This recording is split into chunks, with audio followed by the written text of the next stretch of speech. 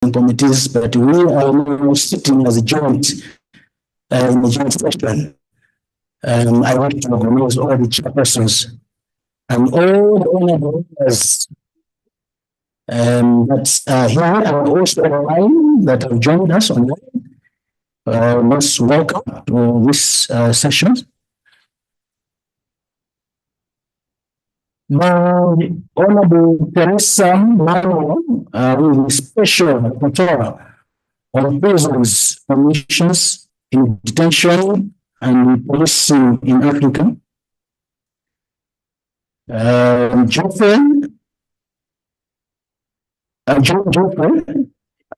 Jeffrey, the former Deputy Minister of Justice in Southern Africa.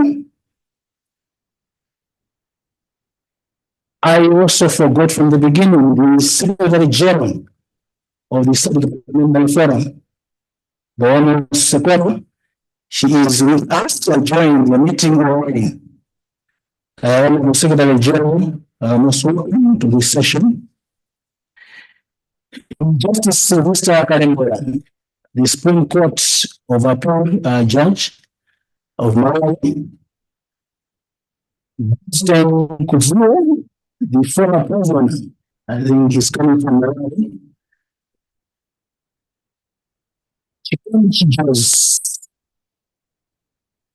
She's the chairperson of the Malawi Human Rights Commission.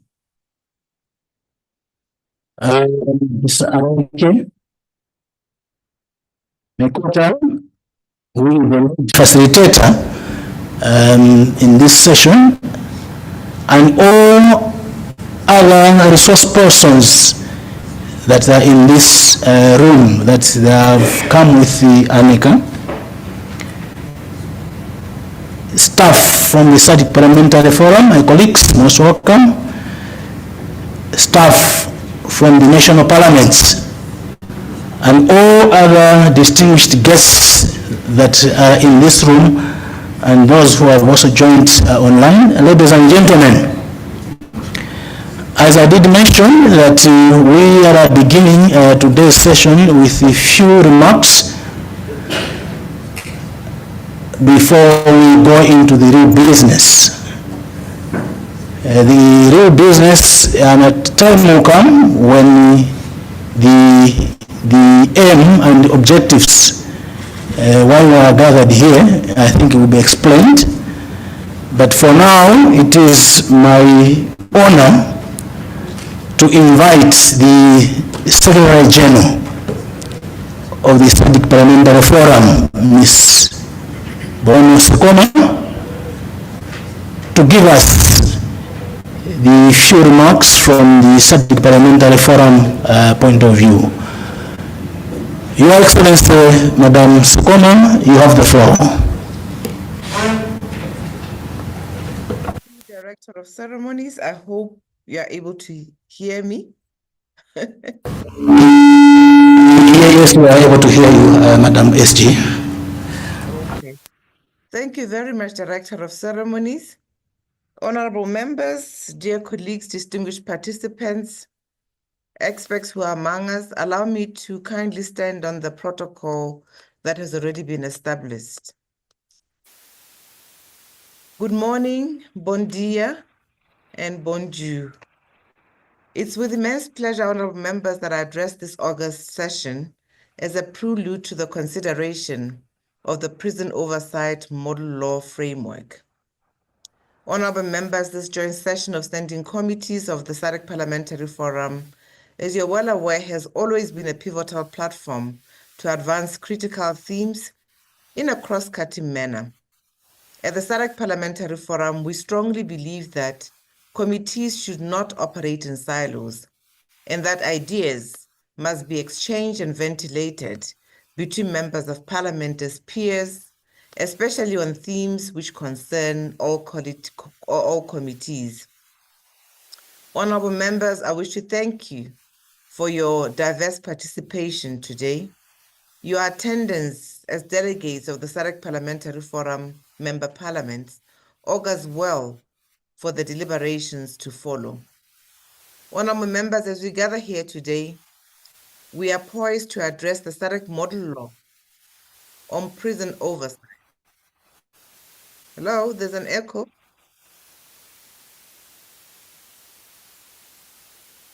Am I still there?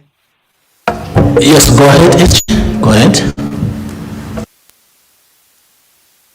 As we gather here today, we are poised to address the SADC model law on prison oversight, which will be a norm-setting instrument that will stand as a guiding benchmark for national parliaments and policymakers.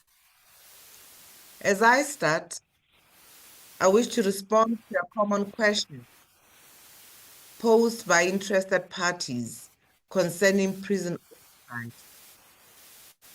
Often, we are asked why has the plenary assembly chosen the scene of prison oversight to be the next model law of the forum. After the SADC model law on gender-based violence and the model law on public financial management. Well, honorable members, the theme of prison oversight has always been on the radar of the forum since decades. A clear example is the attention bestowed on the prisoners as key populations, vulnerabilities of children who live with their mothers in prison, juveniles, pregnant women, among others, in prison. And this has been funded under the Swedish-funded Sexual Reproductive Health, Rights, HIV and Governance Project, which has long been implemented by the Forum from 2007. In the period of 2014, we developed, as part of the SADC agenda, minimum standards for prisons. Honorable members, you'll agree that the conditions applicable to prisoners have a direct impact on the overall assessment of a country's implementation of sexual reproductive health and rights policies, among others. Statistics that you will find in the concept note circulated abound in demonstrating that the SADC region is one of the regions of the world having the highest prison occupancy rates, which means that prisons and detention facilities are full and overcrowded. Honorable members, inhumane living conditions in prisons lead to a number of societal complications, including lack of focus on rehabilitation and thus lack of integration into society after serving sentence. Repeated recidivism, lack of health, food, and sometimes lack of basic human decency are part of the problem. Prisons tend to become a hub for communicable diseases, including HIV, TB, and malaria, whilst prisons are also known to be a place where drug trafficking and other crimes are organized as gangsters profiteer on existing shortcomings. Honorable members, sometimes, instead of prisons acting as a short shock for individuals serving sentences of less than 3 years, they represent a lifelong tag of an ex-con for individuals who struggle to find work, shelter, and often marked for life. During this session, we will have the opportunity to consider the Nelson Mandela Rules of 2015, which emanate from a United Nations resolution relating to the minimum standards for the treatment of prisoners. These will shed light on the desirable conditions for detainees in SADC and also constitute a basis for the drafting of the provisions in the model law. Honorable members, I wish to add that the state of prisons has a direct impact on democracy, since arbitrary arrests by the authorities are often predicated on the impending misery which awaits the suspect in detention facilities. A burdensome punishment in itself, even before trial by courts or whilst bail is organized for the suspect. Observers worldwide have since long indicated that the state of a society's prison reflects directly on the individuals in the society and the extent to which they subscribe to the notion of justice. Honorable Member Nelson Mandela, who served sentence in South African prisons, which is now the site of the South Africa's Constitutional Court on Constitutional Hill, rightly said the following, and I quote, "It is said that no one truly knows a nation until one has been inside its jails. A nation should not be judged by how it treats its highest citizens, but its lowest citizens," close quote. These words from Nelson Mandela sum up the need for prison oversight by Parliament, which is the only entity lawfully able to exercise oversight over the executive in the context of separation of powers. In line with the preamble of the Universal Declaration of Human Rights, which consecrates the need for human dignity and protection in accordance with the rule of law, it is imperative for prisons to be monitored by Parliament so that they operate as rehabilitative rather than repressive institutions. Honorable Member, with this kind background, the carceral system indeed deserves attention by Parliament, which is constituted of democratically elected representatives who are mandated to represent the interests of communities and constituents. Irrespective of the agendas and priorities of successive governments, Parliament, as a temple of democracy, should be able to exercise consistent oversight over prison conditions by calling the necessary stakeholders to action. In the same vein, as the Public Accounts Committee, for instance, calls for action on the proper management of public finance by the executive, we should be able to apply the same policy and principles. In this respect, it is within the rights of Parliament to call for discipline and diligence in the management of prisons by prison departments, which are branches of the executive. Honorable members, Parliament, as a custodian to the Constitution and the principle of separation of powers, is ideally located to ensure that the carceral system functions efficiently for the near 400,000 individuals who are in prisons in the SADC region. Honorable members, while prisons are to be subjected to certain limitations in accordance with their lawful sentences, these limitations essentially relate to their freedom of movement. Despite this general rule, prisoners are subjected to a vast array of rights infringements, including torture, inhumane and degrading treatment and punishment, which are moreover prohibited by the constitution of most SADC member states. The model law will thus be a novel instrument to facilitate domestication by member parliaments of legal norms which can improve prison conditions and enhance the oversight by parliaments on prison institutions to avoid discrimination and other forms of ill treatment.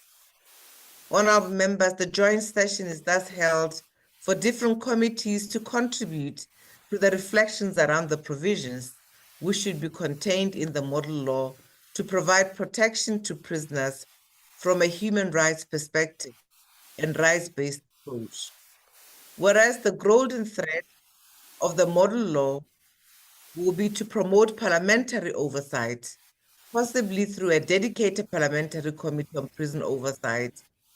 Other provisions will provide for the rule-based framework the independence of office of the Commissioner of Prisons, or a complaint system to ensure that the carceral system is not influenced by other third parties or authorities and operates with objective independence. During this joint session, honorable members, you are encouraged to interact abundantly with the presenters who are experts in their respective fields and who have vast knowledge and experience in prison legislation and norms. I watched a little bit of some of the joint sessions and saw how you had robust discussion during your specific thematic issues. I wish to end by saying that prison oversight is a cardinal theme which can significantly improve the state of democracy in the SADC region. Let us consider this theme with an open mind as we address the outline of the model law. Once the provisions of the model law have been drafted, in accordance with the guidance bequeathed by this joint session, they'll be presented again to the Human and Social Development and Special Programs Committee before being recommended to the plenary assembly later in the year. We therefore expect the 58th plenary assembly to adopt the model law after this wise input and contributions of honorable members present today.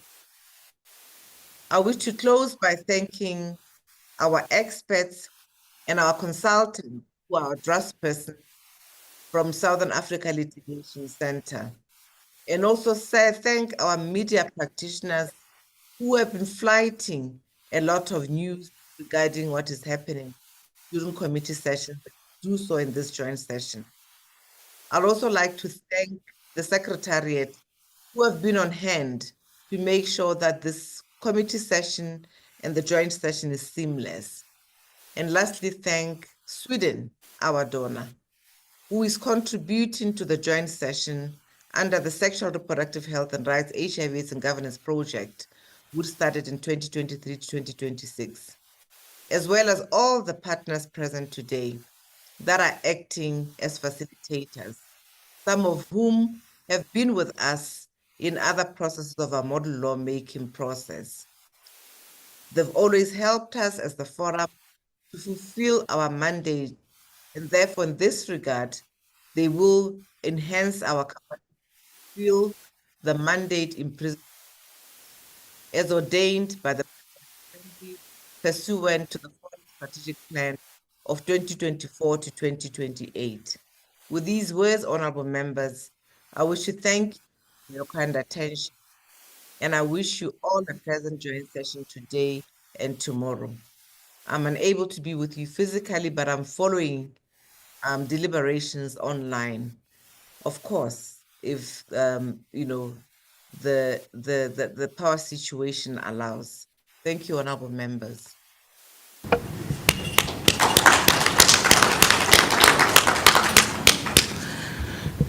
Thank you so much, Your Excellency Boimo Sekoma, the Secretary General of the SADC Parliamentary Forum, for setting the tone for this session this morning. You have clearly indicated the reasons or aim behind the idea of developing the model law on prisons oversight, and also the roadmap through which the process of developing the model law is expected to go through. Thank you so much once again, Your Excellency, for your kind, address. At this point in time, let me also invite the Honorable Teresa Manuel, who is the Special Rapporteur in Prisons, Conditions in Detention and Policing in Africa. Specifically, I understand she comes from the African Commission on Human Rights. Also to say a few words. Honorable Teresa.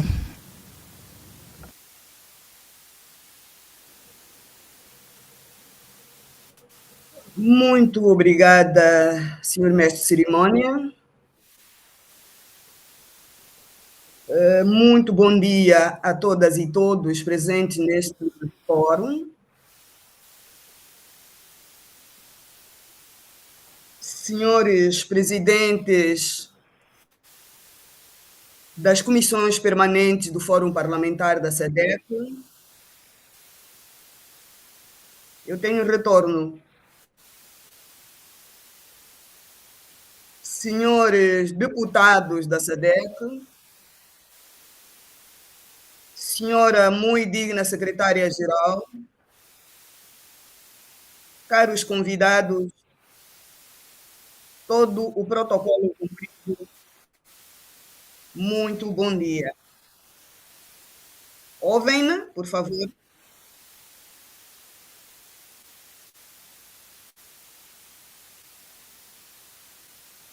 Obrigada.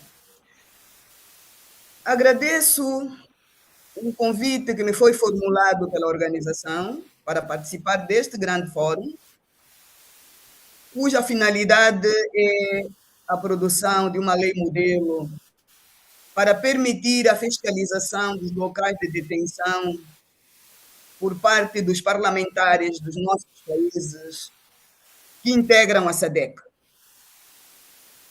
Permitam, por favor, falar devagar para permitir aos intérpretes passar a mensagem. Ilustres, uma visão geral e atual sobre o que se passa nas prisões em África permite-nos perceber que o trabalho realizado pelos participantes no Seminário Internacional de Kampala, que decorreu de 19 a 21 de setembro, e analisou as condições prisionais em África, ainda está por concluir.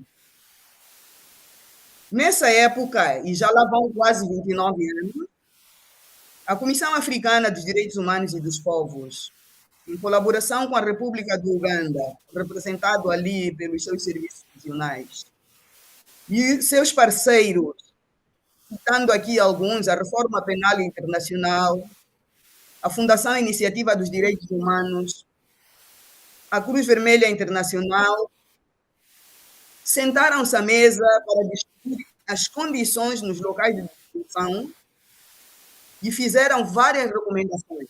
Essas recomendações constam da Declaração de Kampala, que é um dos instrumentos de trabalho do mecanismo a que eu presido.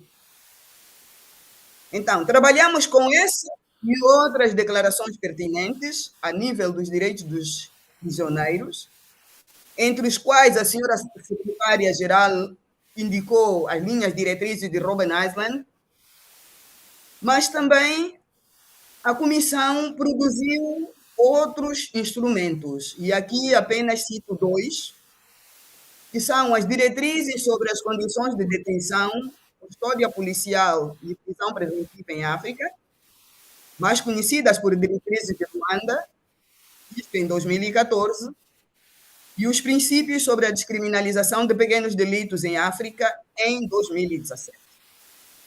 Estas duas brochuras, pelo menos, estão publicadas nas 4 línguas de trabalho da União Africana, e nelas há pontos convergentes com a discussão que estamos a fazer agora sobre a fiscalização independente dos locais de detenção.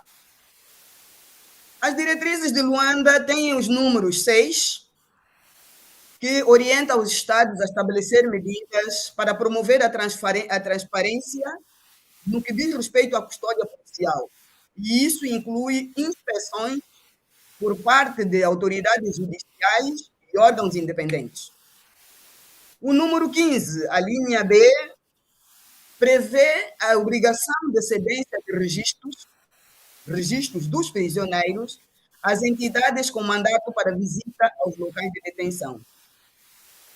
E ainda nessas diretrizes, em caso de violações graves dos direitos humanos de alguém sob custódia, tem procedimentos próprios e nelas referem que essa pessoa deve apresentar uma queixa a uma autoridade competente independente, imparcial e que tenha também mandato para investigar. Este aspecto específico entrelaça-se com a parte 2, a linha D, número 1, que, portanto, das diretrizes de Robben Island, que sugere aos Estados a estabelecer e promover e reforçar instituições nacionais independentes, como comissões nacionais de direitos humanos, provedores de justiça, comissões parlamentares e todos os outros que tenham mandato para visitar locais de detenção. Minhas senhoras, meus senhores, esta abordagem leva-me à essência do que efetivamente está a ser discutido neste fórum. Olhando para as competências do Parlamento Pan-Africano, e que se refletem inequivocamente nas vossas, verifico que cabe ao Parlamento promover os direitos humanos e dos povos, consolidar instituições democráticas, bem como cultura democrática, a boa governação, a transparência, o Estado de Direito, por todos os órgãos da União. Então, o PAP é um dos órgãos da União. Por inerência, o Fórum Parlamentar da SADC também o é.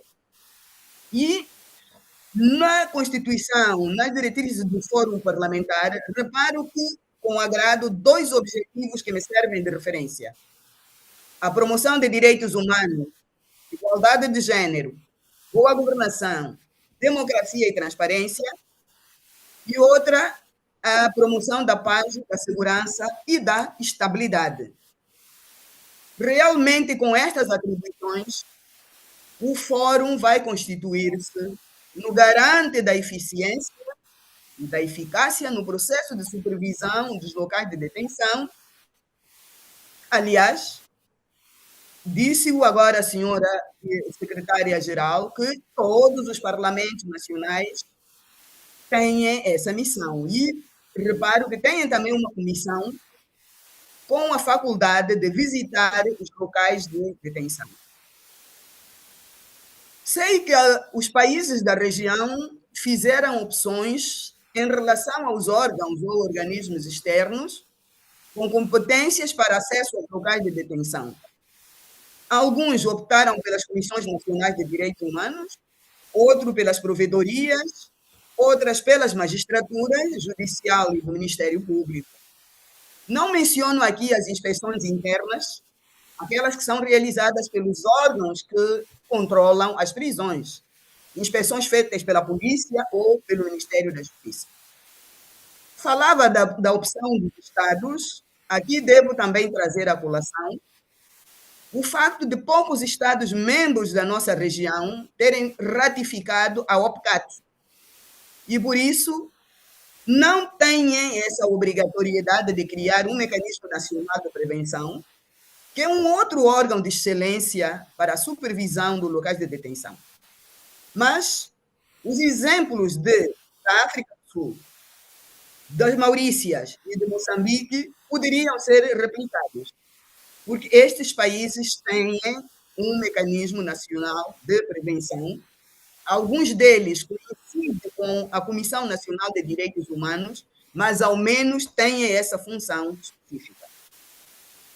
Excelências, ao trabalharmos agora para a criação da lei modelo, sugiro humildemente que o enfoque também seja colocado na inter-relação entre os vários órgãos ou organismos que têm a competência para visitar os locais de detenção. Todos fazem visitas, todos produzem relatórios e todos fazem recomendações. A minha pergunta é: onde são discutidos estes relatórios? Onde é feito o cruzamento de dados para as observações para que as observações sejam condensadas e as recomendações a serem feitas sejam robustas e controladas posteriormente? Qual dos órgãos, os que fazem visitas às prisões, irá controlar ou as recomendações que serão feitas aos Estados?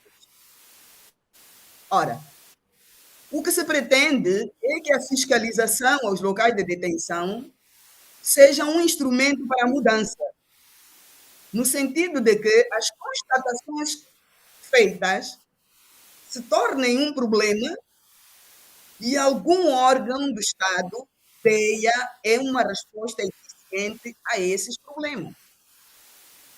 De contrário, estaremos a fazer visitas, estaremos a fazer recomendações e não haverá mudança no sentido de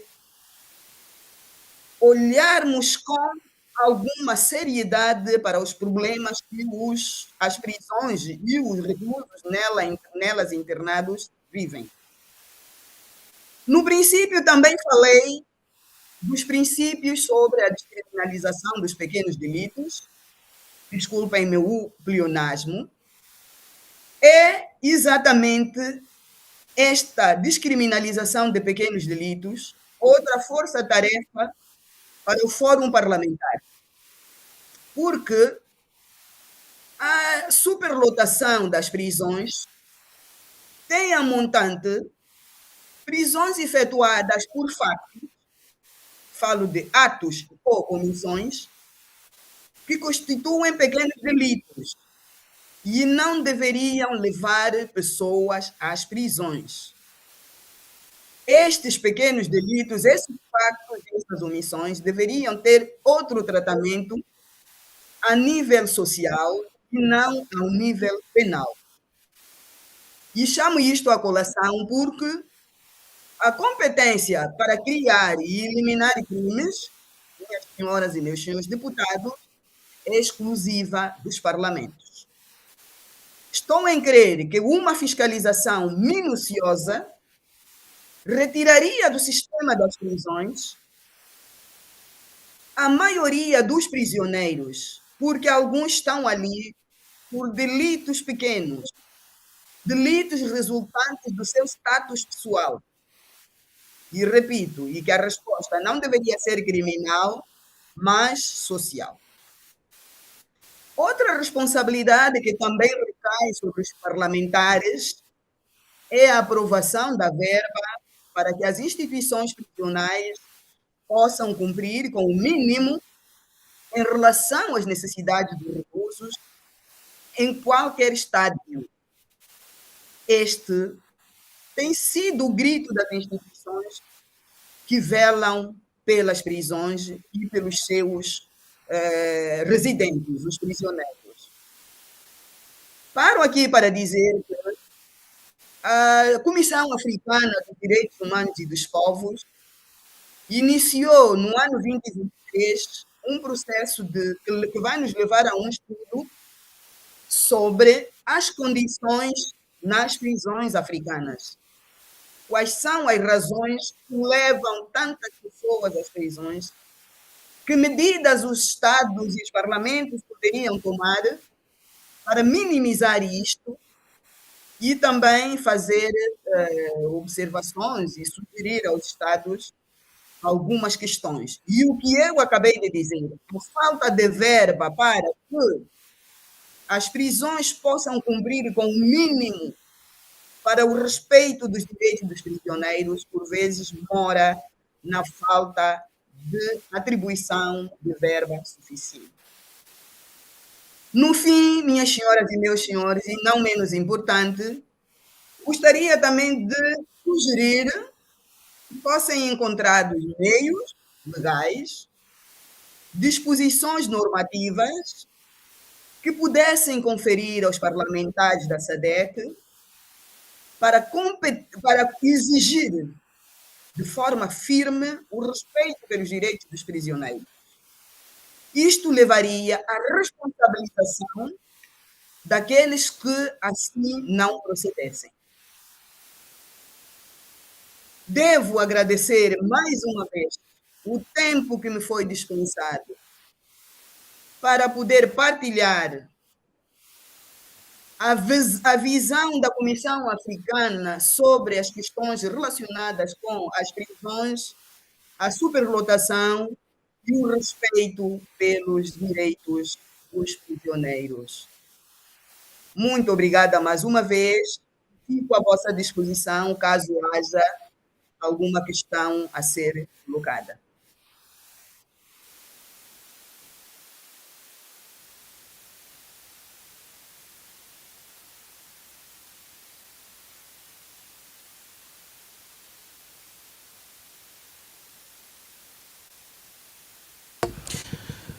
Thank you so much. Thank you so much, Honorable Teresa Manuela, for the remarks in the ambit of the overview of the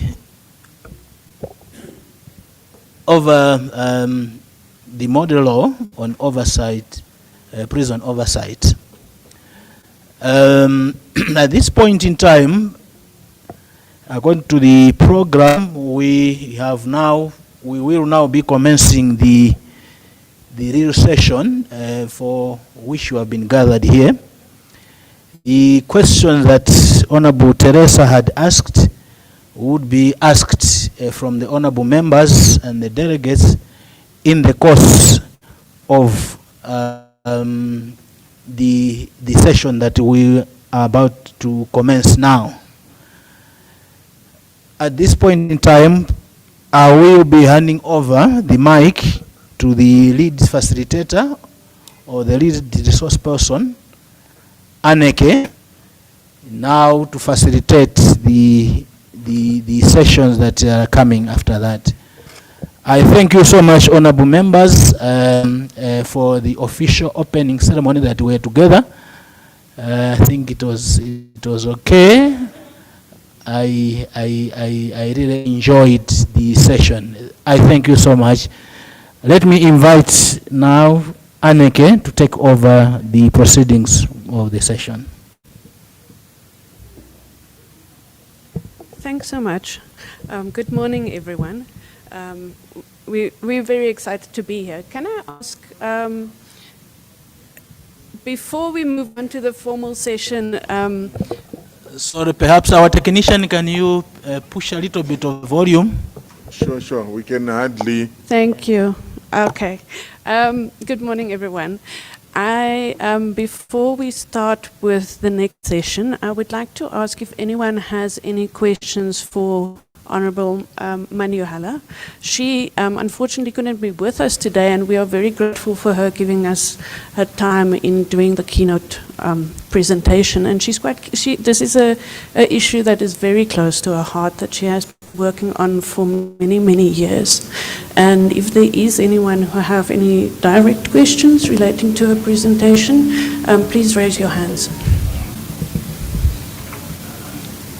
I've got honorable member from Zambia.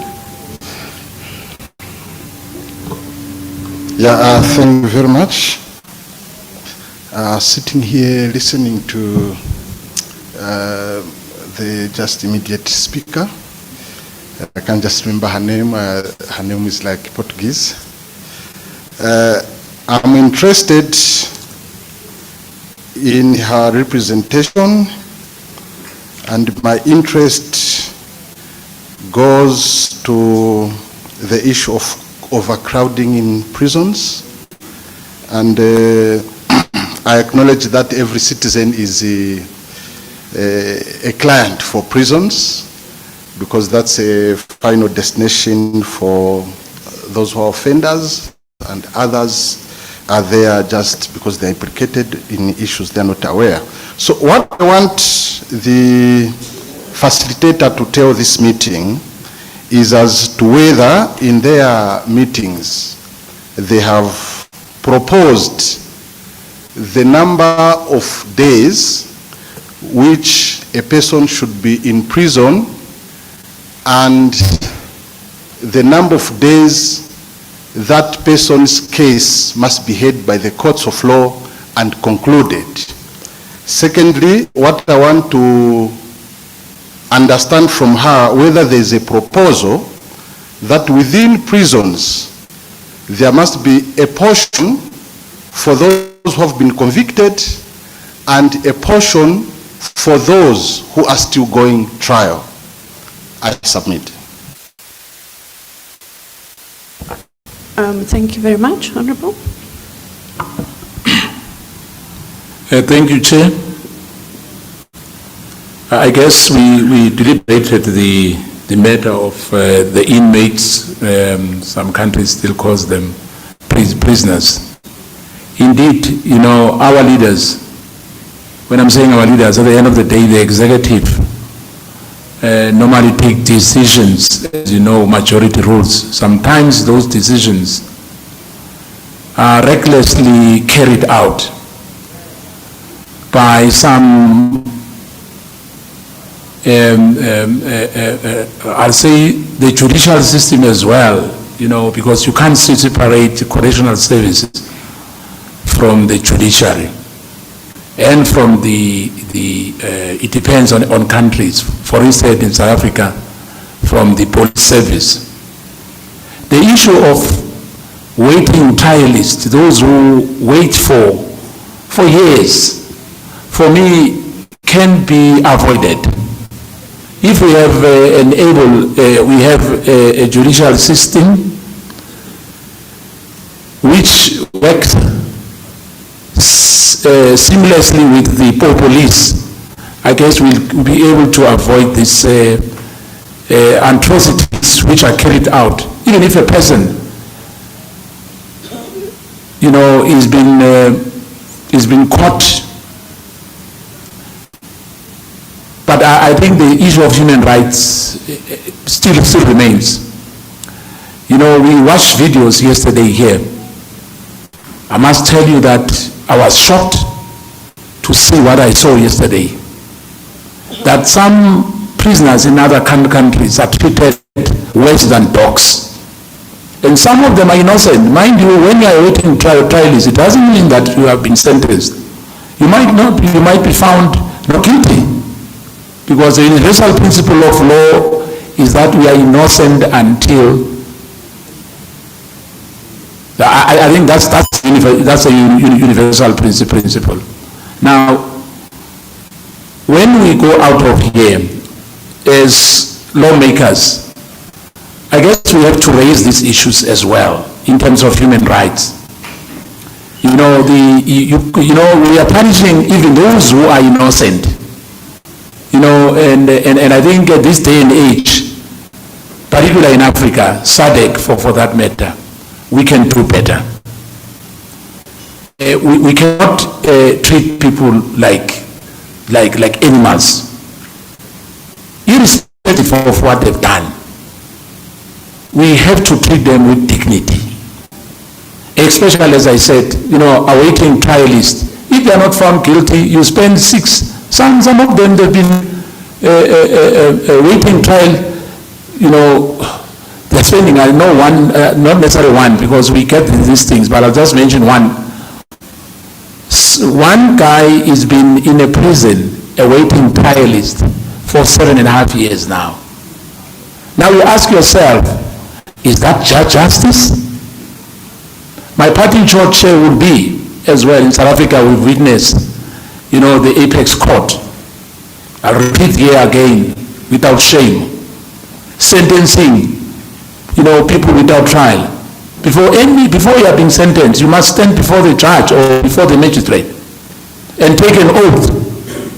But in South Africa, we've witnessed something else out of this world. The famous case which you know, where one judge, and I wish he was invited here, Caesar Campente, or whatever the name was, said it is an extraordinary law. Law should be equal to everyone. We must be treated the same. It doesn't matter whether you're from the royal family or you are rich. Justice cannot be for the rich. If you have money, you can escape. But thank you. Sorry, I know everyone wants to deliberate on this issue quite a bit. Honourable Manuela has graciously given us her time, so there's only 10 minutes for her to answer questions. So can I ask if anyone has any burning questions that you would like to ask, and then please introduce yourself and also the country where you are from, and that would make it easier for her and for the recordings. Can I have Honourable Member from Lesotho, please? Let me say my name. My name is David Skosana, MP, South Africa. Thank you. Thank you very much, Mr. Skosana. Yes, Honorable from Lesotho. Thank you very much, Madam. Yesterday, as we were listening to different presenters, I was wondering as to why most of the African prisons are so poorly managed. We seem to be sharing the same challenges in Africa. And I also realized that probably most of the prisons were handed over before the independence, and we inherited the administration, we inherited the structures which we are using. And so many ideas came up, such as problems such as overcrowding and communicable diseases. But now the question to Honorable Manuela is, I'm so much interested in what you have just said towards the end of your presentation, that you are planning to carry out a prison study. Yeah, the study to be carried out on African prisons, and then you come up with the recommendations. I think this is very, very, very important. Okay, the question I'm trying to put it this way: is overcrowding, lack of facilities, lack of resources the only problem that explains the situation in our African prisons, or there's a lot more?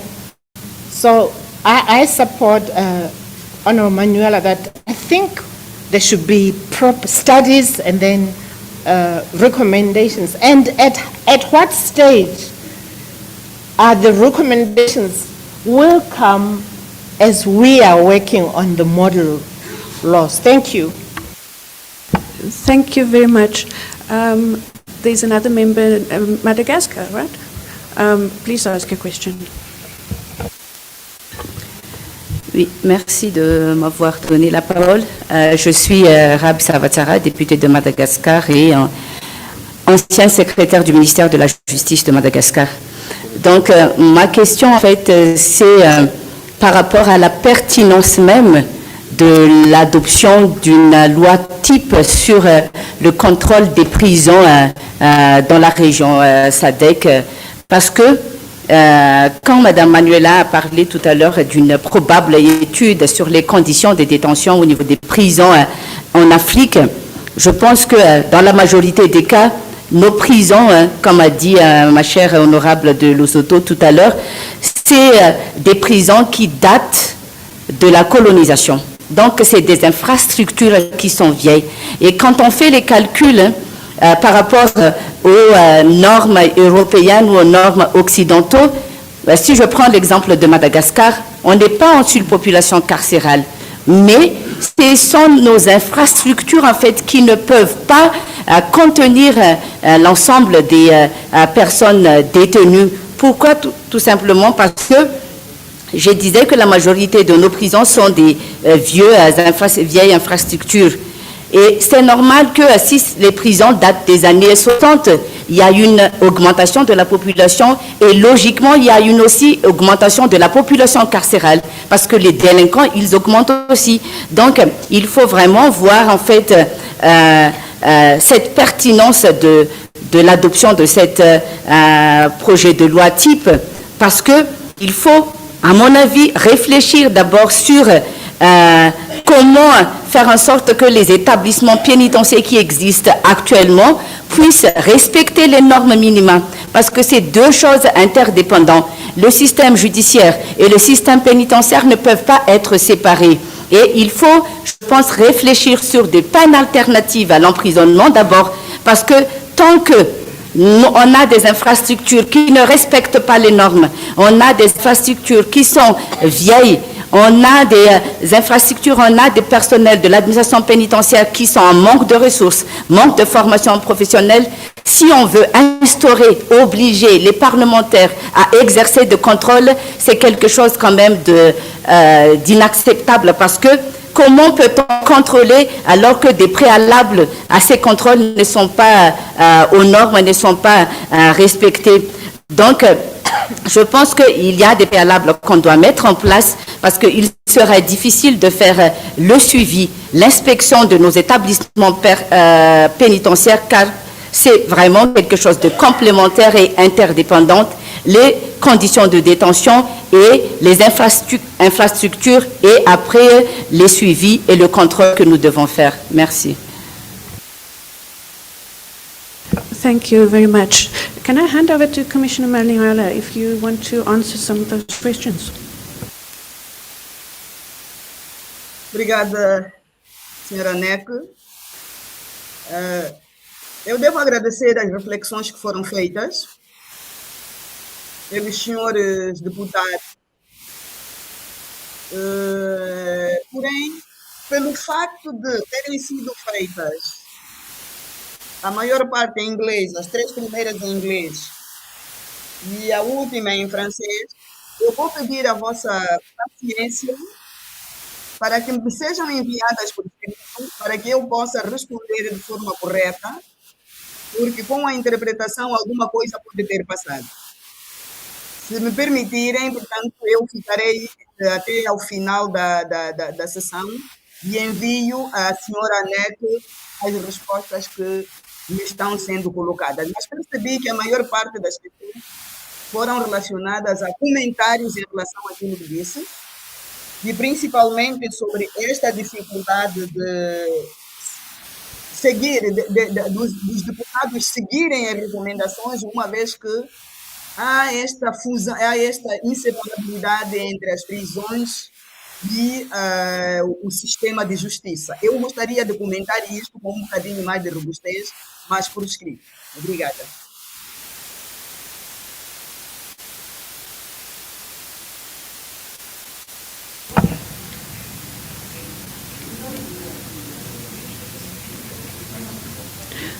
No problem. Thanks, Commissioner, and I apologize for there being translation problems on Zoom. I can summarize just some of the questions in the meantime if you have some comments, brief comments before you do your long responses.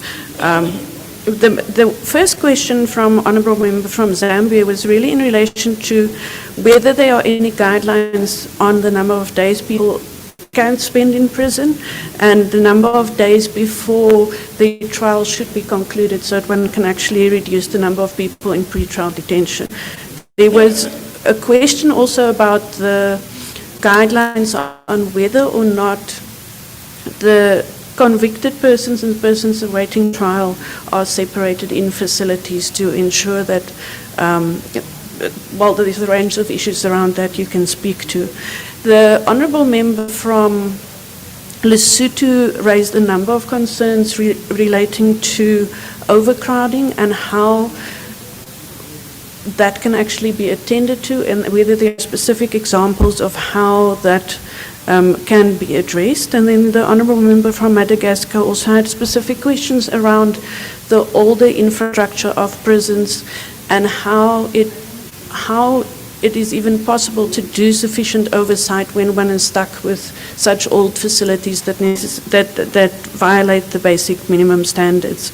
And the question there related to also whether or not there were perhaps alternatives to detention that shouldn't rather be explored than sending people to facilities which we know are outdated and overcrowded.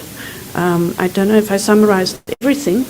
Commissioner Manuela, based on my summary, would you want to comment on any of those or rather send the plenary detailed answers at a later point, which we can then circulate to them?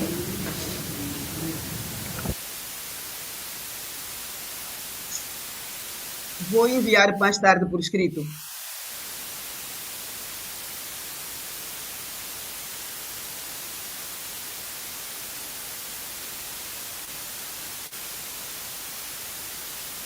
That is fine. Are there any other questions? I know Honorable Manuela can't stay this long. We're breaking in 8 minutes. Are there any other persons? Mr. Skosana's hand is up. Anyone else? Honorable Member? Just wanted to find through you that please, perhaps in our next meetings, this issue that they will respond, Manuela will respond in writing. You know, you must invite people to be present here. It will make things easy for us, and the interpreter as well. You know, look, now we're going to go. Yeah, thank you. Thank you, Honourable Member. Just a point of, kindly note that Honourable Manihala is a commissioner at the African Commission of Human and People's Rights in the Gambia. She's based in Angola, but this week there's actually a session of the commission happening in the Gambia. And she has been kind enough to give us her time.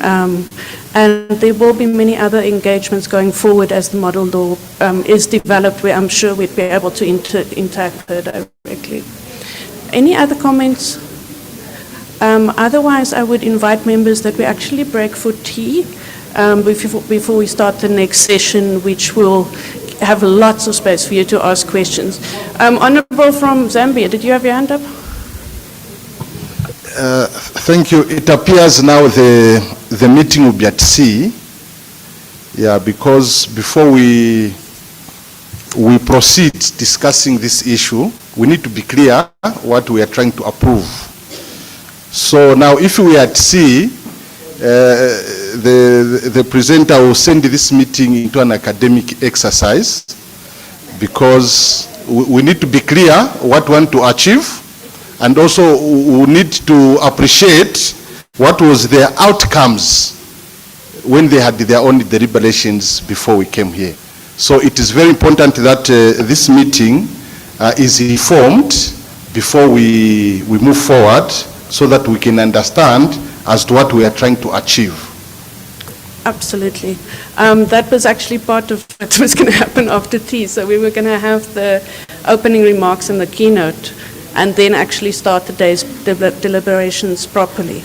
I assume everyone has received the concept note for this meeting in your protocol packs or the documents you received. And the purpose of the meeting is to start deliberations on what exactly it is that we anticipate a model law on prison oversight would encompass. So the idea is not for us to say this is what a model law should look like. The idea is to actually use this meeting as a consultation process, even before the model law drafting starts, for members to be both aware of the challenges relating to prison oversight in the region, what exists and what does not exist, which is what the next panel will deal with, and what people had also discussed at the committee sessions. And then, based on that, to actually tomorrow then go into quite detailed deliberations on what are some of the key issues that ought to be in a model law to ensure that the oversight mechanisms actually work to effectively address the concerns that were raised yesterday around the state of prisons and the way in which people are being treated in prison. So it's a process where we're going from the committee meetings yesterday, where we had discussed the issues in detention as it links with the work of the various committees. Those discussions are all going to be brought to plenary this afternoon by the chairs of the various committees, who will give an overview of some of those things so that we are all on the same page. Immediately after tea this morning, there will be a panel discussion outlining the various ways in which the prison oversight happens. And this is important because it's not for a model law to deal with prison oversight. It's not about one aspect of prison oversight, like members of parliament visiting prisons. It's ensuring that the national preventive mechanisms, the human rights institutions, the judiciary, and all the various bodies who are responsible for prisons and for the conditions in detention and the overcrowding actually regularly conduct oversight in an independent manner. But for all of those ways in which oversight happens, there are specific challenges. And the panel after tea will actually set out what those challenges are to ensure that when honourable members then deliberate on the key issues you want to have in a model law, that is then discussed in detail. So today is very much providing an overview for what the need is and to understand really where the gaps are. Tomorrow, there will be a position paper that will be delivered on to give people more detail on what should really be in a model law, in the sense of where the legal framework gaps might be, and to go into a bit more technical discussions in the morning. And then again, there will be deliberations, but in breakout sessions for people to discuss how we can then broaden the consultation process in each country to ensure that there is sufficient input into the content of the model law. If there are any questions, you're welcome to ask them now around the process. I've got honourable member there. Yeah. Thank you, Madam Moderator. Honourable Sparrow from Seychelles. I just wanted to add my voice to that of the Honourable from Madagascar when she was talking about overcrowded prison. And the question is, I want to ask, does everybody in prison, incarcerated in prison, had to be there? Or can some correctional procedures be implemented outside the prison? I don't know how many countries have suspended sentence. There are in some cases that somebody is sentenced to prison, but the prison sentence is suspended, and he or she doesn't have to go to prison. And back home, we also have community work, voluntary community work. You are sentenced to do community work as a punishment.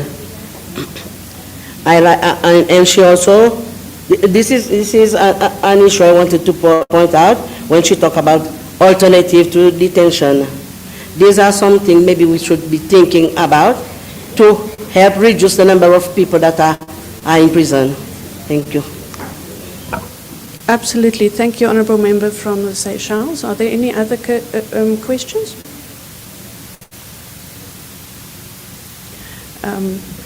Are there any questions relating to the program going ahead? In terms of the program, it's 10:30, which is where we have a brief tea break. And after that, when we come back, there will actually be a panel of experts speaking on the challenges around prison oversight from the various angles. We'll then break for lunch, and then after that, there'll be presentations by the various chairs. And I know in each committee yesterday, there were discussions specifically on your point about alternatives to detention, which is critical for us to consider as we move ahead. And I think the chairs will also reflect on what was mentioned in the various committees relating to that. Any other questions? In that case, could we kindly break for tea and come back at 11 o'clock? Thank you, Honourable. Oh, sure, yeah. Apologies. I just wanted to check in with Honorable Victor. If your question has been responded to adequately, I think it has, but perhaps to indicate that unlike other joint sessions that we normally have after the whole process of consultations has taken off, the position papers have been done, we are not meeting to do any approvals at this point. What we are doing this time around to also engender ownership into the process and issues that are going to be discussed, we have, following certain lessons in the past, to take members along so that there's ownership and appreciation of the intricacies involved in this particular model law. A validation session will still take place at a later stage as indicated, and we'll follow the normal process of approval.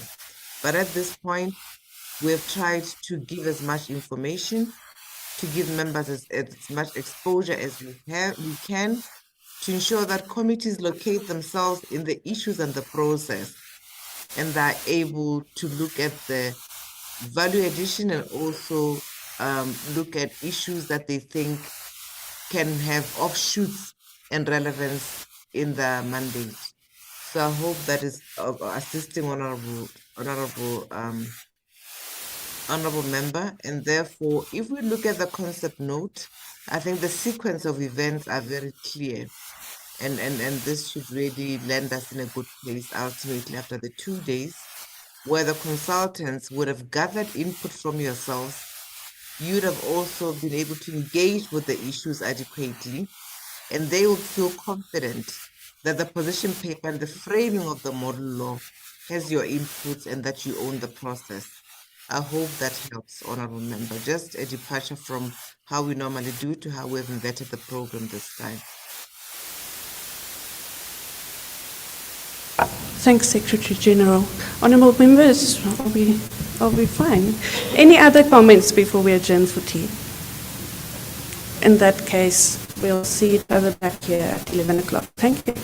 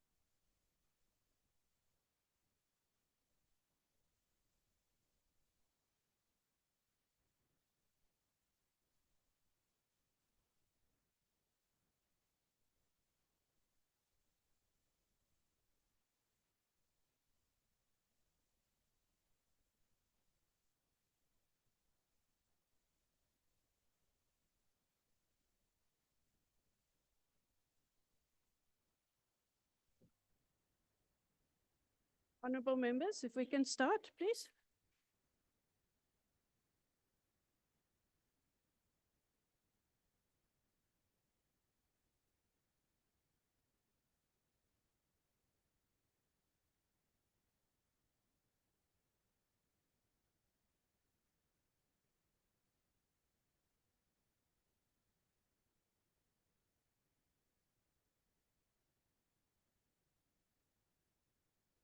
Hi, everyone. I think we can start the next session if you can settle down.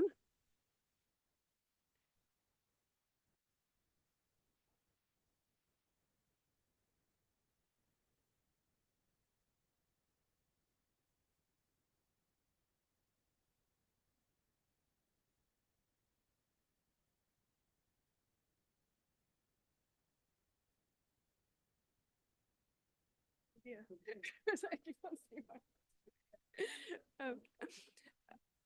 honourable members, if we can please start.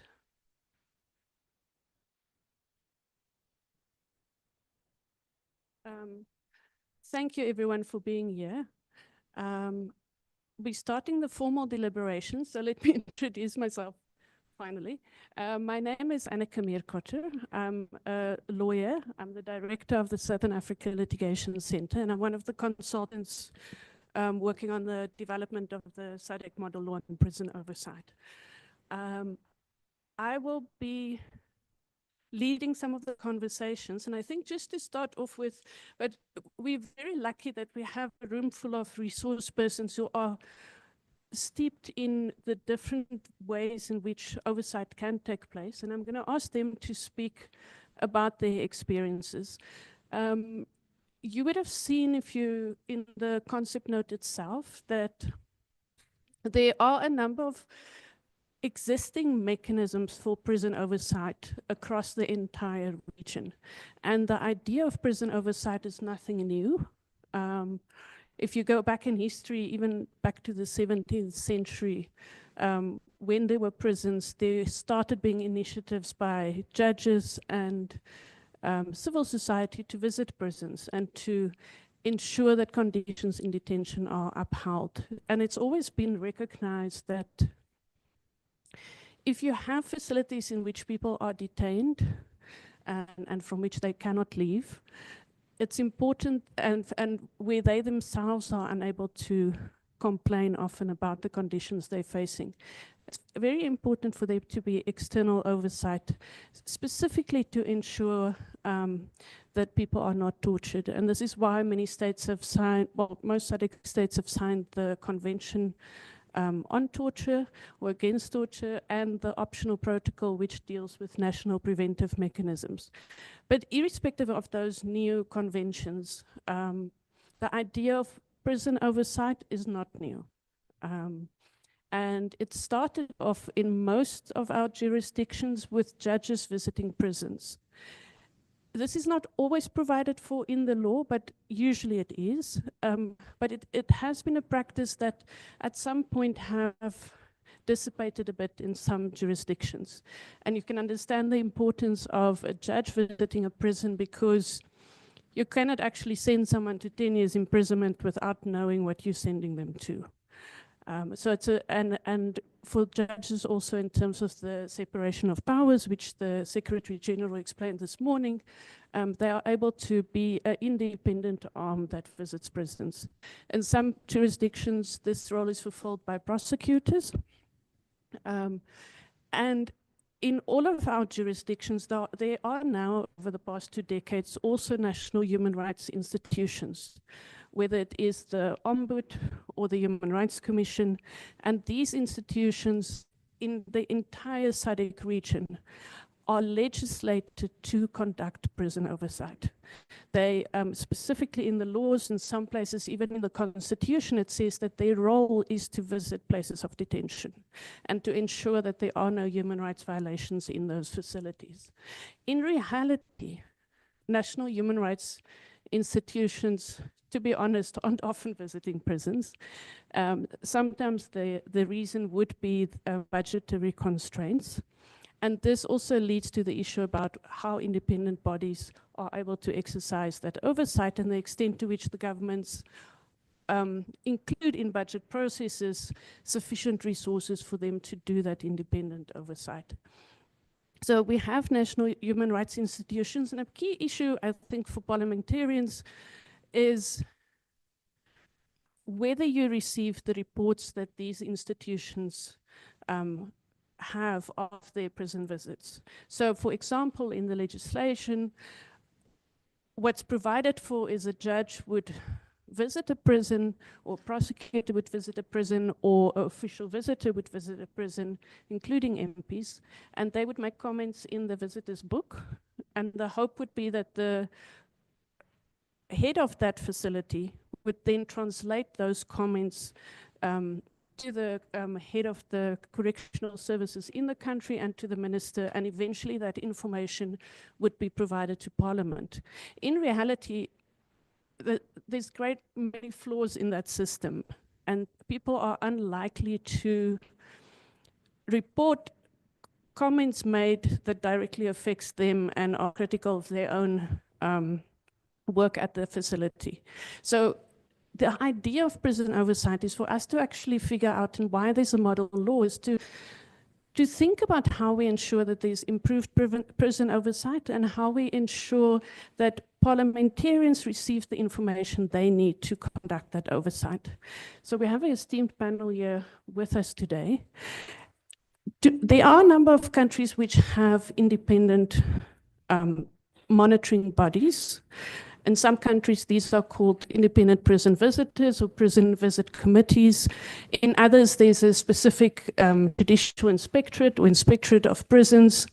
In some countries, those inspectorates are yet to be constituted, but they're provided for in law. And there are often issues around the extent to which they might have to report to the correctional services departments, and the extent to which that limits or hinders their own transparency and accountability and reporting and oversight. So our panel here today is actually going to speak to us about prison oversight from a number of different angles. And the reason for that is that you cannot have one body or one process for prison oversight. You need to have multiple ones which work together in a cohesive way, and which are able to, and they don't all have the same functions or the same interests, but that's what makes it so important that there's a multiplicity of mechanisms in each country that conducts that oversight. So on my far right would be Chikonde Chijozi, who is the chairperson of the Malawi Human Rights Commission. She's also my colleague at the Southern Africa Litigation Center. She will speak specifically about the challenges faced by national human rights institutions in relation to prison visits and in relation to having the recommendations they make about their visits and about their oversight translate into actual change. Next to Ms. Chijozi, I've got Mr. John Jeffries, who is the former Deputy Minister of Justice and Constitutional Affairs from South Africa. And he's going to speak specifically to prison oversight at the parliamentary level, whether it's regional or national parliaments, but how as committee members one can actually ensure that there is sufficient oversight to ensure that you don't have situations where prisoners go weeks without food and no one actually having realized that. We have next to Mr. Jeffrey, Justice Sylvester Kalambera. He's a judge of the Supreme Court of Malawi. He is also the former inspecting judge for Malawi. And he will speak in his capacity both as someone who's been an independent inspectorate and someone who's also frequently visited prisons in his capacity as a judge. Judge Kalambera has also handed down a number of judgments in relation to conditions in detention and in relation to the detention of children specifically. And finally, we have Buxton Kudziwe. Mr. Kudziwe, you would recognize from the videos you might have seen in your committee yesterday as a former person person who has been detained and awaited trial for a very lengthy period, he is able to speak from a very practical perspective on the importance of prison oversight and on the fact that so many people actually get lost in the system. And unless there is prison oversight, no one will pick up on that because they themselves cannot actually highlight those issues. So we have an esteemed panel. I'm going to ask them to make a few comments to start off with. This is a very informal session where I want people to really, if honorable members, if you can delve into the issue of prison oversight from a very practical level, feel free to ask any questions you want. And immediately after the first set of people, after each speaker have made the initial comments, I'm also going to ask if there aren't any other resource persons in the room who want to add to those comments. And I know there are quite a number. We have human rights lawyers, we have people who have worked within the prison system, judges, people who are experts in relation to international law. So there's a number of people in the room, medical officials, who can actually speak to some of the additional dynamics that members ought to be aware of when we think about prison oversight. And the idea for this session is to really ensure that we have a nuanced understanding of what oversight is and the challenges around oversight, and that would help us to start conceptualizing what a model law can then look like. And all of the comments are feeding into the position paper that will be delivered, and you'll be receiving the initial version of the position paper tomorrow. So feel free to make any comments. I just want to ask to remind people to mention your name and country when you do comment. So I'll start with each of our panelists giving us their initial observations. Chikondi, can I start with you? Sorry, I'm not good at protocols, so I call people by their first names. Yes. Okay. Thank you so much, Anika, all honorable members.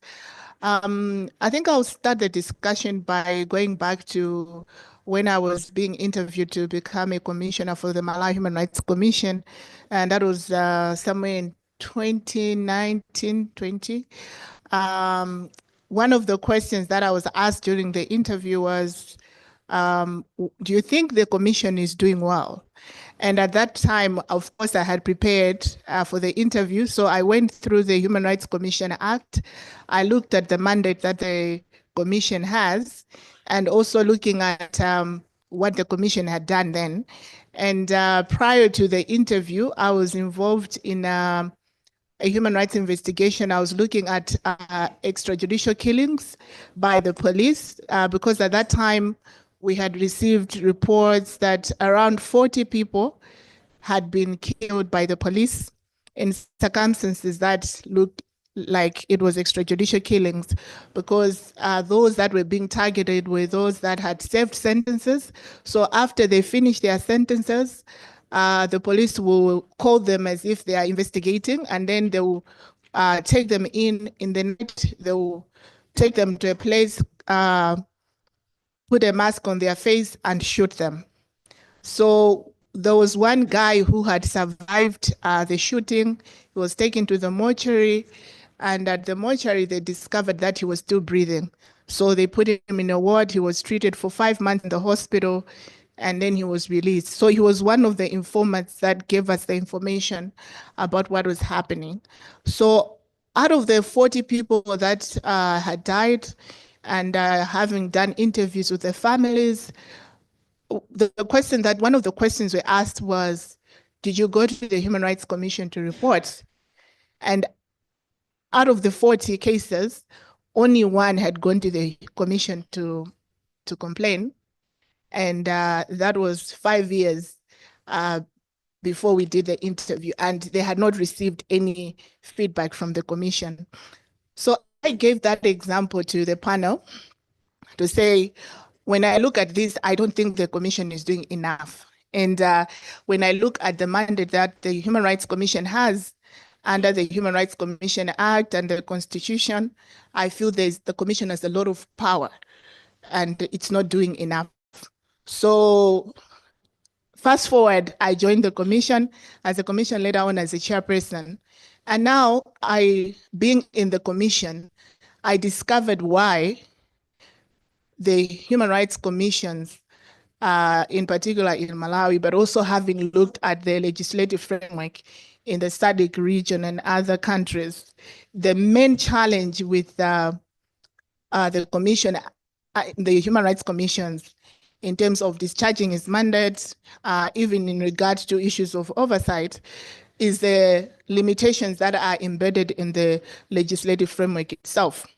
Because most of our commissions, they only have powers to make recommendations. And by nature of recommendations, they all work based on political will of those that are supposed to act on those recommendations.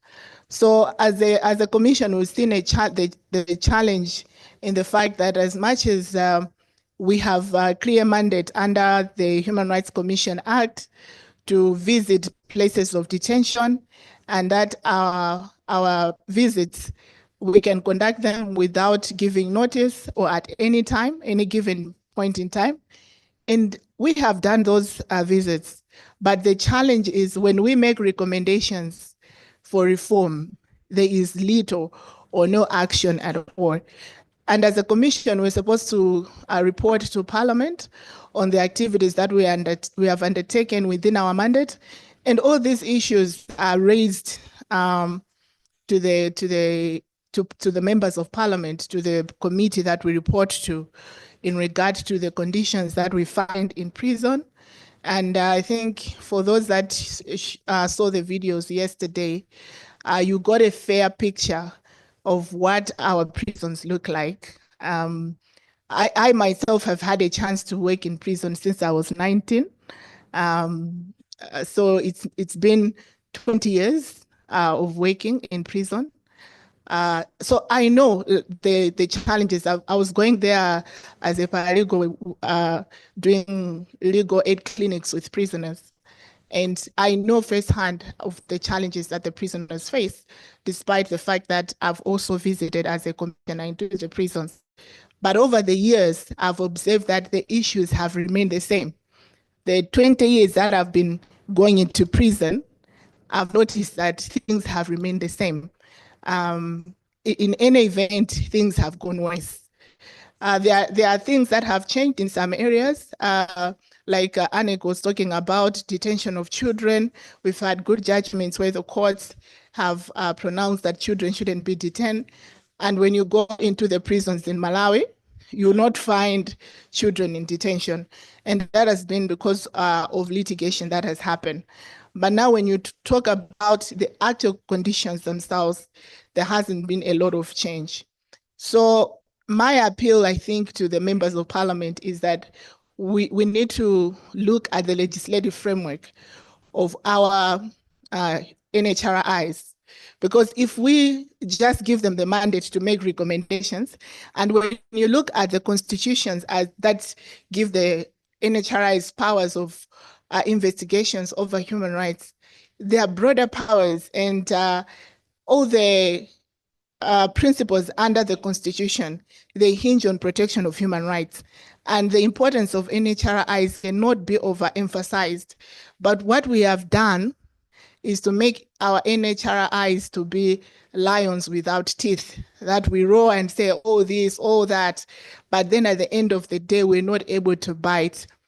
The other day, I was sharing with my colleagues at SALC that when I look at Lesotho, I think it's one of the best NHRIs in terms of legislative framework, because they are able to enforce their judgments. Their decisions are binding. The court can actually sit as a human rights court to enforce decisions of the Human Rights Commission. So I would urge you members of Parliament that as you reflect on the model law on oversight of prisons for you as members of Parliament, to make sure that there is completeness in how we get results out of oversight, because it's not enough just to go and say, okay, there are there are so many people in prison. Prisons are overcrowded. People are not eating. So what? We all know that. But what is more important is what are we going to do about that? So we don't want the parliamentary oversight to remain as has been with other institutions, because you hold the power. You hold the power to, one, listen to what NHRIs bring to you and take action. You hold the power to go and visit, but you also hold the power to make these institutions more effective by making the legislative framework very strong. And that also goes to the budgets that you approve in Parliament. Because if you're not going to prioritize the budgets of NHRIs to effectively discharge their mandate, then the issue of protection of human rights will just remain a song. We'll come here 10 years later, we'll be still talking about the same conditions that we have seen today. So I just wanted to start the discussion to say, as we reflect on the model law, can we also look at what is already there? How can we improve so that as we bring in the new law, it complements and effectively supports the oversight that is already existing? Thank you. Thank you, Ms. Tijosi. For the members of Parliament, you would have received the link to the online portal where all the documents are. One of those documents is a table that shows you the legislation applying to your country relating to oversight, including which provisions relate to oversight for national human rights institutions, whether it's a commission or the Ombud. So it's so as you deliberate and also think about your own countries where there might be gaps in the legislation itself or where there might be good practices that you want to highlight. So in some countries, for example, the legislation requires that the Human Rights Commission visits on a monthly basis, for example, and that's a good way in which to ensure that things happen. In other countries, there might be a provision around the reports have to all be published online on a regular after each visit, and that's a very important way in which one, as parliamentarians, you can then have oversight over and get more information about what's happening in prisons. So I'm just highlighting that. I'm going to hand over to Mr. Jeffrey. Please proceed. Okay, you haven't told me what to proceed on, although you spoke earlier about talking about parliamentary oversight. But good morning, everybody, honourable members. I hope you're all well and enjoying South Africa. I want to start where Annika's left off. There is this document of all the SADC countries and the relevant laws that apply, and provision for visits by judges, prosecutors and MPs, access by designated oversight body, and the Ministry and Prison Oversight Portfolio Committee in Parliament. And you'd see that there's a range of differences. I mean, what I understand the purpose of the model law is to produce a law for SADC countries that each SADC country, because that law is not going to have any effect on its own, but the idea would be to assist each SADC member state to look at, can they pass a similar law to this model law in their own country. And look, there's a variety of mechanisms of prison oversight. The ones that we've spoken about is particularly members of the judiciary. I think, though, one has to, I think that judges and magistrates play important roles, but one has to also be aware of the limitations. And the limitation that I would see is that judges and magistrates are judges and magistrates. They should not be witnesses. And if they are the only people conducting prison oversight or correctional facility oversight, and they do a report about conditions in a particular facility, and there's a legal dispute on that, they may then, one party may require them to come and testify, which, I mean, my brother next to me can, I don't think can speak for himself, but I generally would think that judicial officers don't want to be witnesses. So they can't be the only people doing this. There's provision for ombudsman. Some countries have ombudsman. There's provision in some of the laws specifically for the Ombudsman to visit correctional facilities. In other places, I can't remember the country now, but it's the current Ombudsman is very interested in prison oversight. But you can't, we've got to make laws for the worst case scenario.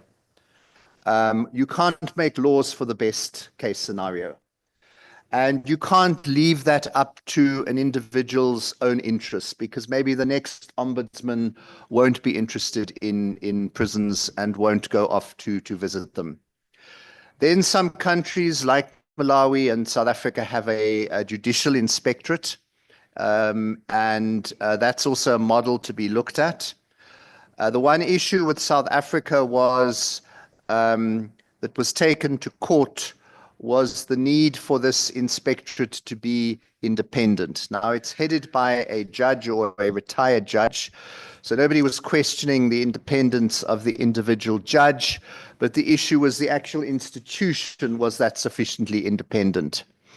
And our Constitutional Court said basically, no, it wasn't, and some changes were needed.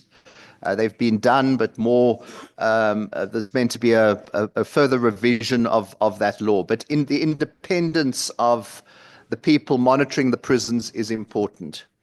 I see one country has, well, the notes here are that the Commissioner of Prisons must appoint an independent panel to go and visit the prisons. Now, the problem with that in the worst case, so this is not criticizing the commissioner, but it could be a commissioner who's not a good person and bad things are happening in the prisons. Is that commissioner going to appoint people who are going to give him a hard time? No, he's not. He's going to appoint people who are weaker, more influenceable, those kinds of things. So independence in terms of oversight is also important, or is extremely important, and that's what the South African government found in the case. It's a 2019 case, Sisonke Gender Justice, a NGO against the President of South Africa and others. But it would be worth, I think, putting it on the portal so honourable members can look at it. Then there's the issue of MPs. And obviously, portfolio committees who are performing oversight over prisons or correctional facilities have an important role to play. In South Africa, I'm not sure the situation in other parliaments in the region, but the committee will produce a written report which they will adopt, and it then will be tabled in the House in Parliament or the National Assembly for adoption. And there can be a debate on it if people push for it, so there's more attention given. So I think those kinds of things are very useful, but also let's remember, that with due respect, honourable members, when the elections are coming up, most of you are going to be out campaigning to be re-elected, and you're not going to have time for other things like prison visits. There's also limitations on MPs. The one thing you'd need to look at is to what extent can individual MPs visit correctional facilities on their own. And that would, I think, depend on each of the different countries, because some countries may not be that keen on MPs arriving individually in a secure care facility. So that's just an overview of possible different mechanisms. I don't think there's one right answer. I think they all have a role to play. So I do think that judges and magistrates do have an important role to play in terms of prison oversight, but we can't say they're the only people that have to do it, because I think that would be wrong. So Annika, I think let me leave it there for now. Thanks. Thank you very much, Mr. Jeffrey. You raised the important point around the elections. In most of our countries, prisoners are actually allowed to vote, but we often don't make provision for them to actually be able to exercise that right. And as someone prison, you want, I mean, prisoners are constituency members. They are people who, they have lost their right to free movement by being detained. They have not lost their other rights. So it's an important thing to just think about if you go and visit a prison, to not just think about what does the food taste like, what does it look like, but also speak to prisoners around the extent to which they can exercise their other rights to education, to vote, to complain, and all those sort of things, and to raise issues that are fundamental to them. So I'm just highlighting that because even that is an issue that can be discussed in Parliament to ensure that incrementally all states eventually end up with a system in place where prisoners are able to vote. So there's a lot of dynamics that I think one can speak to. I'm going to ask our next panelist, just a disclaimer, I hope you don't mind if many of the panelists are from Malawi. It's not because we're giving preference to Malawi. They were selected irrespective of the country they're based in because they are so knowledgeable about the issue of prison oversight and have so much experience about it. But they are all well versed in the issue and can speak on it in relation to other countries as well. So I will hand over to Justice Kalambera. Thank you so much, Aneke. Honorable members, I think I'll start from the time I became a member of the Prison Inspectorate in Malawi, which was 2001. And I was chief magistrate at that time. After being a member for some time, I became the chair of that inspectorate in 2006 or thereabouts. The mandate of the inspectorate was to visit the facilities, the prison facilities or correctional facilities, and see how our prisoners were being treated in the prison.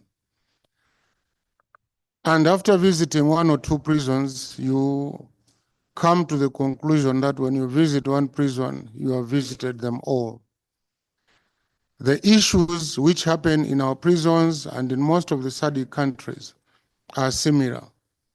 We treat our prisoners as second class or third class citizens, if I may put it that way. I'll give an example. The mandate of our inspectorate, when you have gone to the prison visits, you issue reports, and those reports are supposed to be tabled before Parliament. And Parliament has to discuss that report, adopt it where need be, and make sure that changes which have been recommended are done or implemented.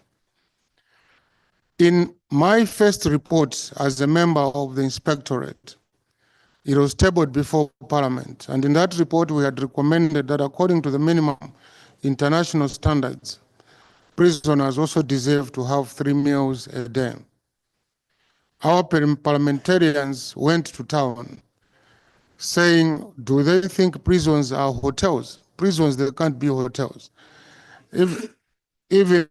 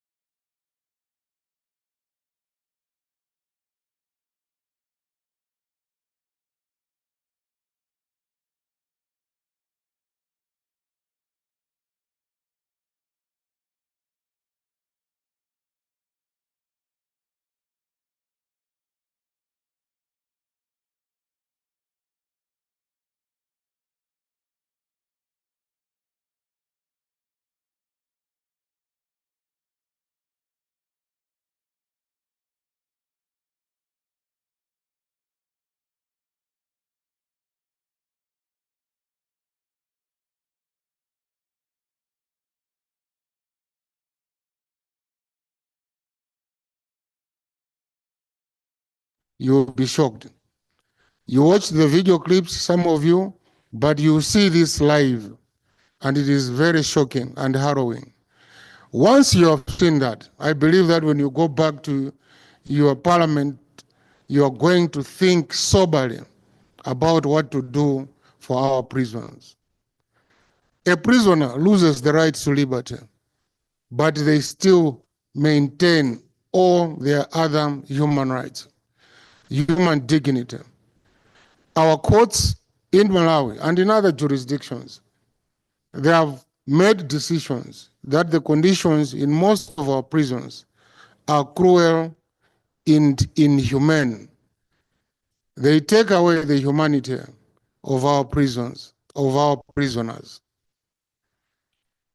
But even though our courts make those decisions, the enforcement mechanism is not there. In Malawi, the courts made a decision that the conditions in our prisons are cruel, inhuman, and degrading. Nothing has changed up to now. We have just passed a new prison act, which I believe will go a long way in enhancing prison oversight and maybe bringing meaningful change to our prisons. The inspectorate, although it has got those powers to go in our prisons, make reports, but it cannot enforce its own recommendations. The enforcement of those recommendations depend on our parliamentarians. And if our parliamentarians do not take the reports seriously, nothing will change in prison. And then, God forbid, when you end up there, then you say, I should have done something when I was a member of parliament. The time is now. And I believe that with the model law which we are coming up with, let us look at the active role parliamentarians can play in prison oversight. Yes, you do make allocations to these government institutions which are there for prison oversight. But even that funding, it is not enough. And in most of our jurisdictions, those oversight entities, like in Malawi, although the law says they must operate independently, they still rely on the executive for funding. And the executive will prioritize what they want to fund. And prison visits are not a priority. So a mechanism must be found in this law to make sure that when the funding is allocated, that funding must be received. Because sometimes they allocate some funds to you, you get maybe half or maybe a quarter of that funding, and you can't do the prison oversights. And if you can't do those prison oversights, our prisons remain the same. So I urge you, honorable members, you have a very important role to play in our respective jurisdictions to make sure that the conditions of our people in prisons are protected and their rights are maintained. We should not just talk about what we can do. Let us do what we talk about. It is very important. And you have got a huge task to make sure that the aspirations of these prisoners are met. We don't want prisons to be like hotels. No, that's not the idea. But they must be treated as humanely as possible because they still maintain their human rights other than the right to liberty. If I may stop there. Thank you so much. Thank you, Justice. Next up is Mr. Kudziwe. He's a paralegal at the Center for Human Rights Education Advice and Assistance in Malawi, and they conduct regular visits to prisons to actually train prisoners on their rights and ensure that conditions are upheld. So he will speak from the perspective of someone from civil society who actually visits prisons and see what is necessary in terms of prison oversight. Boxton, can I hand over to you? Thank you. Honorable members, all protocols observed. I think I don't have much to say. As to those who listen and watch the video yesterday, the message was clear. And I'm happy today that in the video, my appeal was going to lawmakers. And today, I have that opportunity to appear before you. Let me start by saying that if it could be a religious organization, I would have rather said that I was baptized in prison. And this time around, I commit myself to work and to those who are underprivileged, and in particular, those who are behind bars. And as alluded to in videos and in other discussions, our prisons, not only in Malawi, but to the region and globally as such, the conditions are not that conducive enough for human living. A lot of things or a lot of issues have to be looked into, mainly on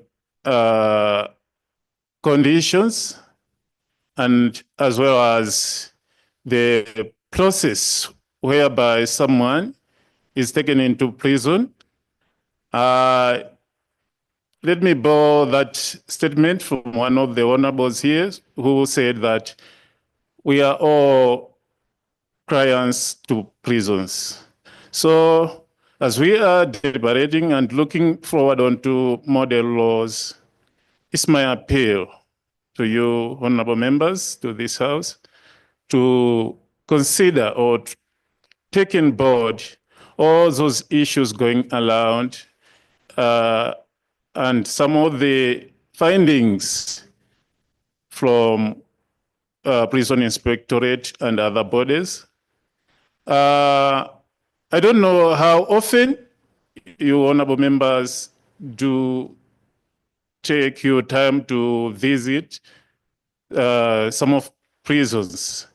I would rather love even these forums if it could be accompanied by one visit or two to some prisons, whether in here in South Africa or elsewhere. I am privileged to visit a number of prisons in my own country and some here in South Africa. I went as far as Pamo Correctional Center in the Eastern Cape, where the conditions are more or less the same. The issue of overcrowding, inadequate resources, and also backlog of cases and prolonged detention of suspects or those who are accused of committing some of offenses are more or less the same. So going back onto our respective countries as we are deliberating, I believe and I bank my hope on you, our honorable members, to look onto some of the policies and laws that govern the prisons and think if tomorrow it is on us. It is easy for you today to make and approve some of the laws, but believe me or not, tomorrow we don't know who will be inside those bars. So with this, let me curtail. Thank you. Thanks so much, Mr. Kudzibwe. We can give a hand of applause to our panel. I think they were great. And I want to open the floor up for honorable members to ask one round of questions, 5 people. After that, the panel will answer, but then I will also ask some of the resource people if they have additional comments. I've got the first hand up is from Angola. There's one from Eswatini, South Africa, what's at the back there? Zimbabwe, Botswana, and Madagascar, right? Ooh, that's way too many hands. And DRC. Okay, so let's just Eswatini, Botswana, Angola, Madagascar, and South Africa, DRC. Okay. So if I can ask honorable member from Angola, do you want to start? Muito obrigada, senhora moderadora. A minha questão eu já tinha anotado, tem a ver um pouco com a última intervenção e trata-se do facto de nós desde ontem, ontem tivemos aqui vídeos de prisões no Malawi, tivemos muitas informações sobre a situação carcerária no Malawi, alguma também em relação à África do Sul, mas foi sobretudo no Malawi. E me parece que isso pode também nos levar a um viés. Ao estudo do caso no Malawi, ok, mas me parece que nós devíamos, a nível da SADC, e já que queremos, estamos a nos preparar para elaborar a lei modelo, devíamos também estudar casos de outros países. Eu estive a ler os documentos que nos deram e, inclusive, essa tabela do número de presos que os países têm foi conseguido através de uma plataforma na internet. Foi isso que eu percebi. Se eu estiver errada, podem dizer-me. Me parece que, de facto, e como disse muito bem aqui um dos oradores, uma coisa é a gente ouvir falar e outra coisa é a gente visitar. Outra coisa é a gente ir lá viver. Da mesma forma que uma coisa é a gente visitar e outra coisa é alguém que já viveu uma situação carcerária, saber de facto o que é que, quais são as condições, quais são as privações, quais são os desafios, as dificuldades. Então, me parece que, de facto, nós, se queremos fazer um trabalho sério em relação à lei modelo, devíamos visitar mais países da SADC, visitar mais cadeias dos países da SADC. Muito obrigada. Era essa a minha intervenção. Obrigada. Thank you so much, Honourable, and you make a very valuable point. I want to urge members on the portal, there are a number of articles which summarize the key issues in the SADC countries relating to food, overcrowding, infrastructure, budget transparency, voting rights, and all those sort of things. And the purpose of those articles was actually to give you sort of a 2-page overview of some of the key issues arising in various prison facilities across the entire SADC region. There will also be some of those issues raised in the position paper tomorrow. I would also urge members to look at the exhibition outside, and if you scan the QR code, you can see that's pasted on the doors. Then you'll be able to see a booklet of the entire exhibition, and you will then be able to see which photo relates to which country. So we try to actually show what is happening in prisons outside by giving you a number of countries to look at. So I would just encourage that as well. Can I go to the honourable member from Eswatini? Thank you very much for the opportunity. Having listened to the panelists, they actually are quite aligned to the issues we were discussing yesterday. And I do want to just echo their words and also appreciate the very eloquent presentations that they've given to us. First of all, I would like for whatever legislation or whatever reforms we want to put in place to address the issue of inclusiveness. Clearly, prisons were set up for men, so women were not included in the issue of setting up prisons. So there has to be an intention of wanting to address how women are fitted into the process and how their needs are addressed, women and children and people living with disabilities. Secondly, I'd like for us to look at reviewing our legislation, also in line with what our speakers have been saying. It's quite important for us to review our current legislation so that we align ourselves to our very intent of making sure that human rights are upheld at all times. And then thirdly, it is the issue of the budget allocation. I know that in some instances, for instance, with health and education, we have, as the SADC Parliamentary Forum, made a declaration to say we want to have a certain percentage being allocated to specific areas so that we address those issues quite accurately.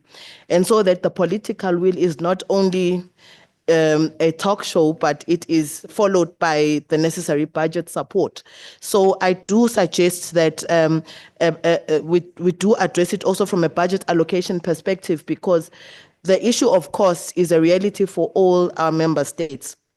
And then thirdly, we do need to address the issue of overcrowding with intentionality again. All of us are going through the same issue in terms of overcrowding. And in addressing overcrowding, I think we need to also consider the issue of pre-trial detention and finding ways and means of addressing that, as our speakers have alluded to. The last issue I want to touch on is the issue of education. We know that there are children that are born in prison. Some of them will live a part of their lives in prison, so they need to be given access to education, and that has to be something that we need to address as a collective. I thank you, Chairperson. Thank you, Honourable Member. We've noted all of these, and I think the point you make about prisons and how they neglect women and the needs of women and children are very important. Linked perhaps to what you have said is it's also important for us to just note, and this was mentioned in the videos yesterday, that there's a direct link between all our countries starting to impose legislation with mandatory minimum sentences and overcrowding in prisons. So in some countries, the prisons have managed to deal with the issue of pretrial detention, but still have overcrowding because of mandatory minimum sentences. So I'm just noting that the issue might even come up when one, as parliamentarian, consider other pieces of legislation not linked to prisons, and to consider what that impact might be of those processes. Can I hand over to the Honourable Member from Botswana?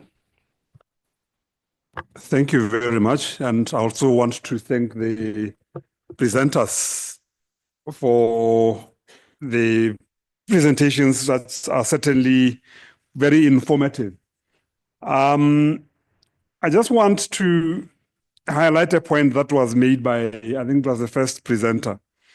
The issue of extrajudicial killings. Now, these are victims of in the main, the police or any other armed forces who are denied both the right to be heard and obviously their right to life taken away. A number of this for me links well even with the issues of addressing the prisoners' rights, because assuming they are to be found guilty, they're potential prisoners, but you deny them even the opportunity to plead their case or to even serve their term. In my country, for example, we don't have an independent body that investigates the police. where they may have overstepped the mark.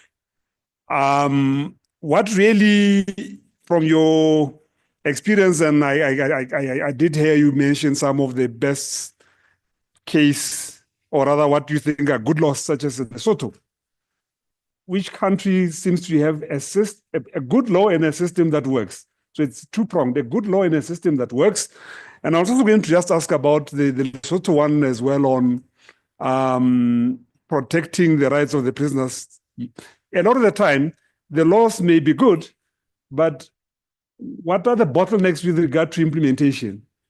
And I say this knowing full well that, for us as politicians, initially I thought, why are we focusing on prisoners' rights? But that's a typical politician's response. We chase votes, and there aren't many votes sitting in prisons. So trying to prioritize the issue for politicians early on in their term makes sense. I think one of the presenters mentioned that. On year 4 or 5, they are not going to respond to a letter from an inmate complaining about the conditions, because they simply do not represent that which you want. And then the final one, in the case of Botswana, we don't have a fully fledged Human Rights Commission, but it's merged with the Office of the Ombudsman, which in other countries like in South Africa, I think you refer to as the public protector. The inherent weaknesses that we find in the Office of the Ombudsman now have spilled over to the human rights function under the office, in the sense that they don't make final rulings, they can only make recommendations.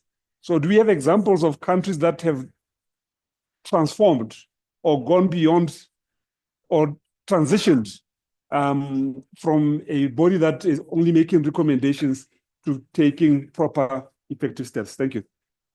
Thank you, Honourable Member. And the Ombud from Botswana has actually specifically expressed to be able to give input into the model law process, specifically, I think, for the reasons you mentioned around the powers. And he's often visited prisons, but find that challenge around how do you implement the recommendations. So it's a very valid point. I also heard you suggest we might want to look at a model law on police oversight, but I'm just letting that go. But you never know. There's lots of issues that are going to come up in this process.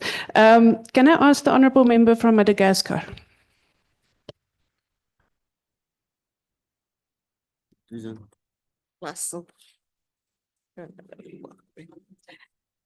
Excellences, Mesdames et Messieurs, moi je souhaiterais apporter quelques petites remarques, car nous avons mis le point sur une réalité souvent visible, mais qui reste ignorée, car trop souvent, les murs des établissements pénitentiaires ne servent pas seulement à enfermer les prisonniers, mais aussi à cacher certaines vérités.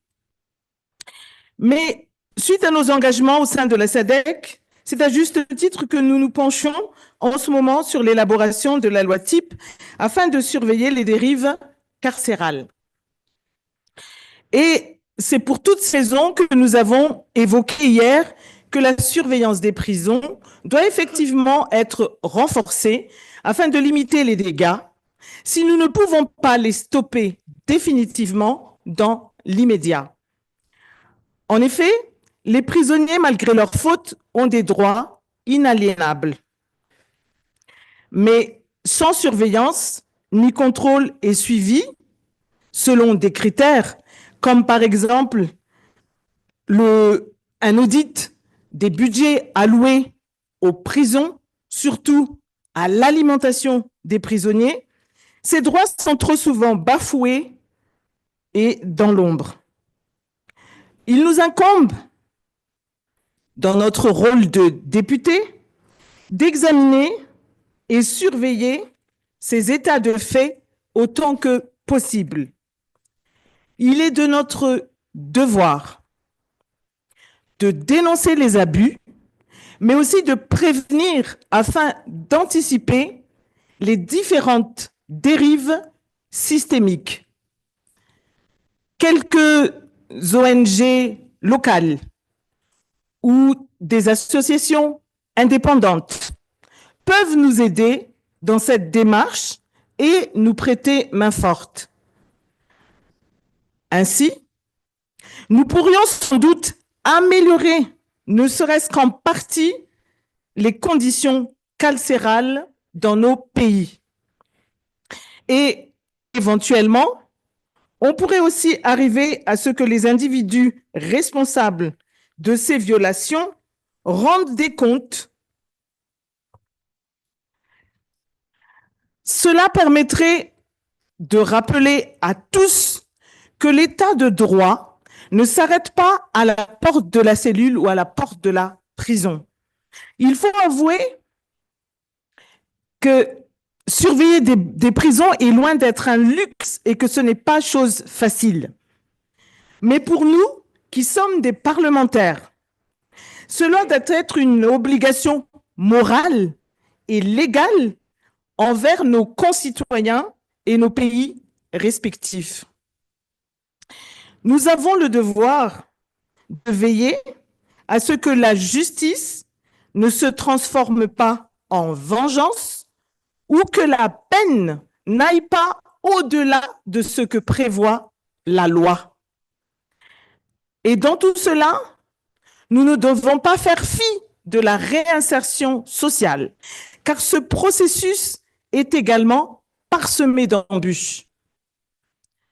Pour terminer mes propos, je dirais que nous sommes sur la bonne voie, mais évidemment, cela dépend des réalisations par pays, des possibilités, mais nous devons veiller à ce que la loi sur la surveillance des établissements pénitentiaires ne soit pas prise comme un acte de défiance envers nos institutions, mais au contraire comme un acte de confiance envers nos valeurs qui doivent rester nos priorités, c'est-à-dire les droits de l'homme.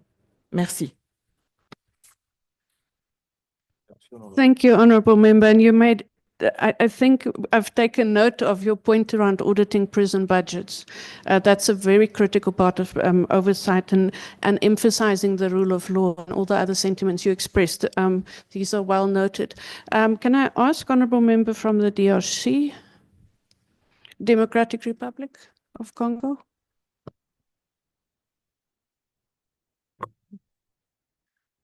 Merci. Merci pour la parole. Moi, je voudrais mettre l'accent sur l'aspect psychiatrique des prisonniers. J'observe que souvent, l'aspect psychiatrique des prisonniers ne sont pas pris en charge. On met les criminels, tous les criminels dans les mêmes cellules, alors que certains ont des problèmes, des réels problèmes psychiatriques, et que ces prisonniers qui ont des problèmes psychiatriques devraient suivre d'autres voies d'incarcération. C'est bien simple, chez moi en RDC, je vois très peu de médecins psychologues se lançant dans ce métier. C'est comme si la psychiatrie n'était pas vraiment quelque chose d'important. Je pense qu'il faut en tenir compte dans la loi type. Ça pourrait aussi réduire le problème de la surpopulation. Pour être plus humanisme, un psychiatre devrait toujours être présent, ainsi que des membres des droits de l'homme lors des détentions. Voilà, ça c'est ma contribution. Merci.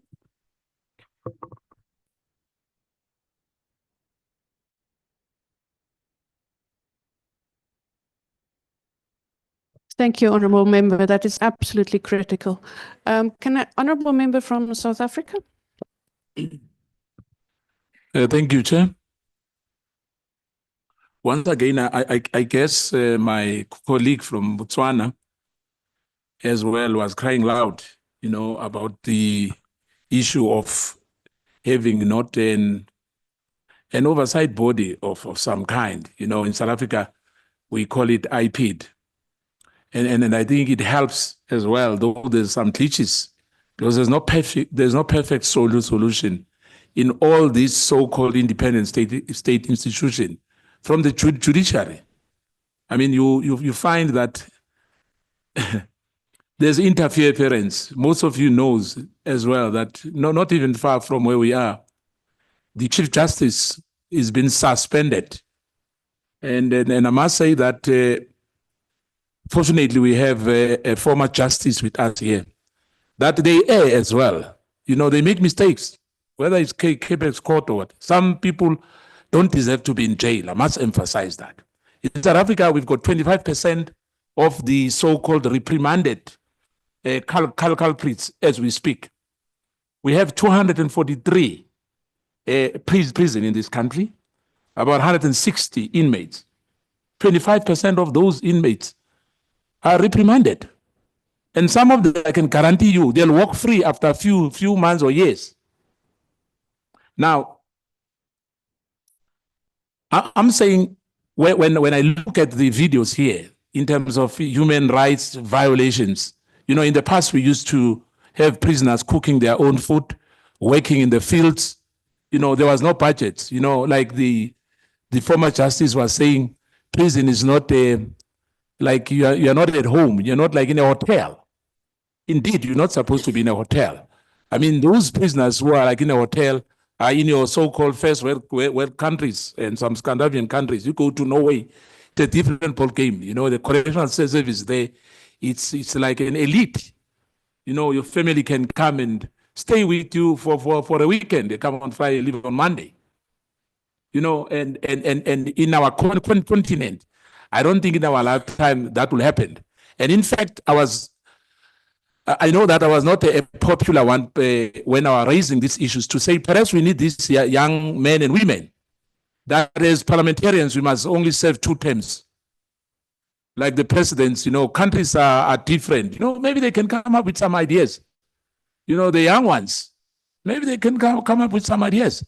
But for us here, it should not be about vote that we are going to prison because we want to be voted by those prisoners. The issue is that we must improve those prisons. And the judicial system as well. You know, together there must be some social cohesion. You know, we need to work together, as I said, seamlessly. You know, you need all the departments to be involved. But if we don't do that, we are risking that those people who are targeted and those who are poor, like what my colleague from Malawi has articulated here, that it should not be, I mean, the overcrowding, we know about it now. But what are we doing about it? Why people are being reprimanded? Why cases are postponed? You know, one prisoner goes to a court many times, you know, reprimanded. Your case will be heard, now is April. Your case will be heard somewhere in September. You go back in September. They say your case will be heard in February the other year. You go the other year. The person stays in prison for nothing because of we failed them.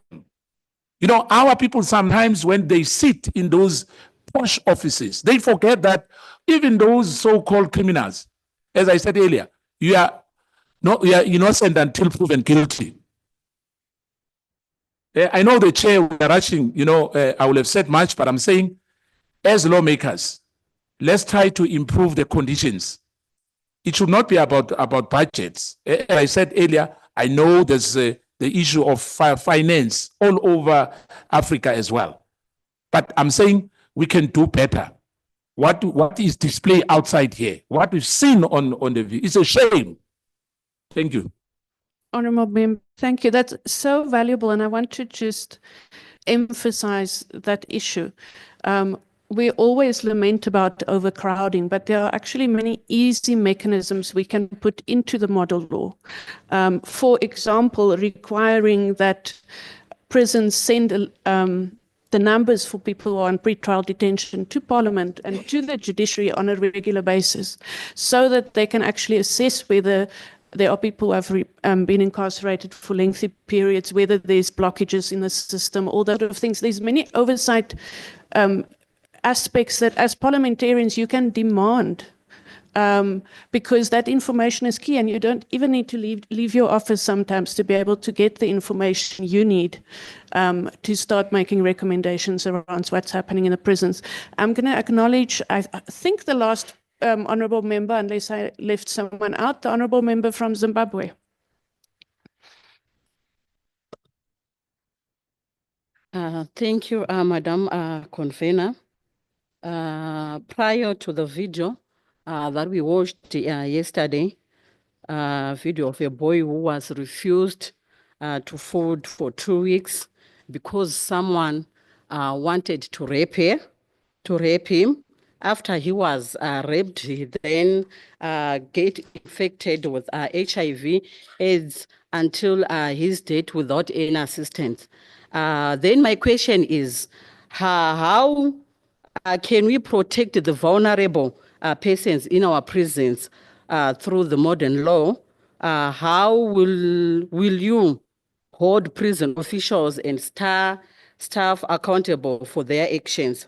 In fact, all this was happening in the presence of prison officers or prison officials. This is my question, Madam Confirmer. Thank you.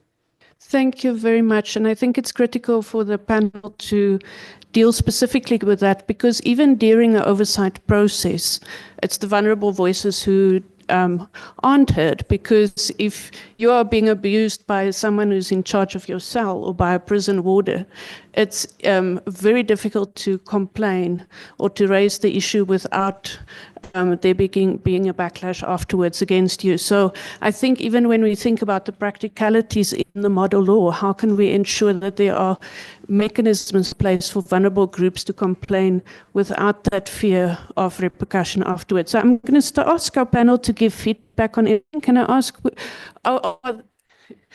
Two more hands. Am I right? One hand on the side and then another one there for South Africa, and then a third hand. Okay, I allow 3 more hands and then we'll go back to the panel. Thank you.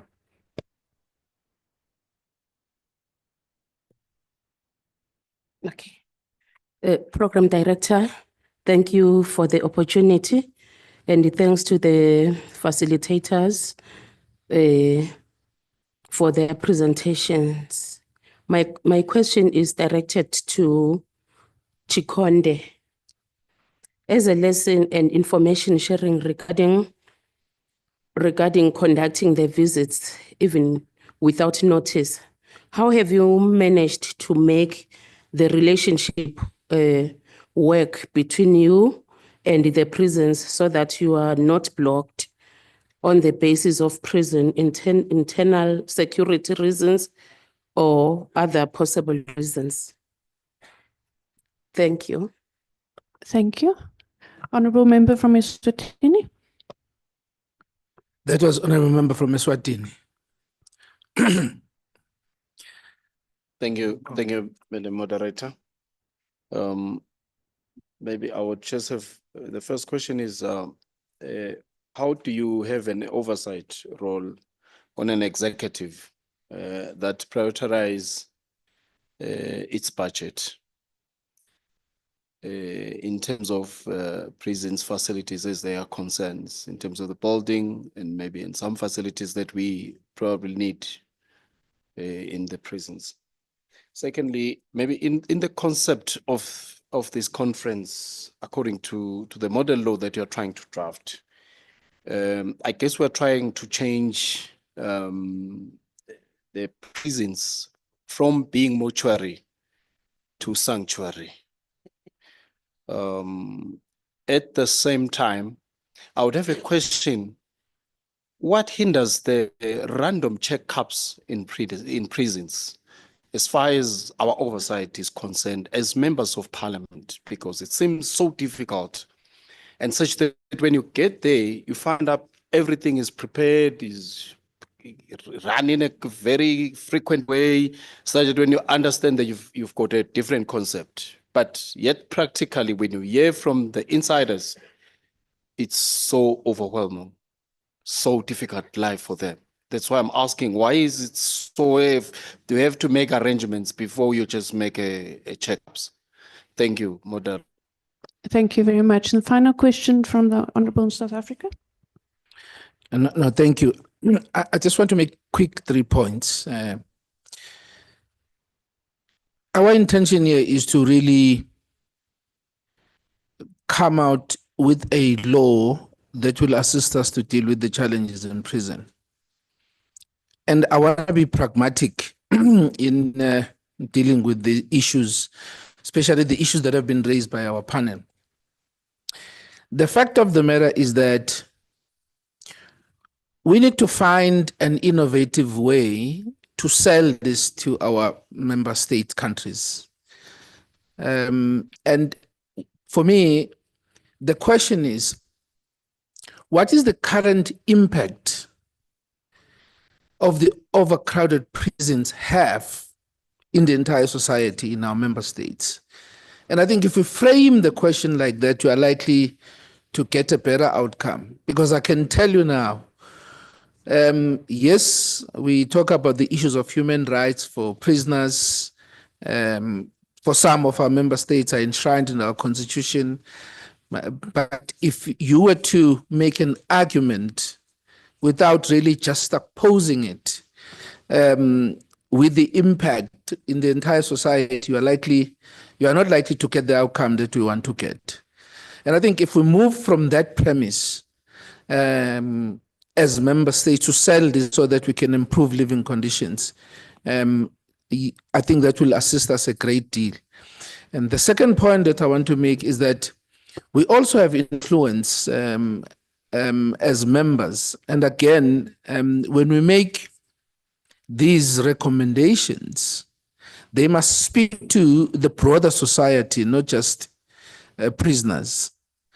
Now, we encourage, prisoners to study and graduate, but at the same time, you have laws that says if you're an ex-con, you can't be employed in government, which is a contradiction.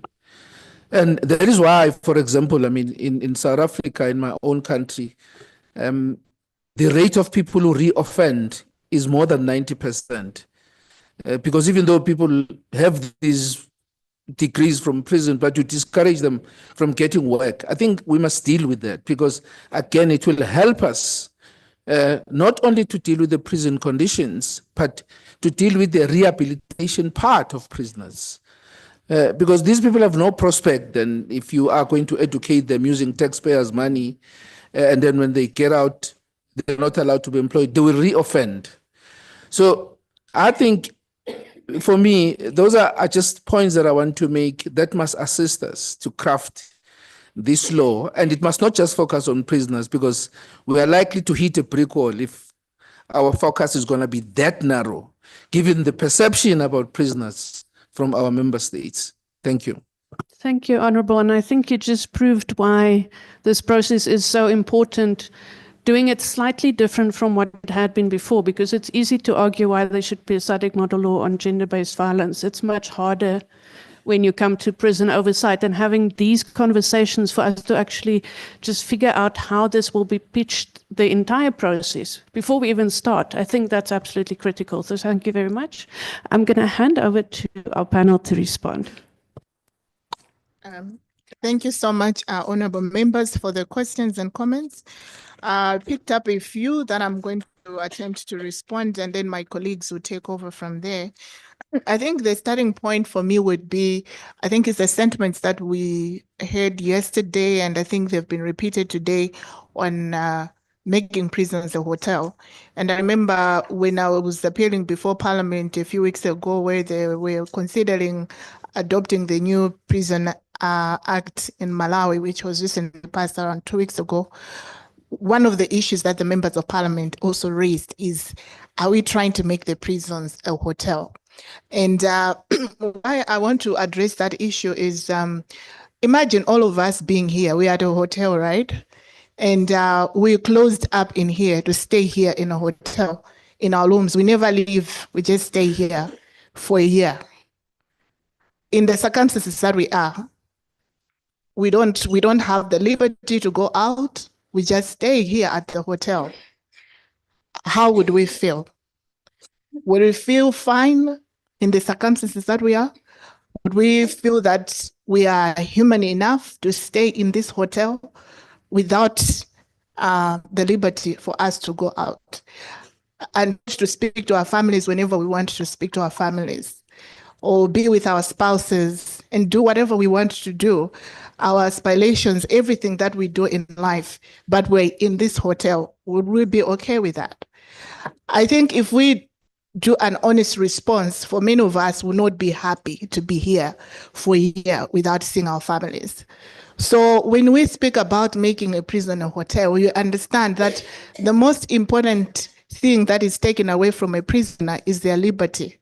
The liberty to do whatever they want, to go anywhere they want, to be with their families, to go back to their normal life. And that is what imprisonment is about curtailing the liberty of a person. That is the punishment. When the court makes an order to say you are going to prison, is to curtail your liberty to do whatever you want. And that is the punishment. When you go to prison, you're not going there to be punished. You've already been punished because you can't do whatever you want. So I want us to understand imprisonment in that regard, that when people are in prison, they are not there to suffer. They are there, the punishment is already been given, which is taking away the liberty. And we should never underestimate the impact of curtailing somebody's liberty. And that's why in our constitutions, you will see that there are a lot of restrictions in regard to curtailing the right to liberty, because it's quite important, because it is at the center of human dignity. So when we say we want better conditions, we also need to reflect, as what Boston said, I think it was his last statement, that if you were in prison, how would you want to be? Would you want to have 30 centimeters where you sleep, as was shown in the videos, where that's the only space you have, 30 centimeters for 5, 6, 7 years? In the case of Buxton, who stayed in prison on remand for over 7 years, that was his life, 30 centimeters. Is that what we want? So when we speak about changing the prison conditions, it's to recognize that the person who was born to prison remains a human being.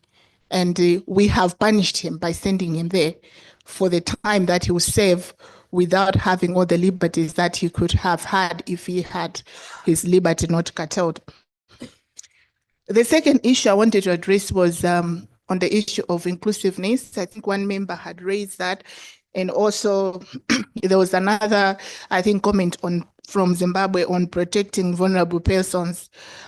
I think it's also an important issue that as we look at vulnerable groups, we also take into consideration transgender persons, gay persons that are incarcerated in our prisons.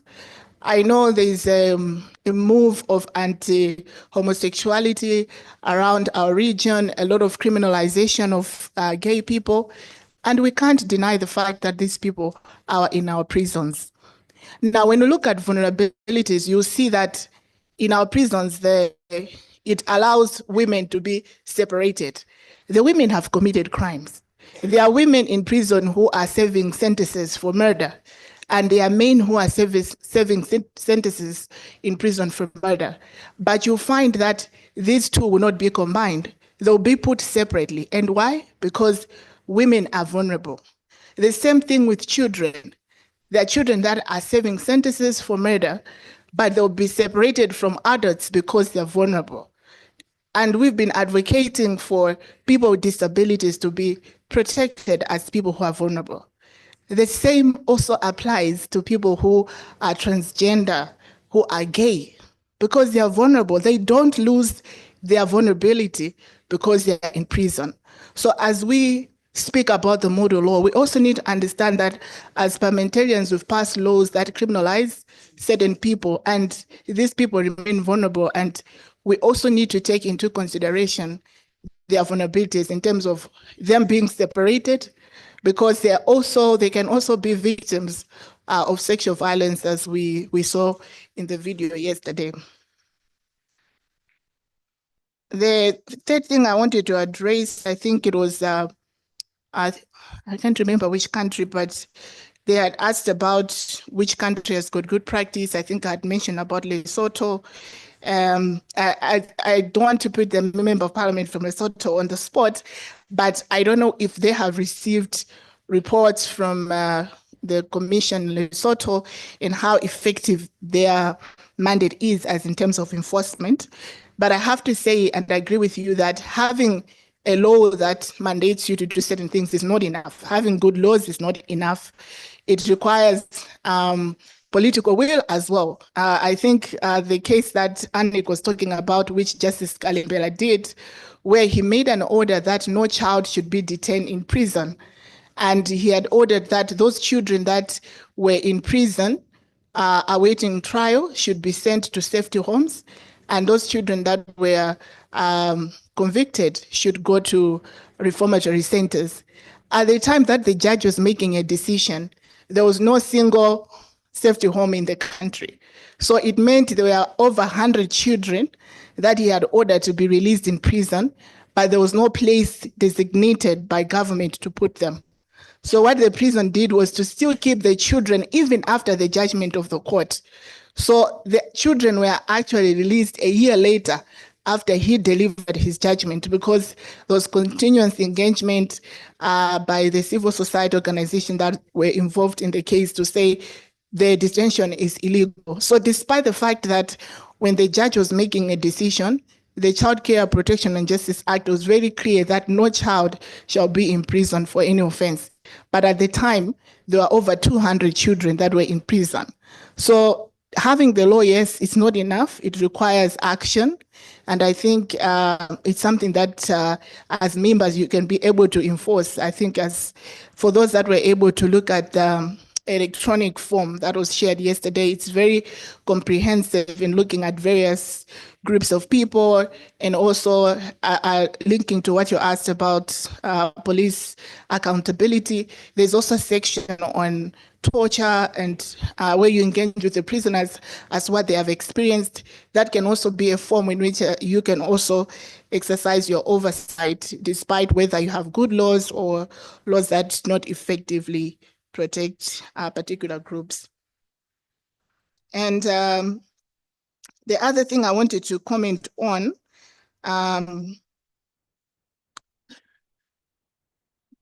is the question that was asked to me directly as to how do we manage the relationship with the prisons when we do unannounced visits. Like I said, our mandate is expressly stated in the law. So because of that, it makes it very easy, because the law says we do not have to announce our visits. So of course there will be personalities that would try to block you especially where the issue is more political. I remember when we tried to visit a refugee camp after the government had started to implement the encampment policy, where it was pushing back all refugees and asylum seekers back into the camp, and we wanted to look at the situation at the camp. We were blocked. We were told we can't go with the need to follow protocols, despite the fact that the law actually allows us to go without those protocols. And because at that time there was international outcry in terms of how the policy was being implemented, it was something that was a hot issue at the time, and government was being attacked so much because of that incumbent policy. So you get those at some times, but then within the law itself, if someone hinders the commission from implementing or discharging its mandate, you can actually take the person to court, because we have those powers to take someone to court if they do hinder the commission from exercising its powers. And then I think the last thing I would comment on is the very important issue that was raised by the last speaker from South Africa on the impact of overcrowding. And I think it's very critical, because it speaks to everyone as to why should this concern me? Why should we care about overcrowding in prison? And there's a saying that prison health is public health, because the people that go into prison, they don't stay there forever. They definitely come back. So if there's overcrowding, and we know that it means there's a high rate of people contracting TB. If people are not protected, provided with certain services, we saw the case of rape there. I know of a person who was raped in prison. He never told anyone. He got out, and he went back to his family, and he had his conjugal rights with his wife, and he infected his wife. And he on his dying bed, he confessed how he got HIV when he was raped in prison. And this is someone that I know so close. So when we say that, how does that affect me? It affects us, because it's the same way we fight to reduce the rates of TB, HIV in outside prison. The impact is the same because it's a contagious disease, so we can't run away from that. The last part is on the issue of budget. Because we are advocating for humane prisons, it means we want prisoners to have better nutrition. And right now we are failing with, even with the 1 meals that prisoners are given, we are failing to actually meet that in our budgets. So if we are going to say, let's implement what we want to implement, it means it will increase the budget.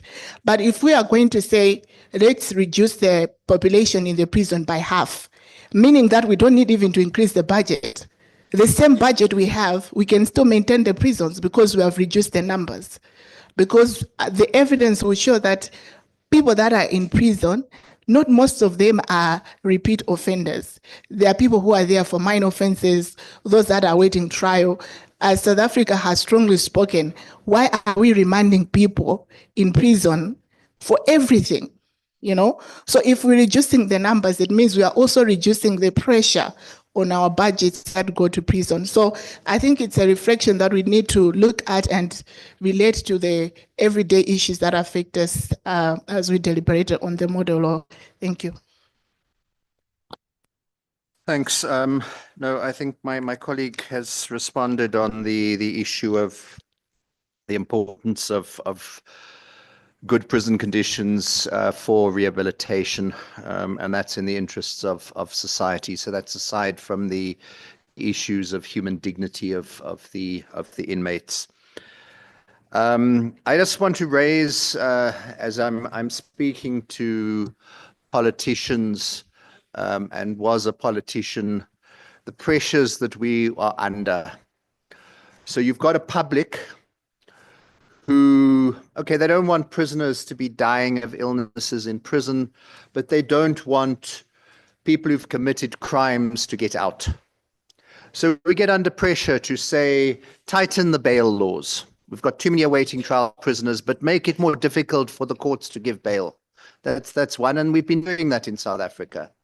We've had pressure from the public to say we want heavier sentences for criminals, particularly criminal crimes. Sorry, particularly certain crimes. So we then increase the number of minimum sentences. And then we have people also saying, don't release these people. So they mustn't get parole early, even if they are rehabilitated. So that all adds up to more and more people in prison. I mean, I think the facts, you would have heard it in the video yesterday, of the number of life prisoners in South Africa in 1994, and then minimum sentencing came along, and now the number is exponentially higher. So those are some of the pressures that you're looking at, and whilst in some countries or many countries prisoners may be able to vote, but I think, as somebody said, the population's not that large enough maybe to get you results in your elections, but most people are against prisoners. So that's the balancing act one has to do. I just want to, I mean, the issue of vulnerable groups has been raised, and particularly the issue of women. And I don't know if you've seen, but on the concept note on page 4, there's a chart of all the SADC countries and the percentage of women in who are inmates, who are prisoners. I think, unfortunately speaking, as a man, if you look at it, hey, guys, it's the men who are committing the crimes. The percentage of women is a lot less. But it's interesting that it varies from, I think the highest country with the highest percentage of women is Mauritius. 7% of the population, prison population, are women. Then it's Seychelles, 6.1. Then it's Madagascar, all on Indian Ocean islands, tourists in Seychelles and Mauritius. But then Comores, which is not far from, in the sea, not far from Seychelles, that's only 1.6% women. So it would be interesting to try and understand why these cases are the same. And then just because I'm on a panel, or my colleagues on the panel are all from Malawi, Malawi has the lowest, according to this, the lowest number of women in prison, 1.1%. So I think there would be things that should be asking your Malawian counterparts or Malawian colleagues, resource people here, why is that? Then there's a problem of a large number of the inmates are awaiting trial prisoners. And as I said, there's pressure from the public to tighten bail laws. So you've got that as an element. I think also that, I mean, speaking as a former Deputy Minister of Justice, the criminal justice system, there's a lot of actors. You've got the presiding officer, you've got the prosecutor, you've got the accused, you've got the witnesses, you've got the police, you've got, and if some of them start not being available at the last minute, or equipment breaks down, or things like that, that causes delays. You do also have a situation that many of the delays are often caused by the accused themselves. If you've done something and you know there are witnesses, you don't want to go ahead and be sentenced. You'd rather wait and hope that the witness passes away or gets scared to come to court or forgets. So a lot of the delays, some of the delays are on inmates themselves. We did look at one stage in South Africa, should we say you can't have somebody awaiting trial for more than a particular period? But we rejected that on the basis of it's not going to go down well with the public. Here's a person awaiting trial. They've allegedly committed a terrible crime, and now they've got released because they were sitting they were sitting in jail for too long. That's not going to go down well with our voters. So I'm just sort of raising that. Then I had we've got all the countries in SADC have signed the Convention Against Torture, except Zimbabwe and Tanzania. They can obviously explain what the issues are. You've then got the optional protocol on the Convention Against Torture, or what's commonly known as the OPCAT. Now that basically says you must set up a mechanism to monitor the places, the facilities where people are being held. Now, those facilities are primarily prisons, but then they're also police cells. They would also be refugee centers where people are held, usually awaiting deportation. They would include places where people with mental problems who've committed a crime are being kept because they can't be tried and they can't be released. Oh, they would also include military detention barracks of members of our armed forces. So the issue, if you sign the OPCAT, is that you've got to have a monitoring mechanism for that. It's only, I think, 3 or 4 countries that have signed the OPCAT. It's South Africa, it's Mozambique, and it's Mauritius and Madagascar. I think in most of the cases the countries have assigned the National Human Rights Institute to be the monitoring mechanism. So it's also, when you're looking at the model law, something you need to look at, although this model law is only meant to be about prisons. However, I'm not sure, Annika, how you're dealing with the issue of police cells. In South Africa, people start in a police cell, and then when they go to court for the first appearance, unless the magistrate makes an order that they must stay in the police cell, then they go to a prison. But things also could go wrong there, and you may have to include them if it's people who are being kept long term in police cells. But just to say that, or to maybe make a plug for countries to ratify the optional protocol, and also to look at having a model law that can include countries that have adopted the optional protocol. Yeah, I think let me leave that for there now. Thanks. Thanks so much, Haneke. I think most of the issues have been addressed, but there was one question which I captured. I hope I got it wrong. There was a question that how do you have an oversight role on the executive? Did I get this question right? Did I get the question right? I'm not. Yes, that was the correct question, and I was also going to ask if we could respond to it. Yeah, because I thought other than passing laws, the other mandate of Parliament is oversight. And oversight is on both the judiciary and the executive. That's the role of Parliament. That's why I thought I got the question wrong. Or maybe I didn't understand the question. But Parliament has got the fundamental role of passing laws and have got an oversight role on the other branches, the executive and the judiciary. The other issue I wanted to address, one was about the overcrowding. I think it came from Eswatini, and how it can be dealt with. There are several ways of dealing with overcrowding. The courts are to blame as well as to the issues of overcrowding, because in most of our jurisdictions, and Malawi inclusive, the courts can impose a fine. The courts can impose community service. But you get shocked, you go to prison and find someone has been sentenced to serve 2 months. In Malawi, for example, if the court is going to impose anything less than 12 months, it must impose community service. But you still find magistrates who impose 2 months imprisonment. I think maybe the role of Parliament can play in that regard is to make sure that such judicial officers are held to account.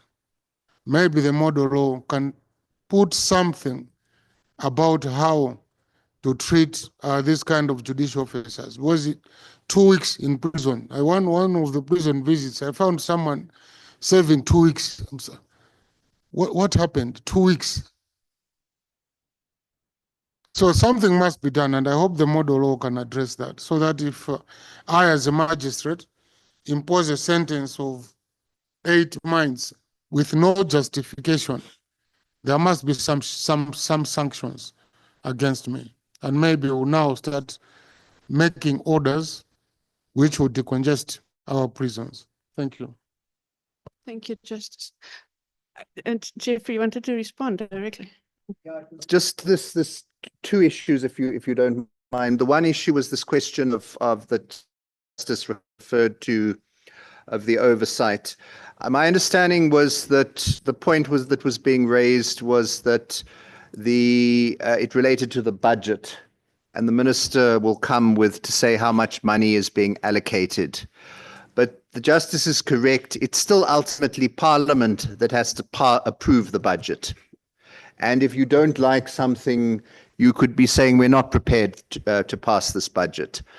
In South Africa, and it's interesting times, as you may have seen from the news, but Parliament did set up a process for amending the budget. Usually parliaments can only accept or reject a budget. In South Africa now there is a way of amending the budget. It's maybe also something that other parliaments in the region should look at, because we know what it's like. Treasury will say, you've got this amount of money, this amount is going there, that's going there, but actually you can challenge it.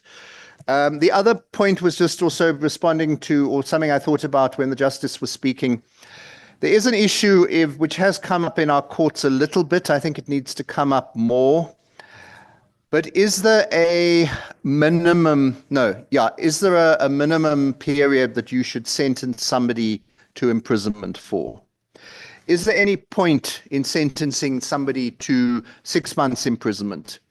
Because what's it going to do for them? They're just going to get brutalized, going to have problems, and they're probably going to come out worse than they were before. Then they're definitely not going to be rehabilitated. So I think it's something that countries can look at, because it's something that parliaments can pass, to say that, look, it's not worth sentencing anyone to less than a year imprisonment. You either look at some other sentence, or you make it more than a year, but less than a year is just not worth it. That's just an issue for people to look at. Thanks. There is the other issue. You need to know what prisons you go to, because less than a year in one prison is the same as a day in another prison in terms of the conditions people experience and the actual suffering. I know there are comments. We are running out of time.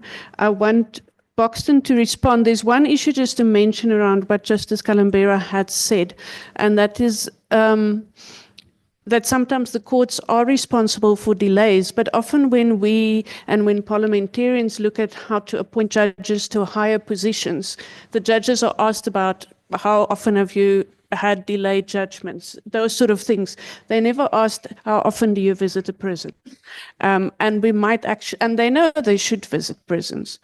So we might actually want to think about how that becomes part of an oversight role. And that was actually questions that Nigeria recently asked their own Chief Justice before appointing the Chief Justice, to ensure that people understand the broader role around oversight and around performance management.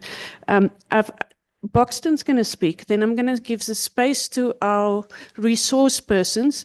There's a burning question from Honourable Member from Tanzania. Do you want to come in? Thank you very much, Honourable Chair. Mine is just a question, maybe to all, or especially to our brother who was in jail sometimes back. And this did not come up since we've started discussing. It's about the timing in the prisons. Prisoners, or those who are waiting for their cases while in prison, they go to rest. I don't know if we call to rest or to bed in the afternoon, 2 or 3 maybe, while people are still working. Those who are working outside, paying taxes, feeding them there, are busy. Working until midnight. Those who are suspected to be maybe have problems, or they're found with mistakes, or they're in prison, go to bed early. Now, my questions there is that really a good thing to give them so much time to go to bed while they have stress all over, being locked there, and yet you don't put them busy, and then you are asking, why do they do those, bad things? Maybe men with men, ladies with ladies. You know what I want to tell you, what I'm talking about. We are told idle minds is a what? Is a home of all those bad things.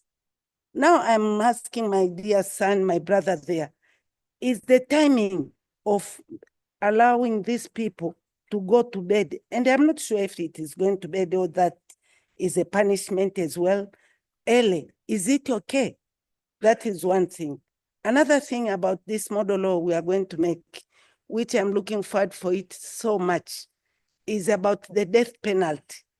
All over SADC, I know it applies in many countries, but then for one real to be sentenced for death, it takes so long. They stay in prison for so long, in suspense. The person himself is in suspense. The family of the one who was killed is in suspense, of the suspect. And those who want him to be punished for that is in suspense. And this death penalty does not take place immediately. So it takes about 10 years. Both families suffering. If really it's not applicable, why not now the states of the SADC just agree this thing is not practical. And the third thing, I want an elaboration for those who did the research, the Lenedy brothers there, the retired or whatever, the former minister, is this thing of having those people who have small mistakes mixed with the hard cause. The other people who enjoy is being in the jail. And they're mixed with the people who have just done something small. So those who are hard cause, teach those new ones, feed their minds with very bad things. Why? Finally, I would request that people to make that place as a training for healing mentally. Because today here we have only one person who have volunteered to say that I've been there and we saw those pictures yesterday. But there might be many among us, but well, they are not volunteering. But those prisoners are our sons, our brothers, our fathers. They are people from within our places. May I submit? Thank you very much, Honourable. I know there are more questions. We have 7 minutes before lunchtime, and I do want there are critical answers that our resource persons want to give in response to some of the questions that had been asked. So if it's very brief, I see in a very brief one there. So, yeah. I'm going to be brief. Always, I've seen that I always supposed to be brief. I'm going to try. I know the question which I've asked, which the former justice has not responded. And I said, and I'm repeating again, that sometimes judges and magistrates are making mistakes. Hence, we are having overcrowding in jails. Honourable, just to say that the questions that weren't answered, the other resource people are planning to answer. So it will be attended to. No. Yeah. I'm saying, I understand the research people. I mean, we have a former justice here, judge. I'm still serving, by the way. Oh, sorry. I was not sure. I thought you were a former justice. My apology on that. Perhaps it's not right for me to ask you if you are still serving. Thank you. Thank you. Thank you, ma'am. I hear we are talking about prisoners here. So my question would be on the human capital investment on the prison warders. I mean, do you know on how much prison warders are capacitated on handling the both hardcore criminals and petty crime criminals? Thank you. Thank you, Honourable. So what I'll do is I'm going to ask our resource people to speak specifically to the comments they wanted to address, and I'm going to have us close by our honourable brother next to me based on the comments that was made by our honourable member from Tanzania. So I'm starting this side. I'll move along. There's 4 hands. Lucas Munting is from an organization, the Dalla Oma Institute, and they are part of the consultant team that's drafting the model law. So Lucas, over to you. Thank you, Chair, for introducing me. And thank you to the honourable members. I want to make 2 comments very briefly. And I listened, I think it was the member for Botswana that mentioned the number of prisoners, that they're a small constituency. That is one way to look at the prison population. But if we ask the question slightly differently, we get a different answer. If we ask the question about the impact of imprisonment, there are more people than affected. And a few years ago, we did a study in 3 countries on the socioeconomic impact of pretrial detention. And the results were truly illuminating, but also very sad. And what we found was that the people who are awaiting trial in prisons in these 3 countries were not the outcasts of society. They were normal, economically active people who were providing for dependents. They were spending excessive amounts of periods in custody for a variety of reasons. But the households from which they came from were significantly affected by their loss of income. Now, typically, as Honourable Member Jeffrey has already alluded, it's men who commit crimes. And typically, these are husbands or partners who now sit awaiting trial in prison.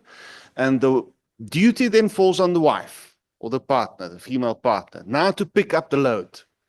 They must now fill in that. They must take care of financial and non-financial contributions of that man. And this places a very, very heavy burden on women as a result of pretrial detention. They carry an unnecessary and an unfair load. In addition to that, we found ample evidence of people from poor families, typically the wives, who bring food and medicine and clothing and bedding to prisons because the state cannot provide it. The short answer there is it's the poor who is subsidizing imprisonment in Africa. And that surely can't be fair. So I think we need to look at imprisonment beyond that number of prisoners in custody. It goes wider than that. And then my second comment is completely unrelated, but the minimum term of imprisonment in South Africa is 4 days, Mr. Jeffrey. But setting terms creates lots of problems. The best strategy that I've come across is from Zimbabwe, where if a magistrate is considering a term of imprisonment of, I think it's less than 2 years, the magistrate must impose community service or motivate why they are not imposing community service. And that gives some discretion and still allows for a shorter sentence. But thank you very much. Thank you. And you will have tons of time interrogating Professor Munting tomorrow during his sessions. Dr. Magwende. Thank you so much, Madam Moderator, and good afternoon, honorable members of Parliament. I think I have a mouthful of contributions to make and comment on the deliberations. One question that comes to my mind is, can we resolve prison conditions without resolving our indifference, our individual indifference towards prison conditions? I think it's important for us to realize that prison settings are cross-cutting. You don't need to be guilty to be in prison. As alluded to by Justice from Malawi, and also remembering one Ugandan Commission of Prisons who said, and I quote, "In my line of duty, I have observed my bosses become my prisoners and my prisoners becoming my bosses." I think it's very, very important for honorable members, while you hold the power to make a change, you exactly use that power to make that change. Of course, we don't want to create hotels out of these prisons, but for as long as we choose this modality of serving society by picking criminals into prisons, I think we have a moral and legal obligation and responsibility to provide for them all that is required except the right to liberty. I think that is very, very critical. The right to fresh air, the right to food, the right to medical health, the right to antenatal care in cases of women, that is the responsibility of government. As long as we do not resolve our attitude towards prisoners, I don't think changing the laws or crafting new laws will change the way we treat these people. I think the conditions will start improving the moment we change the attitude. I'll give an example of Norway.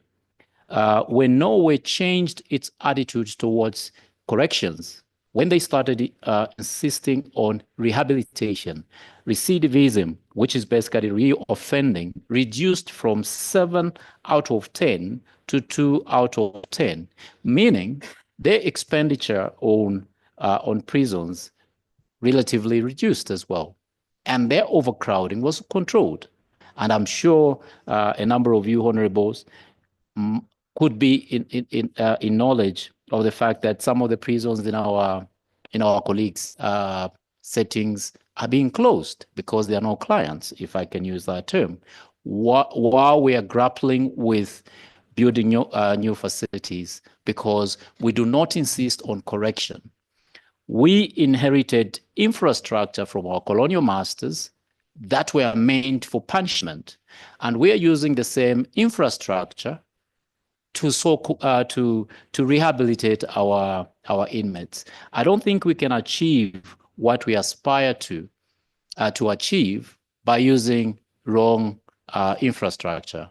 It's like using a running track to teach somebody how to play ping pong. I mean, it won't just work. So I think my appeal to the honorable members of parliament here and other authorities is to revisit our individual attitudes, our individual feelings, our individual aspirations towards prison setting. Thank you so much. Thank you, Doctor.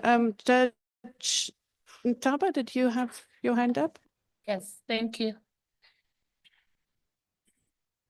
I will apologize in advance if I speak very fast. Just let the interpreters know they should stop me because I'm just trying to go through the points very fast. I want to piggyback on what the doctor has said. One of the biggest things that I think we need to recognize, and that this work that we do, whether we're parliamentarians or the executive or the judiciary, is the concept of bias decision-making. And when we deal with prisoners, that's most of the times, that's what we're dealing with, our own unconscious bias about who a prisoner is. And this is why the reality, if you've heard from all of us, is to underscore the concept of that. Remember, the only right that is taken away is the right to liberty. But also, I think fundamentally, maybe it's something we need to remind ourselves. The whole concept of human rights bases its principles on the concept of human dignity. And human dignity, as Africans, we understand it as Umuntu. Umuntu, Ubuntu, whichever concept we have. If the concept is human dignity, then our prison services do not offer that. Our correctional services do not offer that. And that is why the oversight issues come into play. Now, responding to the, picking back on what Justice Kalambera said and the former deputy minister said on the concept of what oversight issues we are requiring of our parliamentarians, is to remind you of one fundamental issue. When you pass laws, laws must be passed with the ideology that they will have impact and they will be enforced. If they're not having impact or not being enforced, then it must come back to Parliament to say, what are the issues? Did we do a regulatory impact assessment before we passed it? Will this law work with our resources? And when we talk about resources, we're talking about finances, we're talking about personnel, we're talking about materials. Those are the questions that we're asking. Even when you prepare the SADC prison oversight law, the model law, those are the questions you need to ask ourselves. If we've set minimum standards for our prisons to achieve, and we're not asking for standards, what should be available, but we're asking for the minimum. Can those minimums be achieved with the resources we have, in terms of across the government? And that is why we're asking that when you look at when you asked us about the bottlenecks in terms of implementation, it starts from the very essence. As parliamentarians, are you looking at that piece of legislation with the ideology, has it passed a regulatory impact assessment of all the things that it needs to have to achieve the impact that you're saying it wants to go achieve? And the same thing will be asked of this SADC model law. Will it achieve the things it needs to achieve? Looking at the context of SADC as it stands. That's the second thing. The third thing I wanted to highlight is we go back to the fact that when you pass legislation, especially the budget, or especially things or the reports that come into play into your institution, whether it's a Human Rights Commission report, whether it's a Prison Inspectorate report, all those, the fundamental question that is always asked is, what is that report for? If not to engage you to change certain things. Because if it's not to engage you to change certain things, then the law should not have asked us to report it to Parliament. But you put it in the law that it should be reported to you as parliamentarians, which means there's a fundamental issue that Parliament must address when that report is tabled and is before the parliamentary, whichever committee or the whole House. Justice Ntaba, sorry. I'm on the final one. Okay. Yes. The final one goes to the very essence of when we do budget. The concept of budgeting is that you should budget for the institution or for the sector. With criminal justice or with the justice sector, there's more budgeting for certain aspects of the criminal justice sector as opposed to the entirety. And when we talk about the entirety, we're talking about prosecution, the judiciary, prison service, the police services. You cannot budget with one in mind and not correlate the budgeting with the other institutions. And that's why you find that people will come and say, oh, they came to court, but the court will tell you, we don't have papers to write on. But you didn't budget for the papers for the court. But a prisoner has been brought before court. And that goes to the question that the member of parliament was asking. As to what mistakes, I think the justice system has a redress issue. If you're coming from the magistrate's court, you have the right to appeal to the high court. If you're coming from the high court, you have the right to appeal to the highest court. And that's how our system was put up. So any mistakes that are made in the system can be addressed within the system. And also because we sign on to international obligations, they can go to other international courts. For instance, we have the African courts, we have the Committee on Civil and Political Rights. So all I would say is, you pass the laws, you have the right to oversee those laws, including the budget. When the budget is passed, when it's coming back next year, the question to ask is, did the budget we passed last year as an act of parliament, remember it's an act of parliament, has it been monitored and evaluated so that the new act of parliament fits into what was passed last year? So that's all I could say. I'm sorry for taking too long. So I'm going to ask the remainder of the resource people to actually keep your comments till after lunch. I am going to have small response by Boston to the question asked, and then we'll break for lunch. Honourable members, once we break for lunch, we can come back at 2:15. There'll be tons of this time for discussion, I promise, after lunch, and we aim to finish by 4 o'clock today. Chair, are you saying they're going to answer only one question? By now. I'm saying don't panic. The But resource why? people But why? they've taken note of the questions, and we will still continue deliberations after lunch as part of the next session.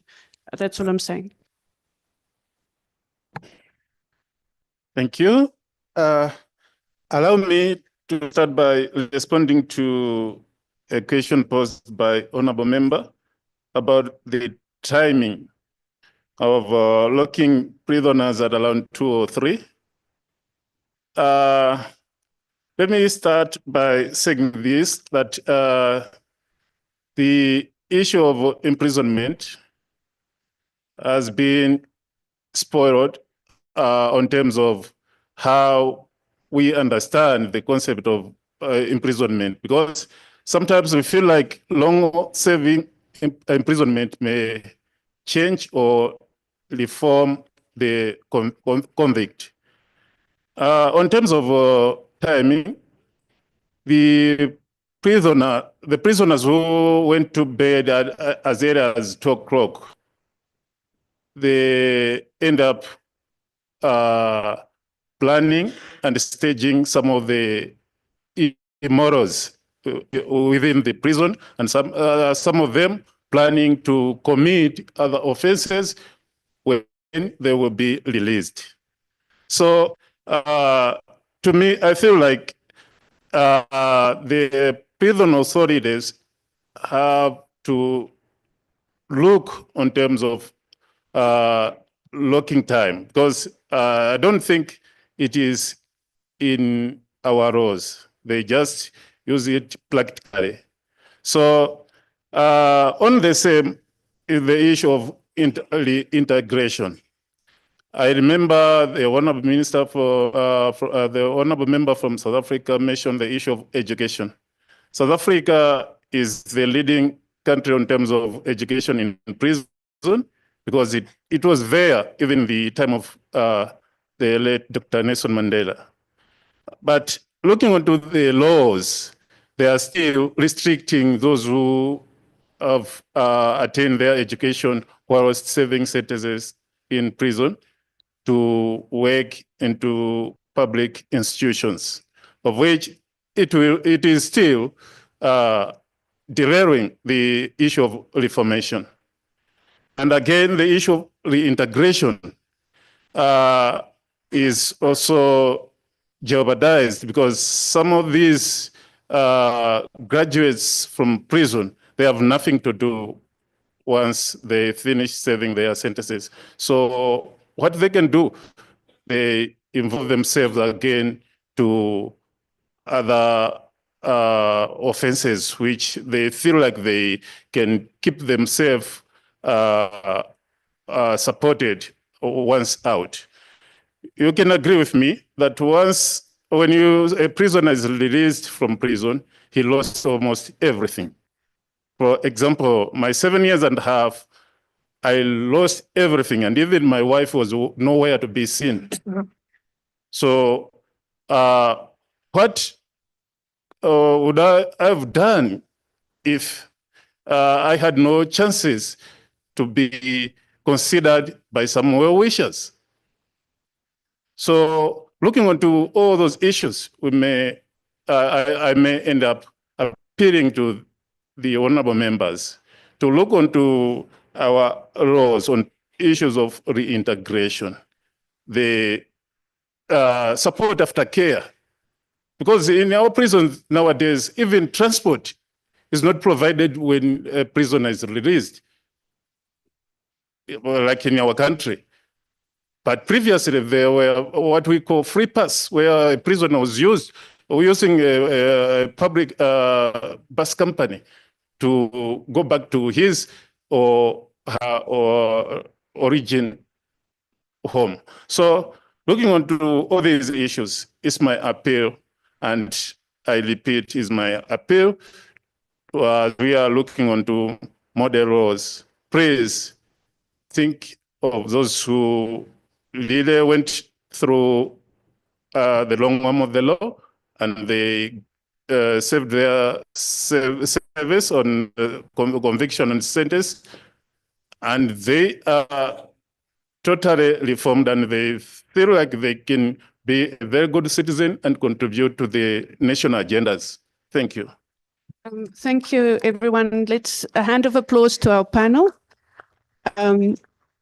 They are resource persons. They are here for the next 2 days. Feel free to approach them and ask them questions, and they will also respond to any outstanding issues in follow-up sessions. So we'll break now until 2:15, and have a lovely lunch, everyone. Thank you very much.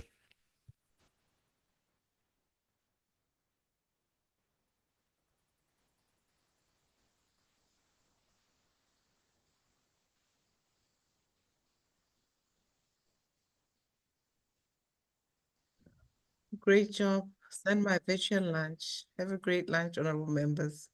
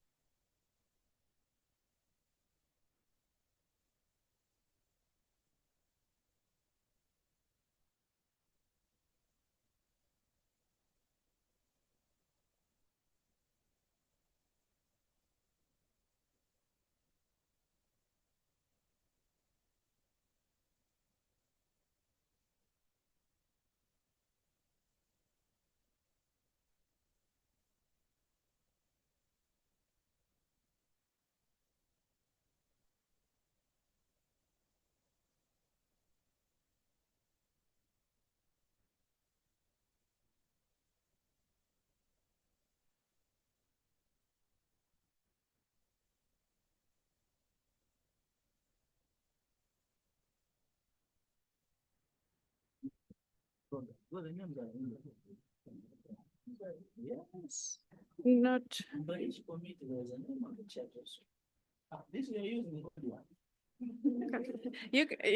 There's various versions, yeah. Honorable members, I hope you had a lovely lunch. Thank you for being on time. I would like to ask if there are any chairpersons of the standing committees here who would like to give some feedback of some of the pertinent issues that were raised in their committee yesterday. Feel free to come and sit on the panel for us to do that. And everyone might not necessarily want to do that, but it would be interesting, I think, for the entire plenary to hear what some of the cross-cutting issues were that were raised within the committee. So if there are any chairs available who would want to do that, it would be great if you can come sit in the front.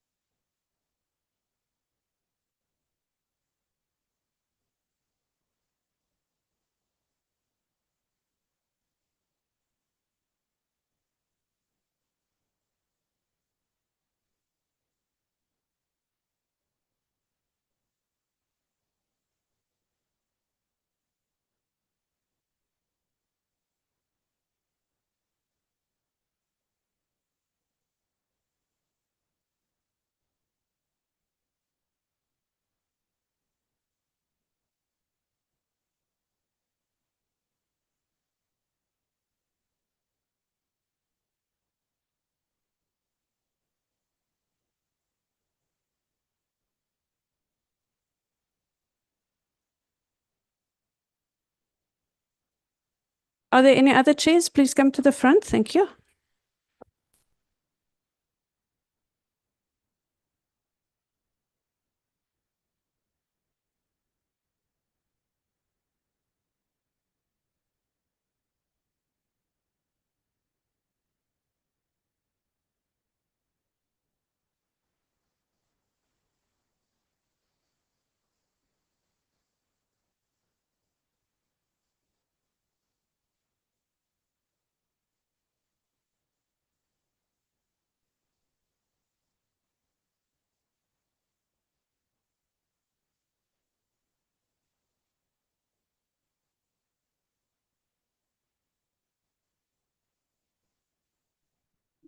So the program going forward, honorable members, the next panel will be chaired by Commissioner Chijozi from Malawi. The chairs will introduce themselves and speak a bit about some of the key issues raised. And I think why this is coming up now is because it gives us more time to reflect after all the reflections you had. And there are many people I know who didn't have the opportunity to speak earlier today. And this will be a chance to do that after the reflections from the chair.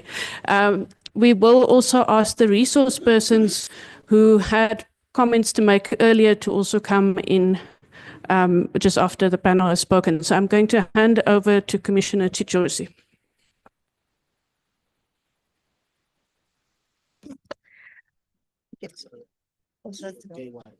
Okay.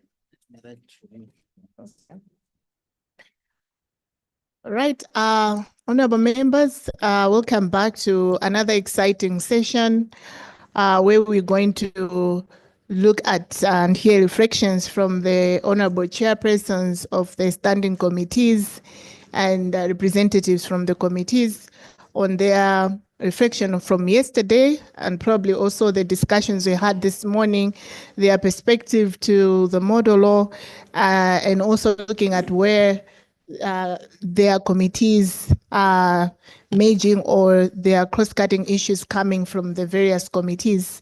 So I will let them introduce themselves, but we have all representatives from all the 5 standing committees, And just for those that maybe are not familiar with the committees that are here, the committees are referred by their abbreviation. So I'll just abbreviate.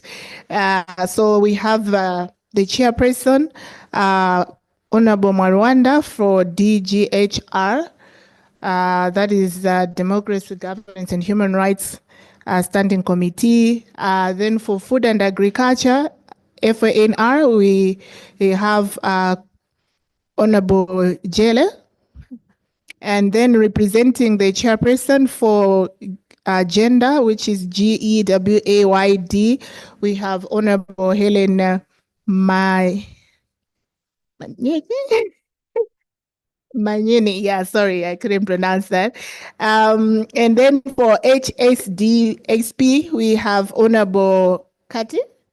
And lastly, but not least, is Honorable Ruth Mendes, representing TIAFT, that's the Trade Standing Committee. So I'll give each one time to share their reflections, and then after that we'll have a question and discussion session. So I will start to my far right. Yes, Honorable, you can take the floor. Thank you.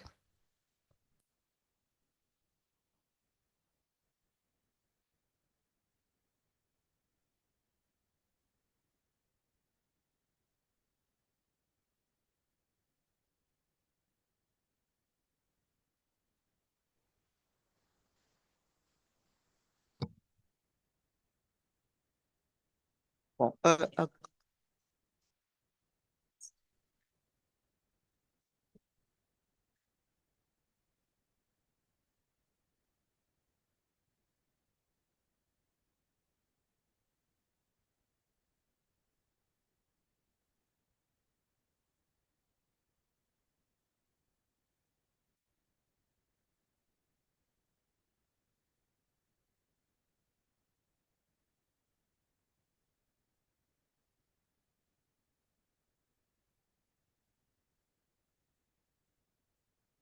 muito obrigada. Senhora moderadora, a nível da Comissão do Comércio, Indústria,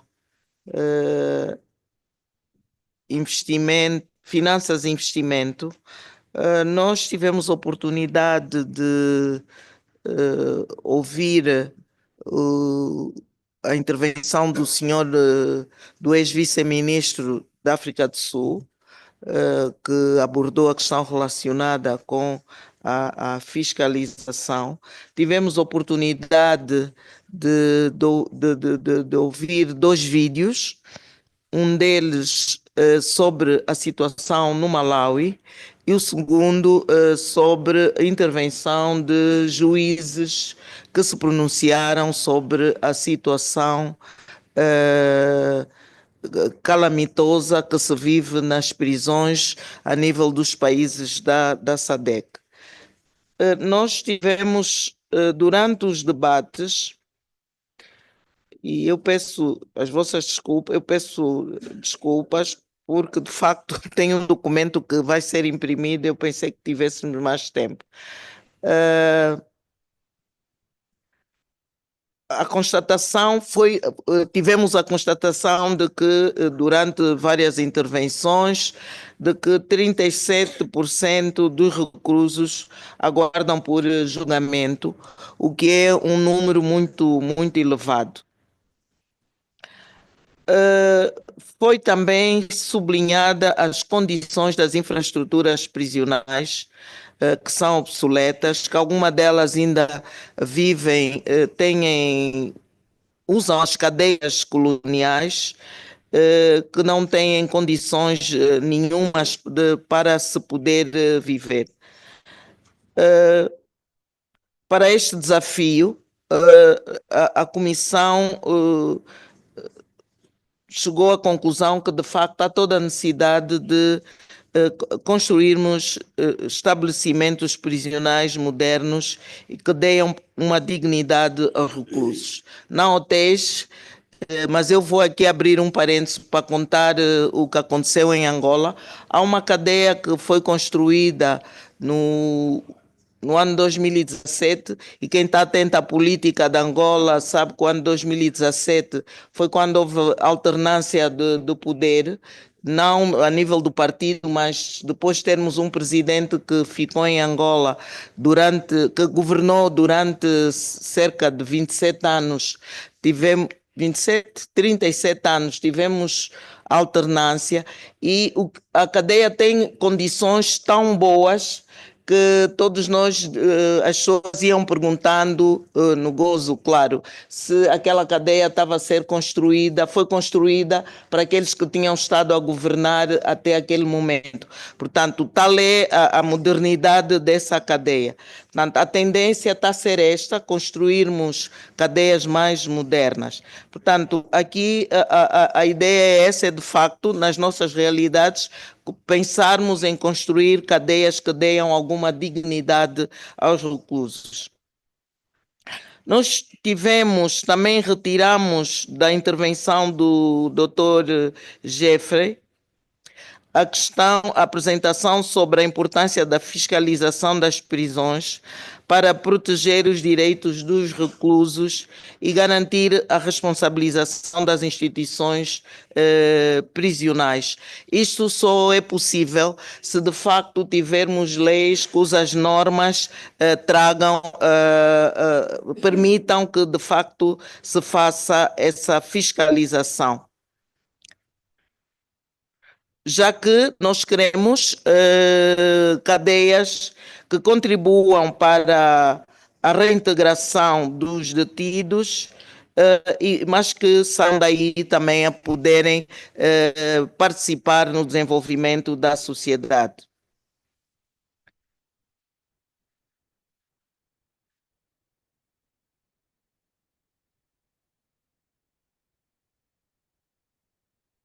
Portanto, a outra questão que ficou também patente é a garantia da fiscalização das prisões para proteger os direitos dos reclusos e garantir a responsabilização das instituições prisionais, uma vez que o acesso restrito às prisões torna possível os maus tratos, as torturas contra reclusos e na maioria das vezes esses maus tratos são encobertos porque de facto as pessoas não têm acesso a eles. Para além de também encobertar os casos de corrupção que acontecem nas cadeias, o caso das drogas que conseguem entrar nas cadeias, os negócios obscuros que muitos detidos conseguem fazer dentro das cadeias. Foram compartilhadas experiências a partir da qual foi possível tirarmos algumas conclusões.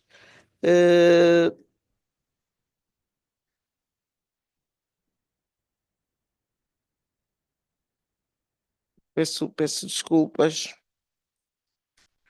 Portanto, os debates centraram sobretudo na necessidade de reforçar a transparência orçamental, melhorar as infraestruturas prisionais, garantir o acesso à assistência médica e medicamentosa para os presos. Ficou enfatizado que uma futura lei modelo sobre a fiscalização dos estabelecimentos prisionais será uma ferramenta essencial para os legisladores na criação de leis domésticas que vão contribuir para a realização da sua função fiscalizadora sem constrangimentos. De igual modo, fomos unânimes em considerar que os sistemas prisionais da região enfrentam desafios comuns, tais como a sobrelotação, a má qualidade da alimentação, más condições dos dormitórios, sendo frequente que os familiares tenham de levar refeições e roupas de cama, portanto, aqueles cujos familiares têm possibilidades para o fazer, porque quando os familiares não têm possibilidade de os fazer, as pessoas vivem nas condições de precariedade, como vimos aqui ontem apresentado no vídeo que nos foi mostrado. Portanto, assim, uma das situações que também, uma das conclusões que nós chegamos é a insuficiência de programas de reeducação e reinserção social. Eu peço desculpas aos colegas da comissão, mas tenho a parte das experiências dos outros, alguns, ainda tem uma parte que os outros países, que os colegas apresentaram, das contribuições que os colegas apresentaram, que eu não tenho aqui comigo. Se me derem oportunidade, eu depois posso voltar a elas quando me for entregue. A outra questão o exemplo que nós trouxemos aqui é a mitigação para a mitigação da sobrelotação prisional, sublinhando a criação a integração no sistema judicial de juízes da relação, que têm a principal missão de reduzir os casos de prisão preventiva, e também a alocação de procuradores junto das cadeias municipais, das esquadras, municipais, para legalizarem a prisão nos casos de pronúncia, quando de facto for necessário. Portanto, estamos numa fase em que os casos de roubo de galinha ou atropelamento sem consequências mortais, portanto, as pessoas já aguardam o julgamento fora da cadeia. Portanto, a outra conclusão que nós chegamos, apesar dos progressos que alguns países vão alcançando, ainda há muito por fazer para alcançar padrões de justiça e de dignidade nas unidades prisionais dos nossos países. Portanto, estamos a contar com a lei modelo para precisamente criar normas que vão ajudar na domesticação das leis dos nossos países, para melhorarmos a fiscalização nas instituições prisionais. Muito obrigada. Thank you so much, Honorable Chairperson. Now we move on to democracy, governance and human rights. Honorable Marunda. Thank you very much to give me the floor.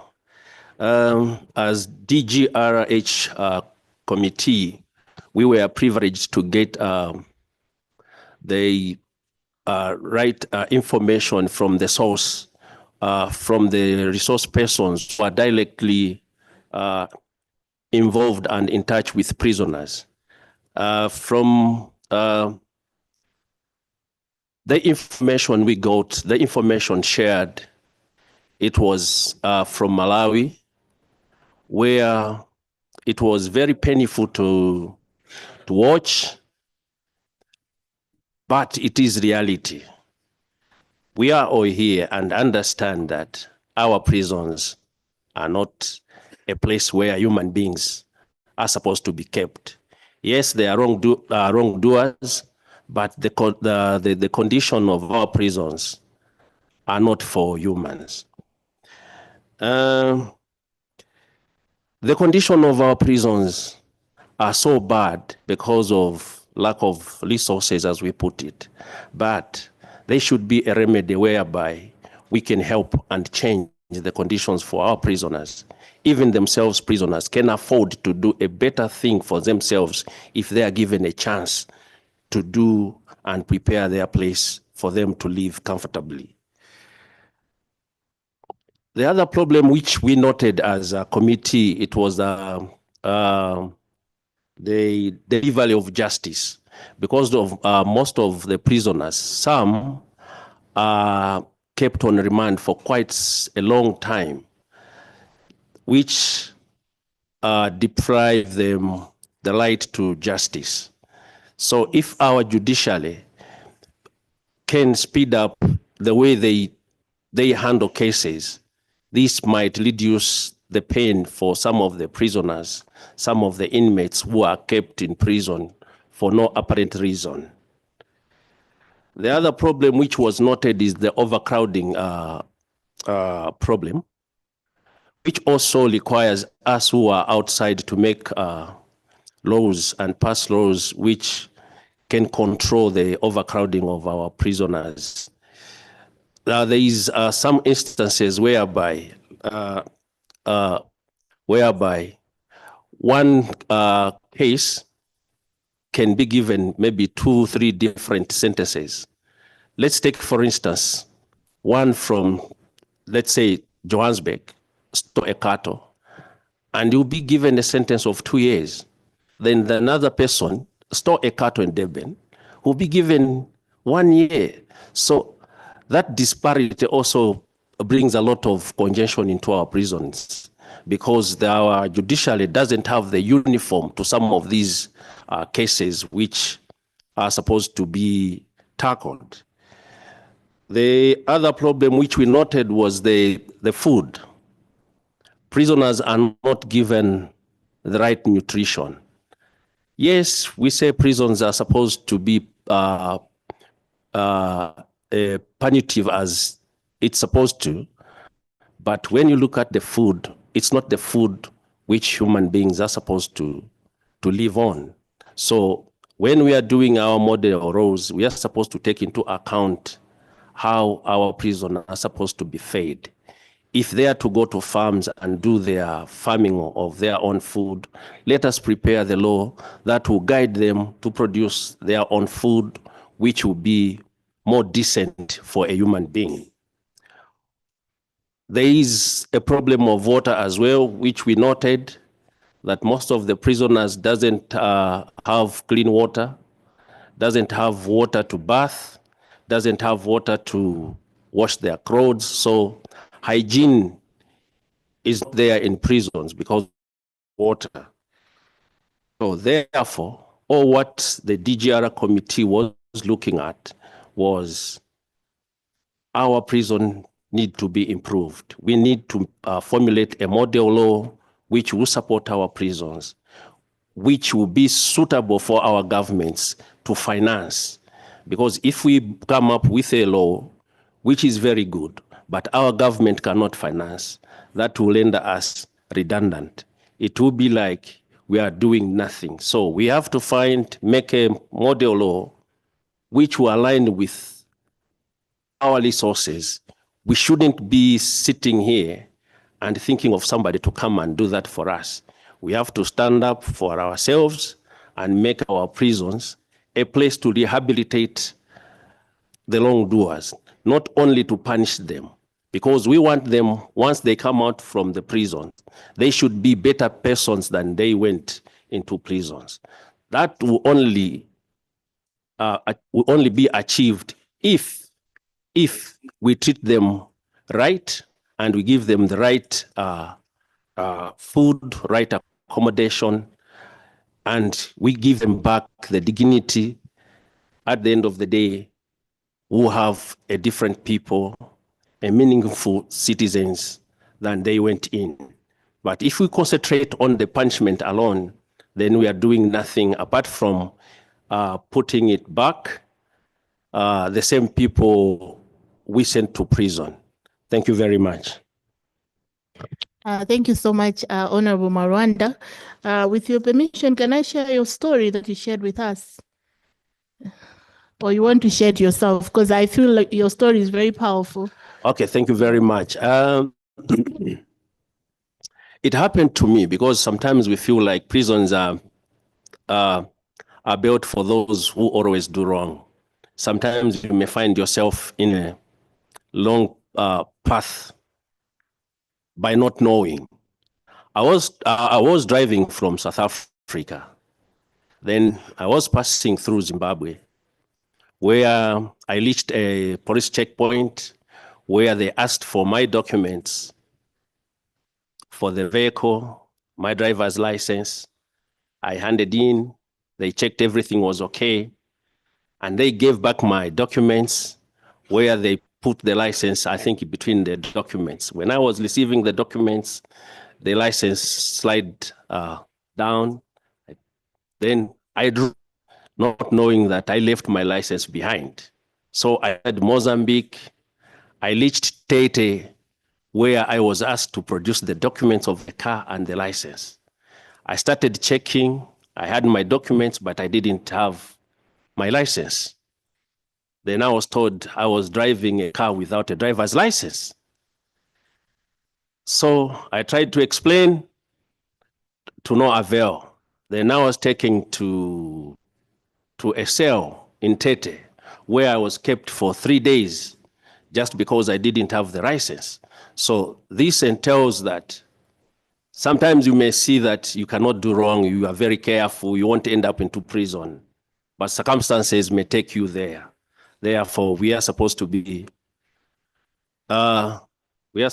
prepared, and let us make this model role to give a conducive, to make our prison a conducive place to be if it happens to you. Thank you very much. Thank you so much, Honorable Chairperson, for such a powerful story. And it relates to all of us in terms of the fact that we are all potential candidates for prison. So thanks for sharing your story. Honorable Helen for Gilward, you're coming back? Yeah, because the chairperson has delegated to you to still share the reflections for the committee. So welcome back.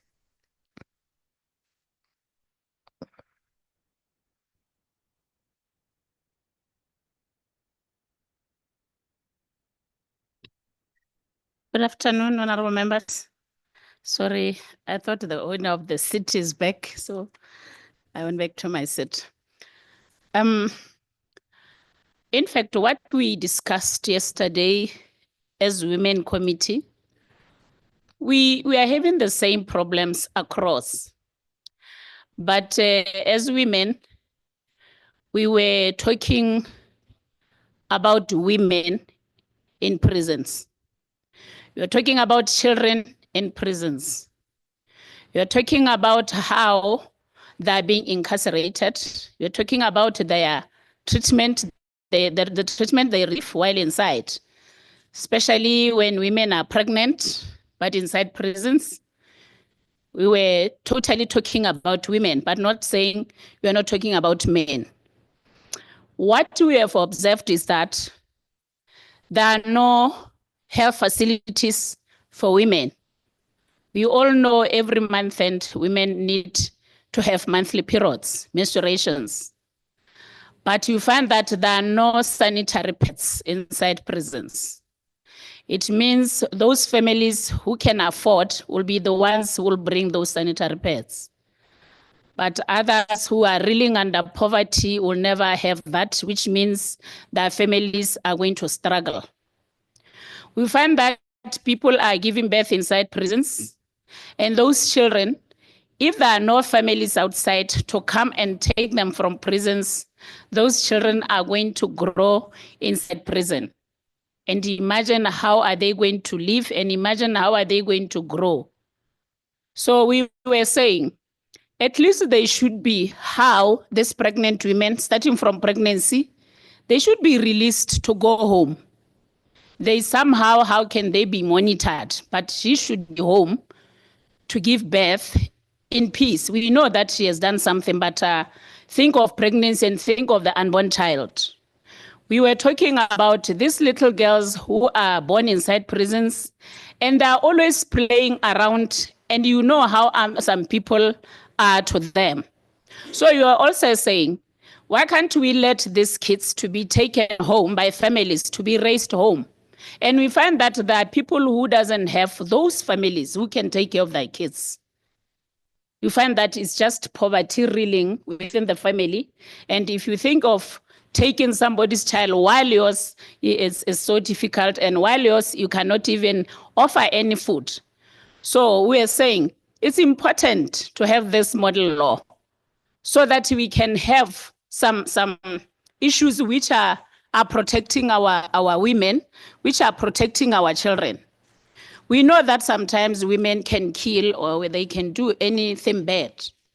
But the issue is, as women, you find that you are the head of the family, single mothers.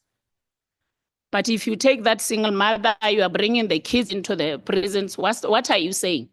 Looking at how overcrowded it is, looking at how they are not eating enough, there are no nutrition which you can raise your children with. So we are saying maybe having this model law, we should be now looking at how are we going to be taking care of these kids? Like maybe you should have preschools or crashes, but not that these kids should be there forever. At least while waiting for your mom, because we are supposing the mom will never go for 5 years, maybe, looking at the child still young. Maybe he can be held accountable for 2 to 3 years for his trial, for her trial, and later be released home with the kids. But at the same time, when you look at building crashes while there are no structures for prisoners, again, is a double-edged needle. Should we build crashes or we should let these kids home? The issue is we should let these kids to grow home with other family members. As Africans, we know that malumes, uncles, and they can help. But where it's tough, we should see in the prisons that there are those,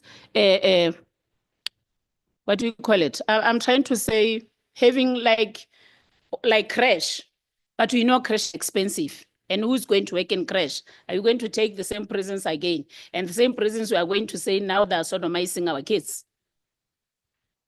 But in short, we're trying to say, let's look at women prisoners.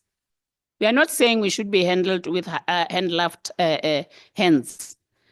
But because we bear children, we get pregnant, we have menses. Can we have this model to look into how women can be treated differently from our prisons? Again, the juveniles, our 16 years, 15 years, 14 years, who are also incarcerated. But can we have a different infrastructures where they are taken, because they're still young, where they can have maybe courses of doing some Form 1s, Form 4, Form 5s to continue their schools so that they can be rehabilitated.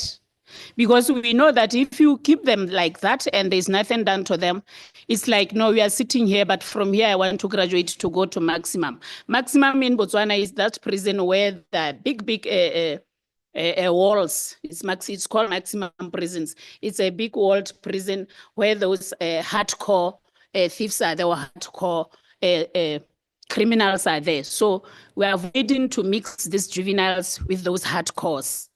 So we were saying, can we please look at these things to say, we have juveniles, we know that those people, they steal goats, they steal packets of Zimbas in shops, but to punish them, we should punish them, but in a rehabilitative manner.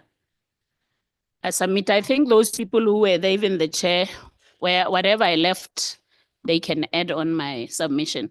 I thank you, Mr. Thank you so much, Honorable, for those contributions. I think you raised really important issues in your committee about children that are detained in prison with their mothers. It reminds me also when I was appearing before the parliamentary committee when they were considering the Prison Act, the recent one in Malawi that has been adopted. There was a question from a member of parliament to say, why are we having children in prison? Because the current prison bill that has been passed, it makes a provision where children have been brought with their mothers, that they should be provided with their basic necessities. But then she didn't understand why in the first place are we having children in prison. And my response to her was, it's because the law allows our courts to allow women who have been sentenced to imprisonment to come to prison with their children. But if members of parliament pass a law, which has been the position I think the courts have pronounced themselves on, is that detention of mothers with children or those that are primary caregivers should be as a last resort. So the court has to look at other options before imprisonment. And we can adopt that principle of law and make it a statutory provision for our courts to make sure that they do consider first non-custodial sentences, especially for women that have to bring their children to prison. It also reminds me of a case that I was involved in years back where a woman was charged with arson. So she had a fight with her friend, and then at night she was angry. She set the house on fire. The friend was in the house with a child. Likely enough, no one died, and then she was charged with arson. So I joined the case when she had already been convicted. So we went there to mitigate her sentence. And we presented before the magistrate court the issues of primary caregivers, that custodial sentences should be granted only as a last resort. So we did a lot of research around that, despite the seriousness of the offense, because the punishment of arson is 7 years. But the court gave her a non-custodial sentence because she was going to go to prison with her 3 minor children. She had baby twins and another child who was about 2 years. So it's something that we can reflect on in terms of our laws as well, whether we need to make it a legislative provision to say courts should only send women with babies as a last resort and having considered non-custodial sentences. I just wanted to point that out. Now let me go back to the panel. We are going to hear from Honorable Kat, is it? Yes, from HSDSP. Yes. Thank you very much, our moderator, for giving me this opportunity. Speaking last is a very complicated thing, a very tricky thing. That's very hard for you to avoid repetition because you come in when a lot has already been said, and most likely everything would have been exhausted. But nonetheless, I will be able to put through what I believe is the reflection of what our committee discussed yesterday. It has discussed almost the similar issues that the honorable members here on the panel have been able to put light on around issues of the conditions that we saw in the prisons. Yes, the example that we watched in the videos yesterday may have been for the country of Malawi, but we resonated very much with the experiences that we were seeing there, which show that the universal challenges of prisons in the continent, or perhaps on the region of SADC, are almost similar across the different countries. So I will not be going back to those particular issues. I think the key takeaways from our discussion yesterday that I want to put a finger on possibly are, we discussed really about the need for us as African countries to redefine what our aspirations of having prisons as part of our legal and justice systems, if it still serves the purpose. We need to really understand when we send somebody to prison, what is our primary intention? Is it truly the very same intention that the colonial masters used to send people to prison for? If it has shifted, if it's different, then why are we still housing them in the very same infrastructure that they were held in during the times when the purpose of their detention was to inflict suffering? So until we address these kind of issues, that is when we will be able to come up with laws that are responsive to what our society is looking for, what our society aspires to. These are the people that we know very well will be back in our communities, in our societies. But we are not deliberate in terms of how we prepare them to be reintegrated back into society. We inflict them into experiences and environments that were being inflicted on people that were not meant to be back to society. So we are actually putting our society at much more risk of deterioration, more than actually improving by imprisoning people, if we do not define what the purpose of imprisonment is. We made an example of issues around health. The public health issue in prison is the biggest concern that we cannot ignore.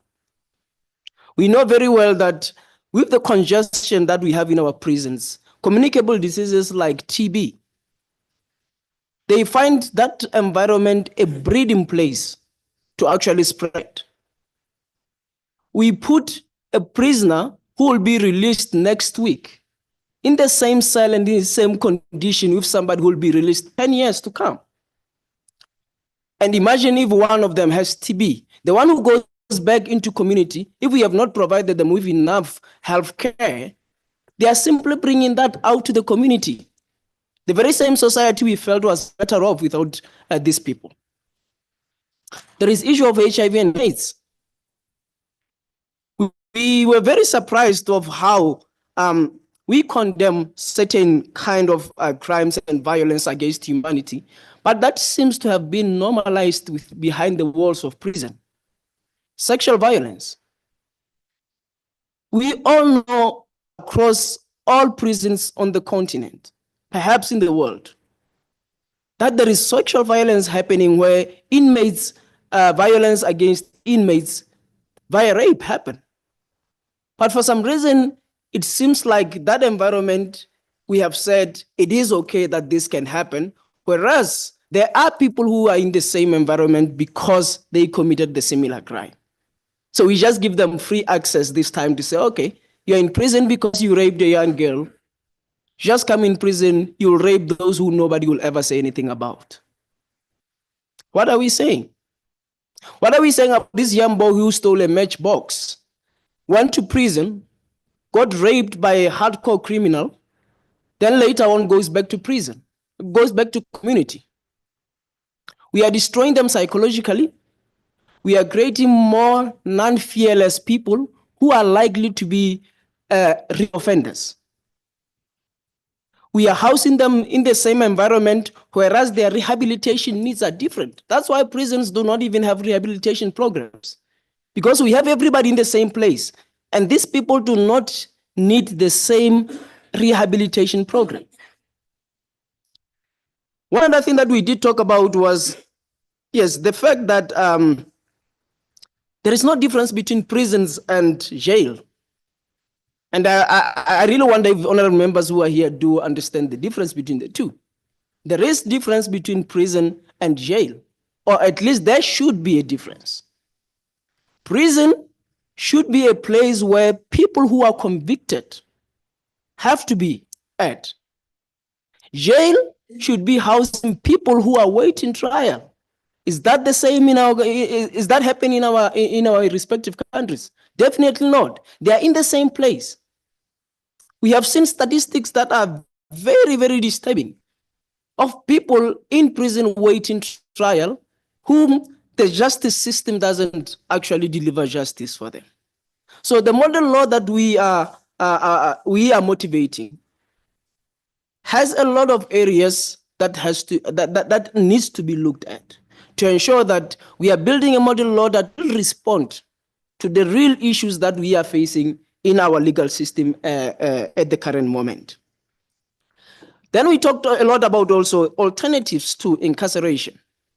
Are we really saying that incarceration it is the only way to restore order in society? Is it the only way to deliver justice in society? And this will only be able to be answered once we have clarified what our aspiration of taking people to prison would be. And if we do agree that we are taking people to prison to rehabilitate them, then that will tell us that there are people perhaps whom the system of prison will not do them better, but rather other alternative means of giving them punishments.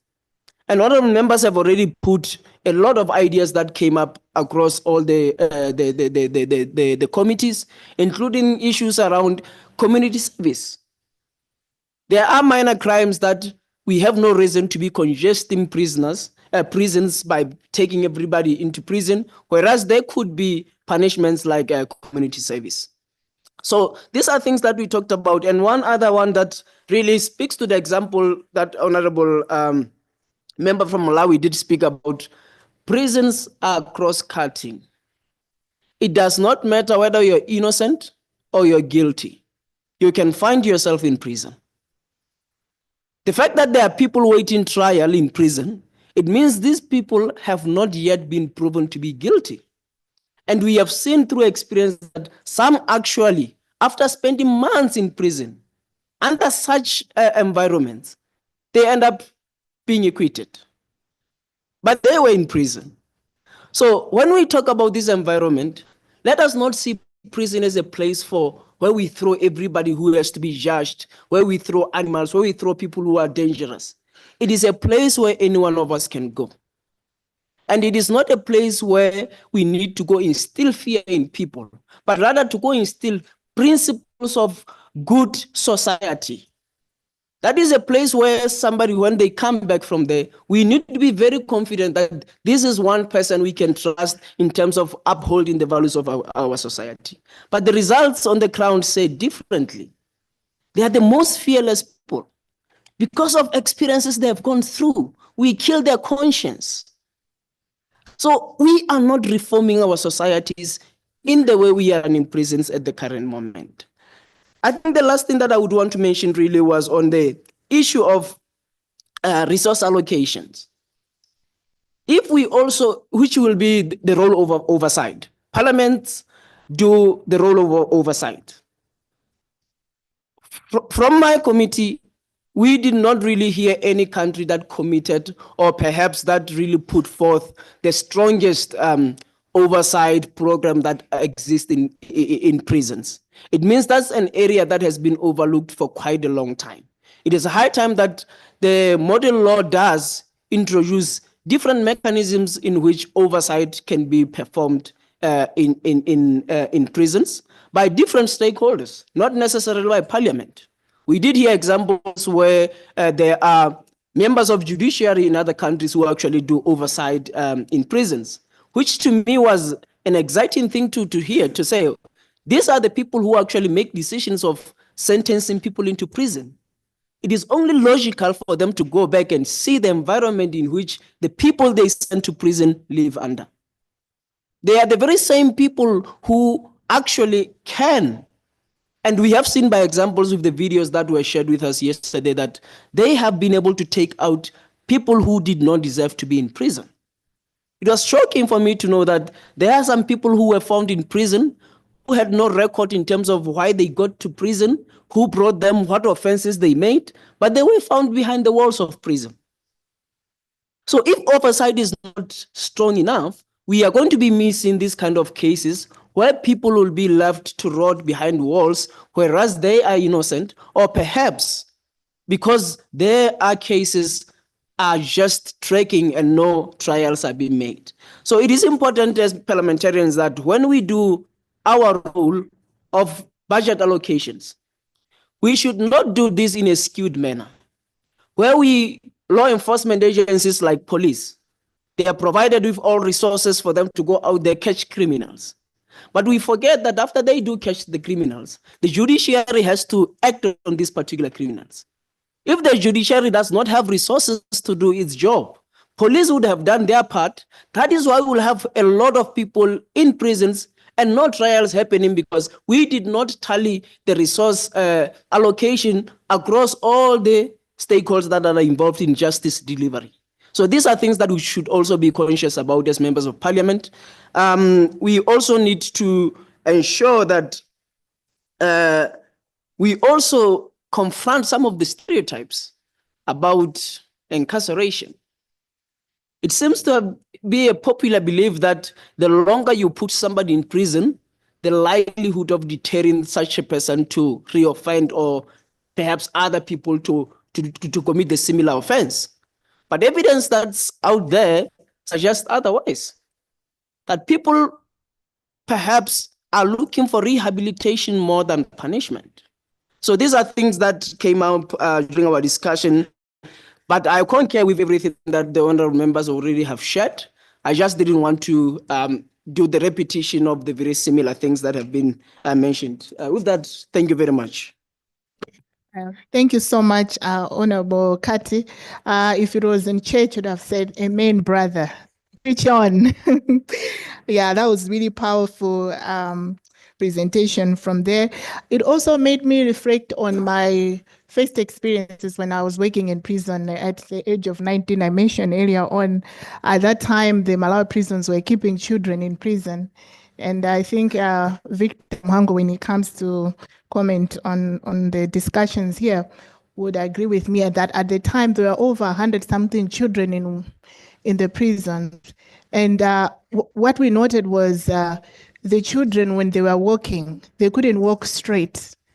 And we wanted to find out why that was the case. And then we discovered that despite the fact that they had their own juvenile section, but then in the night, the adult prisoners would connive with officers.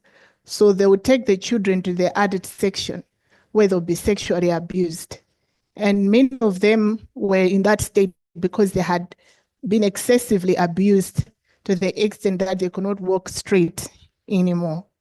So that is what pushed us to push that children should no longer be under correctional service or prison service, but should be under the Ministry of Gender.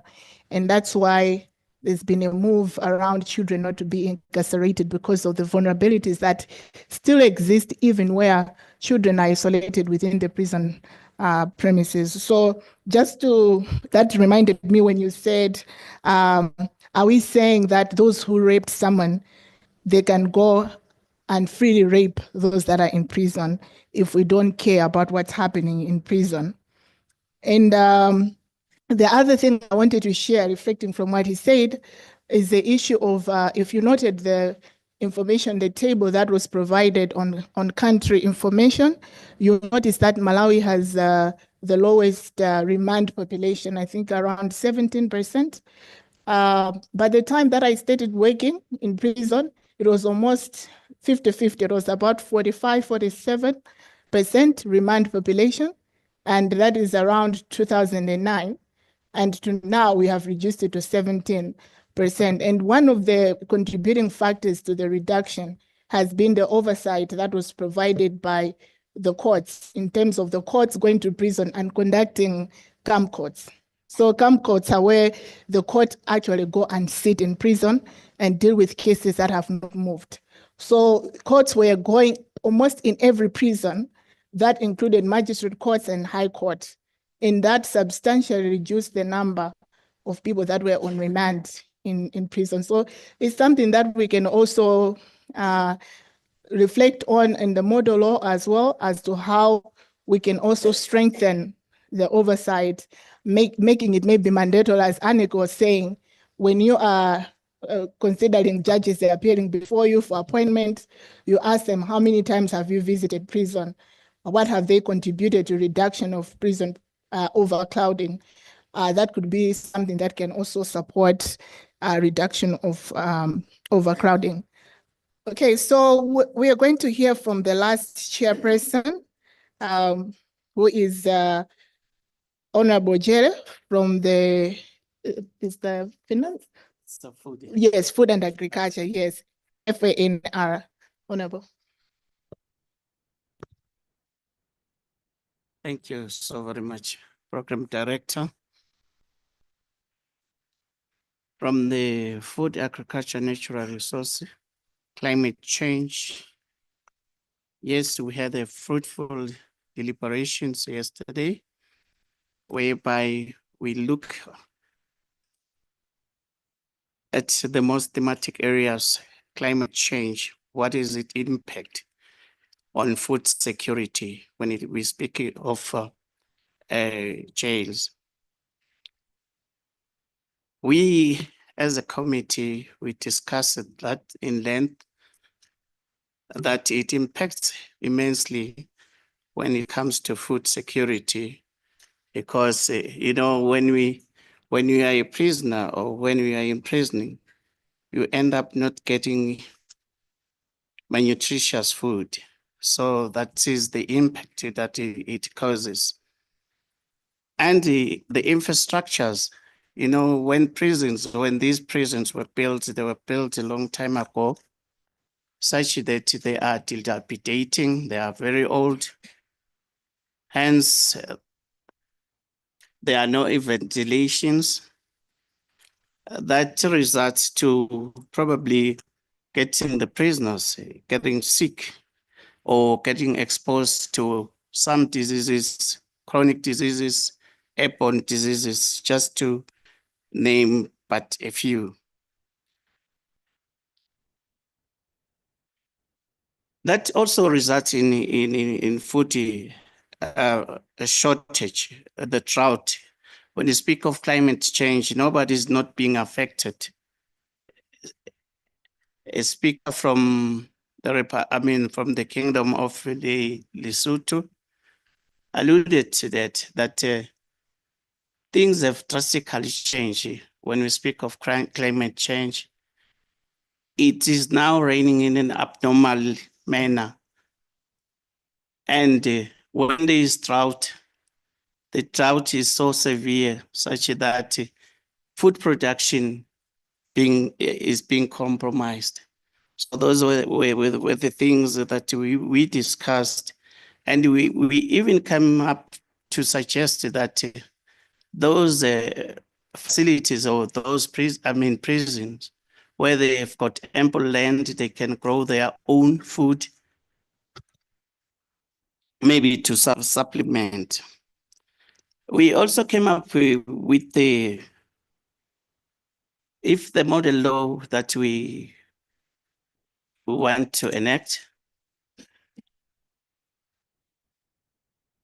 has been passed, it will be the duty for the SADC Parliament to ensure that the monitoring, because we enact a number of laws. They make an example that there's the Kalabo Declaration, which speaks to every country that a certain percentage of its budget should go to agriculture. But in most countries, it's not happening like that. So we must find tools. How do we do the monitoring and evaluation once the law has been passed? Honorable Lesotho has just said it correctly and nicely. The issue of budgeting, allocation. As members of parliament, we must ensure that when we allocate the budget, it will eventually go to prison as well. We must ensure that. We also look at the issue of the name being prison. It was suggested that maybe a much more simpler or a nicer term may be used instead of being prison into correctional services. Maybe that will sound more better in terms of rehabilitation. Otherwise, a number of topics have been already alluded by our colleagues, on which we appreciate. I thank you. Thank you so much, Honorable Jerry, for those contributions. Honorable members, I now open the floor for discussion, questions on the issues that the Honorable Chairpersons have shared with us. I can't see the name there, but so Swaziland, yes, we have Eswatini. Okay, yeah, so we have Eswatini. Any other hand?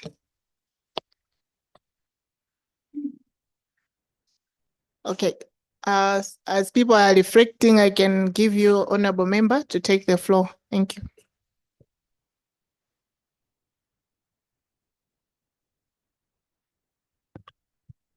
Thank you so much.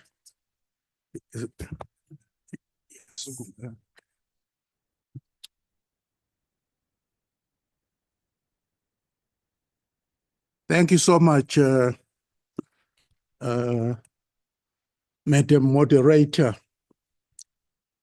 And thank you so much to the panelists for their invaluable and insightful presentations of issues that cut across the committees. I don't know whether it's a question or comment. You will guide me, or I leave it to you, Madam Moderator. And I leave it to you too, who you would want to respond, you would want amongst those panels to respond. I think personally, making a comment, we do understand ourselves here. I don't think anyone would disagree what each of those panelists have just made a reference and alluded to. What I would wish we could is to make a model law and not simply proliferate, just manufacture laws, but a law that has teeth, a model law that has teeth. For instance, I don't know whether I'm late in coming up with this one, but it's never late. There has been mention of the dilemma we are faced with. I'm just wondering what the team would say. The dilemma of meeting the expectations of society vis-a-vis those of the prison, if you like, jail inmates. What would be the thought on how to overcome that angle? Because certainly we're together here, but are we together with our societies? Or how do we handle that dilemma of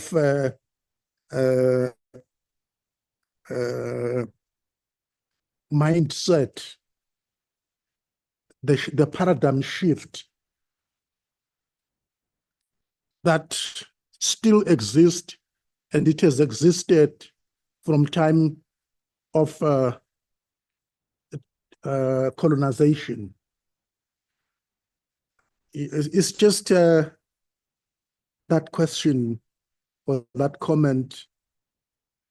I wouldn't want to say to whom, but to the team, as these issues cut across.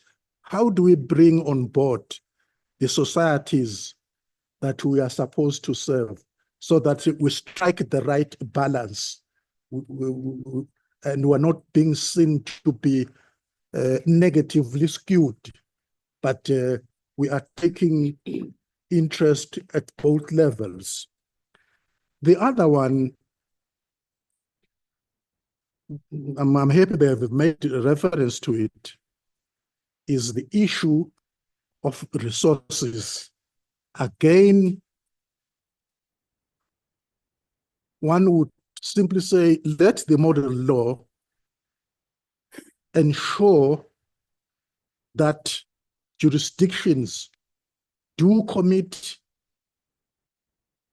resources and not see any investment in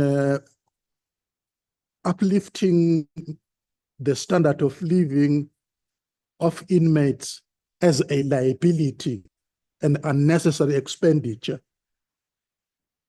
I mean, it's well and good to say we will put to task as our oversight role certain authorities. But the truth is, and the reality is, the resources will always present a problem. They have presented a problem. I would be saying prioritize funding for prison populations.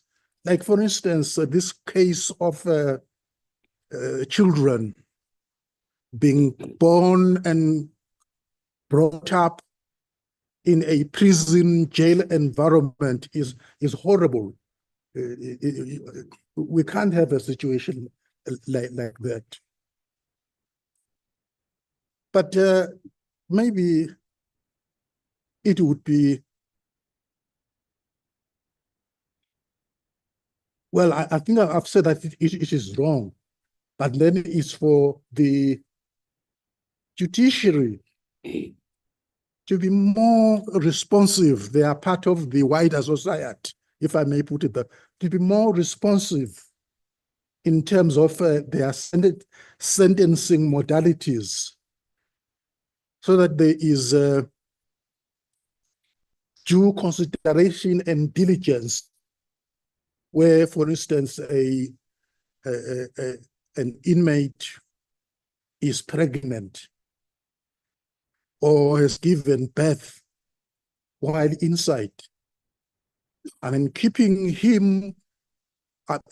her there with that innocent soul is just unthinkable.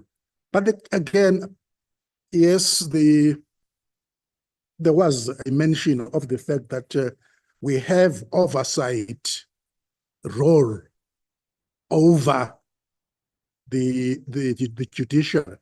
I'm not too sure about that one, and I'm just wondering what the comments would be. I'm not too sure about that one, given what is normally referred to as the separation of powers doctrine, and it's more pronounced in the judiciary.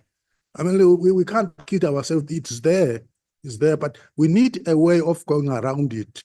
In other words, a responsive judiciary.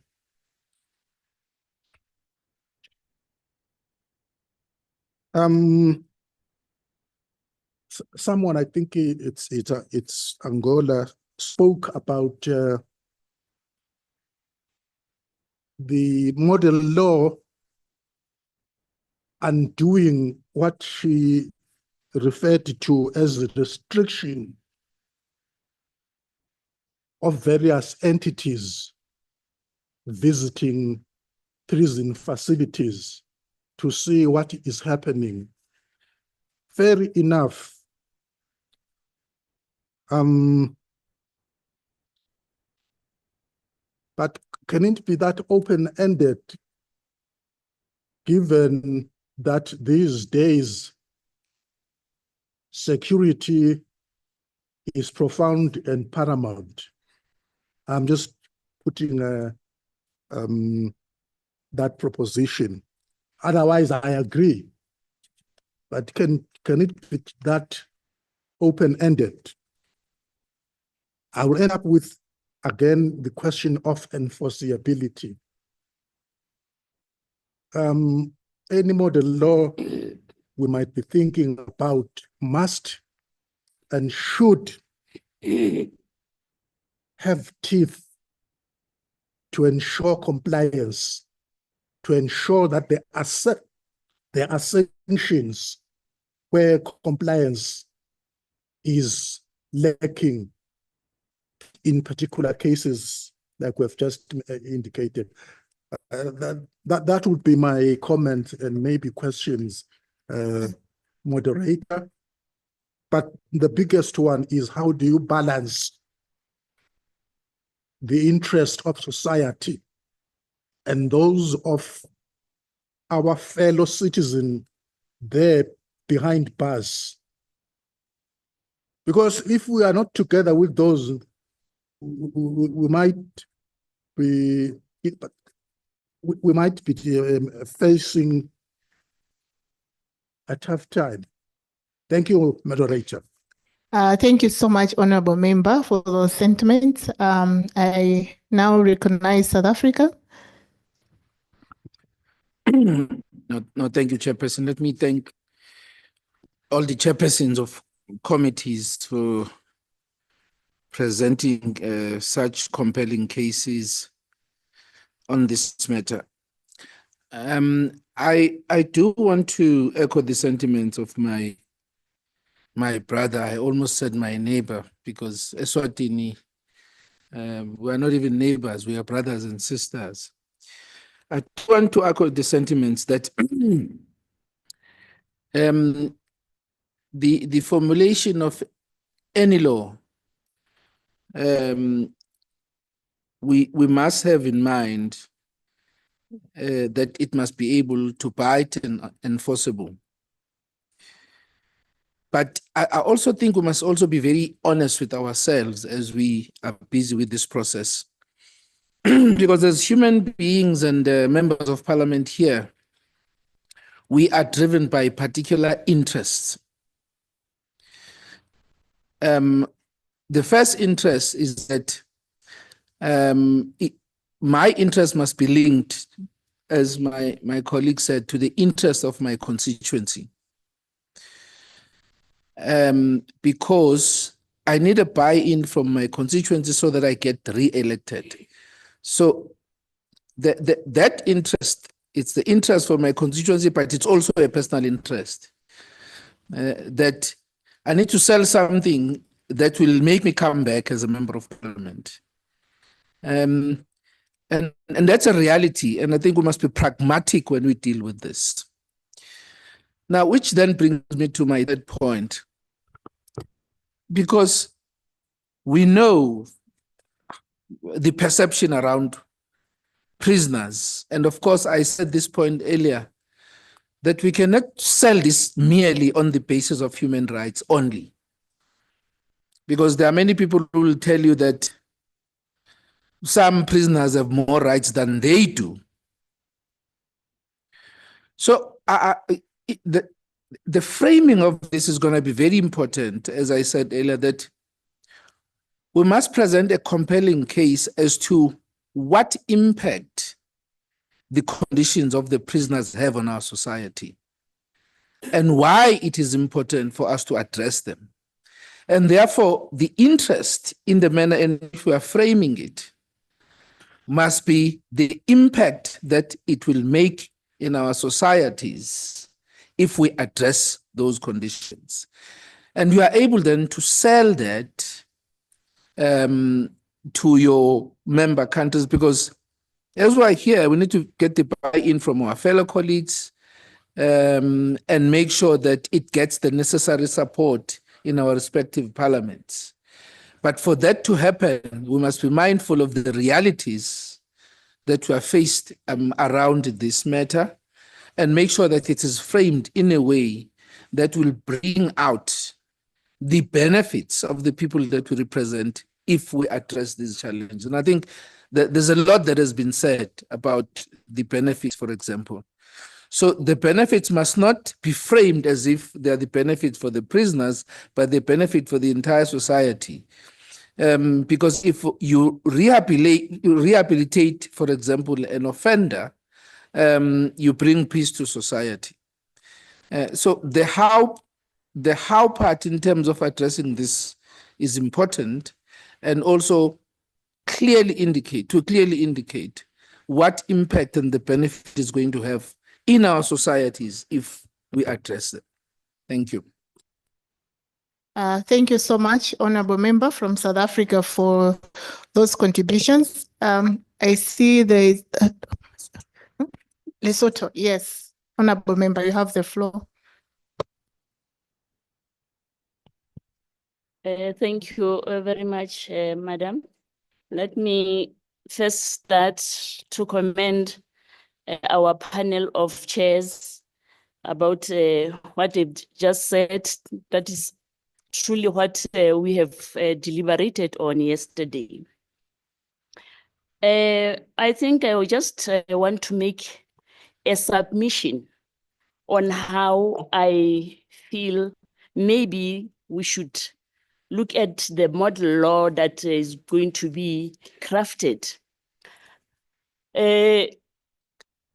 Me sitting here, coming from Lesotho, which is one of the poorest countries in the SADC region, I'm thinking of how quickly, after the model law is being passed, that the prisons would be reformed, maybe especially on the architecture of our prisons.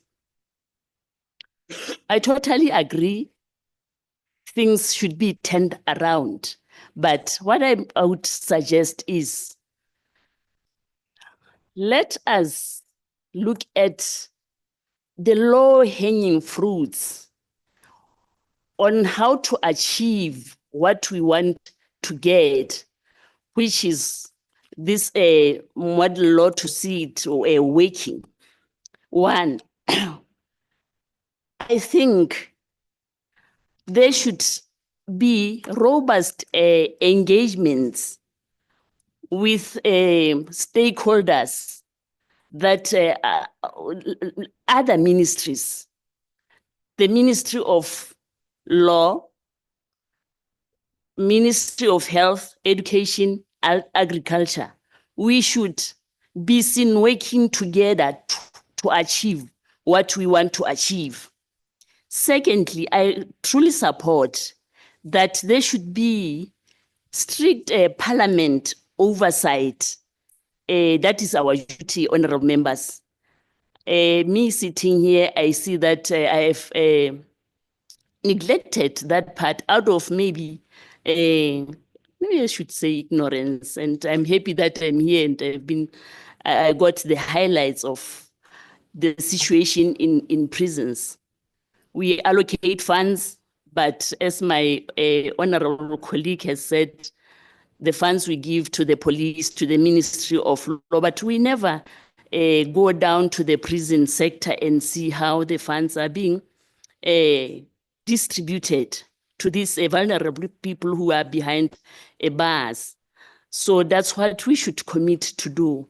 Again, I think we should also try to have that enforcement from our side, maybe, to see that the prison warders or officials truly report to us, give us quarterly reports on how they are performing, so that we get updated, we walk the path together.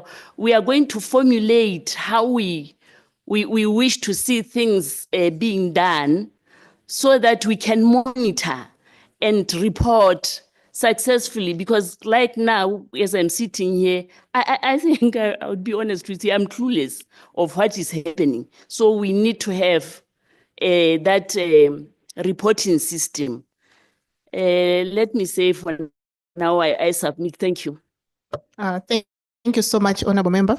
I will recognize some resource persons in the room, but before I do that, allow me to give back to the panel to respond to the questions. Then I'll ask a few of our resource persons to give their comments. Do you want to take it? Thank you very much, our moderator. And thank you very much, honorable members, for your inputs. I tried by all means to capture what has been said by the honorable members.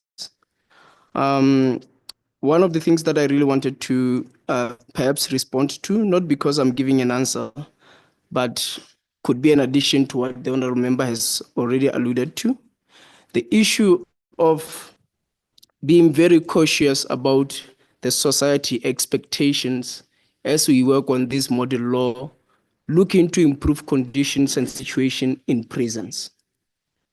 Honorable member from South Africa clearly said it in support of honorable member from Eswatini that we need to be very careful in how we approach and how we communicate, or perhaps how the model law itself will be put in order to ensure that we do not run a risk where people feel like we are trying to create a comfortable place or environment for prisoners, which definitely may not be very welcome to the society for which we are doing this for.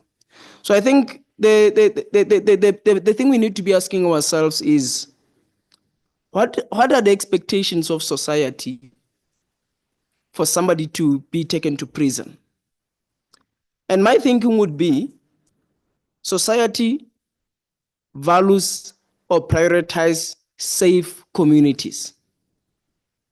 And if here we are coming up with a model law in which we are preparing safe reintegration of people who have been incarcerated to go back to society safely, I would not see, or I wouldn't think the society would feel like we are prioritizing comfort of these particular members. We need to be very clear exactly what are we providing to the prisoners. Because if it's about providing television, whatnot they watch, then we'll be talking about a very different thing. And the model law, I suppose, is not going to be looking into that essentially, but it's going to be looking into creating an environment of rehabilitation, of reinstilling hope on these particular members of society who have perhaps found themselves on the wrong side of the law. And the purpose would be such that they are reintegrated back into society safely to improve the safety of the society that we are dealing with. So it is quite important, and I acknowledge the fact that we need to be very deliberate in how we put this together. I saw one of the researches that I was reading earlier before lunch, where in one country, actually, a study was carried out to find out what actually was the interests of the victims of violent crimes to their perpetrators. Something in the lines of, if somebody was raped, what were they wishing for the person who raped them? And the research actually showed that majority of the victims were hoping that their perpetrators get help. They were not hoping for them to go to prison and rot, but rather they were hoping that these victims could get help and become members of society who can actually uphold the values of society. So these are things that we need to be asking ourselves to say, honestly, what does our society require? Then our model law should be in line with those expectations of society. Just the last part, perhaps that was mentioned by the honorable member from Lesotho. Our model law, I'm not sure how specific on these particular issues that we are discussing is going to be, but my assumption was that it's going to border around a lot more on oversight of prisons, the standards and everything, more than being descriptive in terms of how the roofs should look like. So that's my assumption. So I'm hoping that is the direction that it will be taking. But also what you mentioned that was very important is ensuring that multi-sectoral approach in reforming our prisons. Because if we are going to be talking about right to education, the ministries of education in our country should be ready to put together curriculum that will align with the rehabilitation programs of prisons, the healthcare issues that we mentioned. So this is essentially a multi-sectoral issue that will be addressed as such. And then the last one from honorable member from Eswatini, where he talked about the judiciary and whether parliament actually does have that power or perhaps mandate to hold judiciary to account. I believe the approach may be different in this case. It may not necessarily have to be an approach of what we call check boxes or checks and balances, which normally we say is what we do forward. It may not have to be that way. It may have to be more of a partnership approach between all the three arms of our government, what we call collective responsibility, where the executive takes same responsibility as parliament, as judiciary, to ensure that the conditions in prisons are actually being upgraded to what we believe would serve the purpose of what I said, what are our aspirations of taking people to prison. Thank you very much. Thank you so much, honorable member. Honorable, yes, you can take the floor. And then I saw Honorable Mendes, you also wanted to take the floor, so you can speak after her. Thank you. Okay, thank you, Madam Moderator. I think we are going to say one and same thing. What is important is we must look at our inmates as our children, as our relatives, as our fathers and mothers. And what is important is, as I was sitting here listening, I was thinking, are we going to talk about model laws without consulting our communities?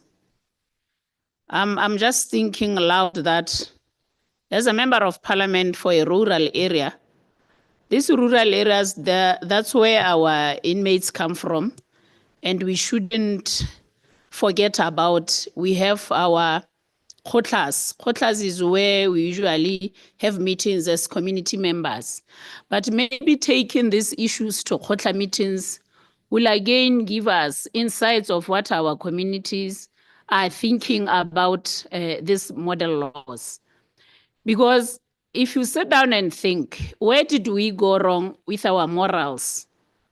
Because if you look back during our times when we were still young, the way our parents were treating us, the prisons were not this overcrowded. I think somehow us, we are not doing things right. And communities should not blame people when they're trying, people, I mean us, we are here, we are trying to help. But I know as politicians, communities will say, we voted for you, now you are supporting criminals, we are going to vote you out. But what I'm trying to say is, we are also going to have to talk to the communities to make them understand that, again, for us to rehabilitate these inmates, they should also assist us. They should help us how we should go about. Because at the same time, when he's released, when she's released, she's going to go back to the community. She's going to go to the same house where she was before he was being incarcerated. So we need to at least work together when you talk about these model laws. Otherwise, we are going again to create a gap to say, oh, you are encouraging them to rape our children, then next thing you make them comfortable in prisons. So I think we need to be careful with our communities when you talk about what are the benefits of the communities, what are the benefits of the inmates. We must be very careful, because what I see here is we are going to say we are rehabilitating these people for them to go back. And our communities are saying, no, you don't want them here. They must rot there. So I think we must balance things. Thank you. Thank you so much, Honorable Member. Honorable Mendes. Muito obrigada, senhora moderadora. Eu tenho, de facto, aqui algumas considerações, um bocado na linha daquilo que foi apresentado pelo o senhor advogado Maguga do Eswatini. Mas, para mim, eu acho que o ponto de partida, e pelo menos foi o que eu entendi desde que começamos essa abordagem, desde que recebemos os documentos e começamos a ler, é a falta de fiscalização às instituições prisionais. Isso é um facto nas nossas realidades. Portanto, o ponto de partida dessa lei é criarmos as condições para haver fiscalização nas instituições prisionais, e aí estou completamente de acordo. Para evitar aquilo que nós já referimos aqui, não vamos repetir, para evitar aquilo que tem acontecido nas cadeias. Porque nós, nas nossas realidades, sabemos que ir visitar uma cadeia, haver fiscalização nas cadeias, é tabu. Os próprios executivos nem sempre estão abertos a essa tarefa. Agora, há aqui uma questão que eu gostaria muito de acentuar. Ok, nós precisamos de aumentar as verbas para as nossas cadeias, para melhorar as condições.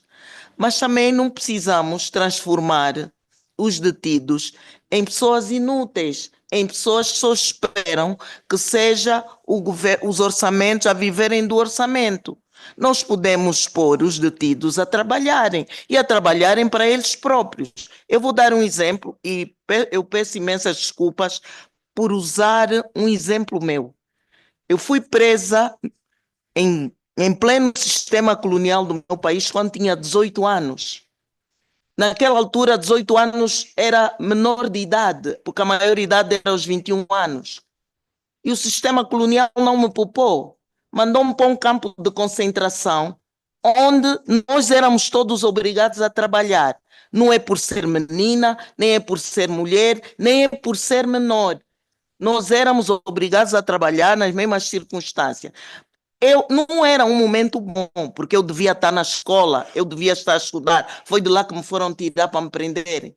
Mas o exemplo que eu quero buscar é que essa instância prisional, que é a instância de São Nicolau, os nossos vizinhos, nossos colegas da Namíbia e da África do Sul devem conhecer bem, era uma instância que tinha o mar e de lá saía o peixe, do peixe era enviado para Moçambique, a farinha de peixe que era distribuída para a agricultura nos outros pontos do país, tinha agricultura, e a agricultura servia para alimentar os presos, mas também para mandar para os outros pontos do país, e tinha a pecuária. Então, me parece que nós podemos criar aqui um meio termo. Nós não podemos subcarregar o executivo ou os orçamentos quando nós temos pessoas nas nossas comunidades a viverem em extrema pobreza. E eu aí estou a entender o colega, como é? O colega do Lesoto, não. O colega aí. Eu aí estou a entender, porque de facto, se nós tivermos que aumentar as verbas para as cadeias, para as instituições prisionais, vamos ter que buscar esse dinheiro em algum sítio. E nós sabemos qual é a realidade dos nossos países. Nós temos pessoas a viverem em pobreza extrema. Nós estamos agora com um projeto de dar verbas às comunidades para sobreviverem e vamos dizer que vamos melhorar as condições das cadeias aí buscar do orçamento, quando nós sabemos que o orçamento nunca é suficiente. Então me parece que nós devemos aqui criar um meio termo. A questão da lei modelo, ok, para fiscalização, para mim está claríssima, deve haver sim essa lei modelo, mas a questão de melhorar as condições das prisões, nós devemos ir buscar pôr os presos a trabalhar. E é uma forma também deles saírem das cadeias reabilitados. Porque senão vamos criar indivíduos habituados a terem tudo de mão beijada e quando saírem de lá vão querer continuar, vão voltar para o crime porque querem ter tudo de mão beijada. Essa é um bocado a minha posição. Não sei se estou a ser um pouco drástica, mas essa é a minha posição. Vamos sim, senhora, fazer a lei modelo, mas vamos ter cautela e, como já disse aqui alguém, para não beneficiarmos demais os presos, os detidos, e depois termos pessoas que estão a viver em pobreza extrema, continuarem a viver em pobreza extrema. Muito obrigada, era isso que eu tinha. Os comentários que me ofereciam fazer agora na última parte. Thank you so much, Honorable Member.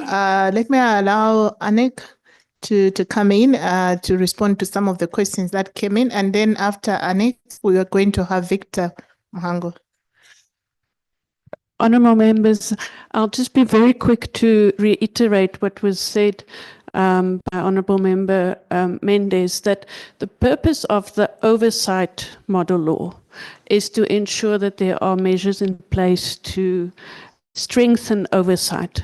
So you do not have to sell the model law as we want to give prisoners hotels and those sort of things, but you want to sell it as parliamentarians, our job are to ensure that the laws are implemented. Our laws in every country has specific standards on prisons, And as parliamentarians, it's the duty of parliamentarians to ensure that those laws and standards are then met. And the purpose of the model law is therefore not to create new standards or anything that's outside of the legislative framework of your own country. It is merely to suggest possible mechanisms through which you can improve oversight by Parliament of what happens in places of detention. And this would mean, for example, that if you already have a good legislative framework, you might not, it's not going to be a model law which is like with other model laws where you're going to go to Parliament and say, we now want a new piece of legislation. But you might go to Parliament and say, the model law suggests that we improve the powers of the human rights institutions who are supposed to do oversight. And then Parliament might decide, okay, let's amend the Human Rights Commission Act to insert additional powers for them to be able to do their work. So the way in which we see it, it's highly unlikely that you're going to have to impose a whole new piece of law. But what the model law will do is showcase the best ways through various oversight mechanisms that you can improve those mechanisms, and so that Parliament has better oversight. And then governments will be able, or parliaments will be able to pick and choose which of those mechanisms they want to incorporate into their existing laws. So I'm hoping it eases some of your concerns that it's very much a procedural piece of legislation, and you understand why you want it implemented because you want to have better oversight. It's not going to say overnight all prisons must now not be overcrowded, because as a parliament you have decided how to progressively realize the rights in your constitution and the laws around minimum standards. It's merely to enable you to do your job by having sufficient oversight mechanisms in place so that you know what is happening in those places. That's all. Thank you. Thank you, Anik. Victor? Yeah, I think I'm a bit covered by the Honorable Chair from South Africa. But I just wanted to say that I think we should not forget that we are all potential prisoners. We are all potential criminals. One day, it won't be them, it will be us in prisons. So when we are hearing here that those prisoners, and we should know that tomorrow it will be people talking about ourselves. So we should take note of that. I think I'll end by giving a very good example of our Homeland Minister in Malawi. He was a Homeland Minister. He's the one who introduced 1 meal per day. But he later found himself in prison. And he was asking, are we having 1 meal per day? And the prisoner said that it's you who introduced this. Thank you. I see the judge also has raised his hand. It's Justice Kalembera. Yeah, thank you so much. I just wanted to respond to the issue of whether Parliament has got oversight over the judiciary. I think what I meant by that statement is the judiciary, the executive, budgetary allocations, they come from Parliament. And I've appeared before Parliament representing the judiciary, before the Public Accounts Committee, to account for how we have used those funds which were allocated. That is an oversight role. I did not mean that Parliament can come and ask me, how did you decide this case? No, it can't. But we gave you money to do A, B, C, D, E. How did you use this money? That's why I refer to the fact that Parliament has got also oversight over the judiciary. Thank you. Thank you so much, Honorable Judge, for that clarification. I'm looking at time. I think it's time that we should, Zambia. Zambia has a burning issue, so we'll close with Zambia. Yes, Honorable Member. Thank you very much. I just wanted to also add on to what Honorable Mendes spoke about, the oversight of prisons. I think, I don't know how we can do it, because what she actually mentioned is very important. That it's almost like a taboo for us to go to the prisons and have this oversight. So I don't know how we can incorporate it into our different parliaments so that the way we have committees, I don't know if that is how it's done in all countries, but the way we have committees in our parliaments, if we could have a certain committee that is able to have an oversight over these prisons. And I like, is that honorable member from Malawi? Swatini? Yes, because we've also changed the name from prisons to correctional services. So I think that is one thing that we need to look at, these correctional services. The oversight that we need to have, how do we do it as parliamentarians? I think that is very important because we need to have a certain committee that will go out there and look at it independently because we need an independent oversight. And I believe parliaments should be independent from the executive. So that is something that we need to look at. And then the other thing that I was looking at also was that we need to focus on three essential, So what we need to look at is, one is first to separate the juveniles. To separate the juveniles from the adults. And I think Honorable Day spoke about it as well. And ensuring that we have educational opportunities as well as promoting the vocational training. With the vocational training, I think in some prisons, I know they've already started that. I'll give an example in our country where we have started the vocational trainings. And as I speak to you right now, what we have done is when our president was incarcerated, the current president,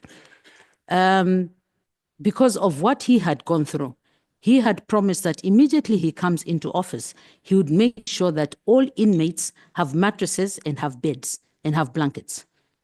And that's exactly what has been done now.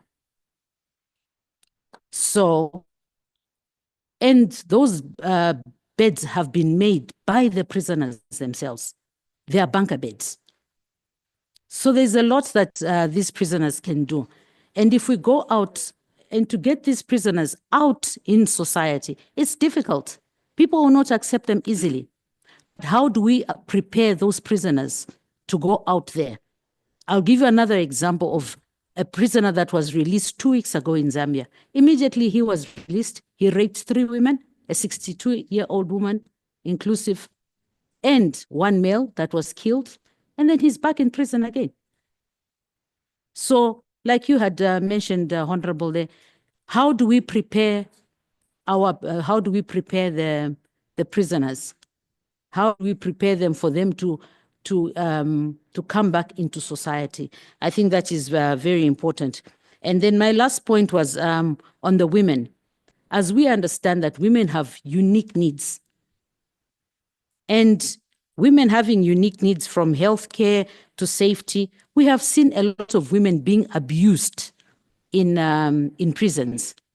A woman would go there without a pregnancy, but how does she get pregnant in the prisons? So that is something that we need to look at also. And also we need to look at how the prisons are designed, because most of the prisons were designed for men. We have very few prisons that have been designed for females. So that is something that also we may want to incorporate. Thank you very much. Thank you so much, Honorable Member from Zambia. Honorable members, chairpersons on the panel, thank you so much for those contributions. I think you set the tone in terms of the specific areas that your standing committees were looking at and how you've reflected on the model law in holistically looking at the areas that you deal with in your committees. And just in closing on that, I just wanted to reflect on what the honorable member on my close right here had said in terms of what are the issues that would want to be in the model law. And he had mentioned about that we're not advocating for TVs and all of that. And I think it's something that in the various committees, when you look at your mandate and the issues that you deal with, is how you're going to look at all the prisoners' needs. For example, for the democracy and governance, human rights, you look at issues of elections. And we said prisoners do have the right to vote. And the right to vote is only exercised if you can make an informed decision. And informed decision goes in line with the right to information. So how prisoners access information, they are in a closed space. So the only way they are able to access information is what they are told, whether what they listen to on radio, what they're able to see on TV. So if we say, I was just trying to make us open our minds that certain things may look like luxuries for prisoners, but they are essential for them to exercise the rights that in our particular committees we are looking at, because then we are saying prisoners can go and vote without information. So how do we ensure that prisoners still get information as would want to protect all their rights? And also, I think what Honorable Member from Zambia has said about a particular committee looking at issues of oversight is also something we can reflect on. Honorable members, looking at the diversity of issues that go into prison, because there is a danger of living with one committee where they overlook certain things that are important, because the panel here deliberated on so many areas, and I think even if that's the action that our members would decide, you'd also need to look at the diversity in that committee that represent all the issues, because I think one honorable member earlier on today had raised as the question is that is overcrowding the only challenge in prison? But there are so many things based from the discussion that we've had this afternoon. So I just appealing to you members that let's take a holistic approach. I think the whole idea of engaging with the standing committees was that we don't close our minds as to how we are going to do the oversight. And also for those that looked at the electronic form, it's also broad because there are so many issues that pertain to prison oversight. Otherwise, honorable members, our chairpersons, thank you so much for your contribution. We are going to call it a day. I hope, honorable members, we are now shaping the model law.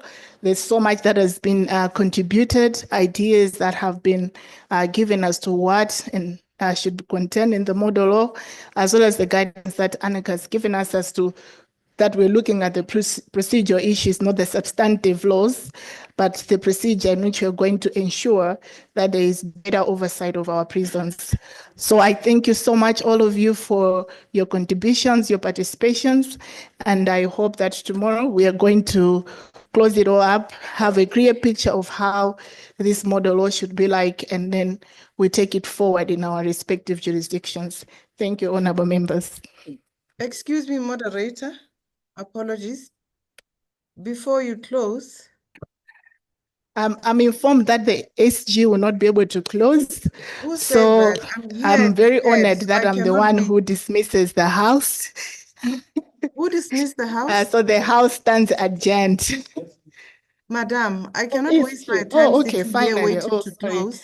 Madam SG, I will hand over the floor to you. Thank you.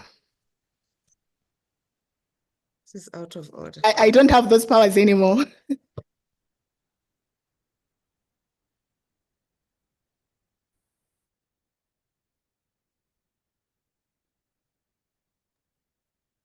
Can I be guided accordingly? I'm not sure what's happening.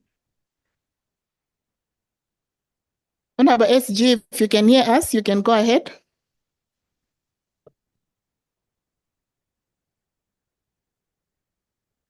Okay, thank you very much, madam. I'm told she's not there. Oh, who's saying I'm not who here? is seeing her?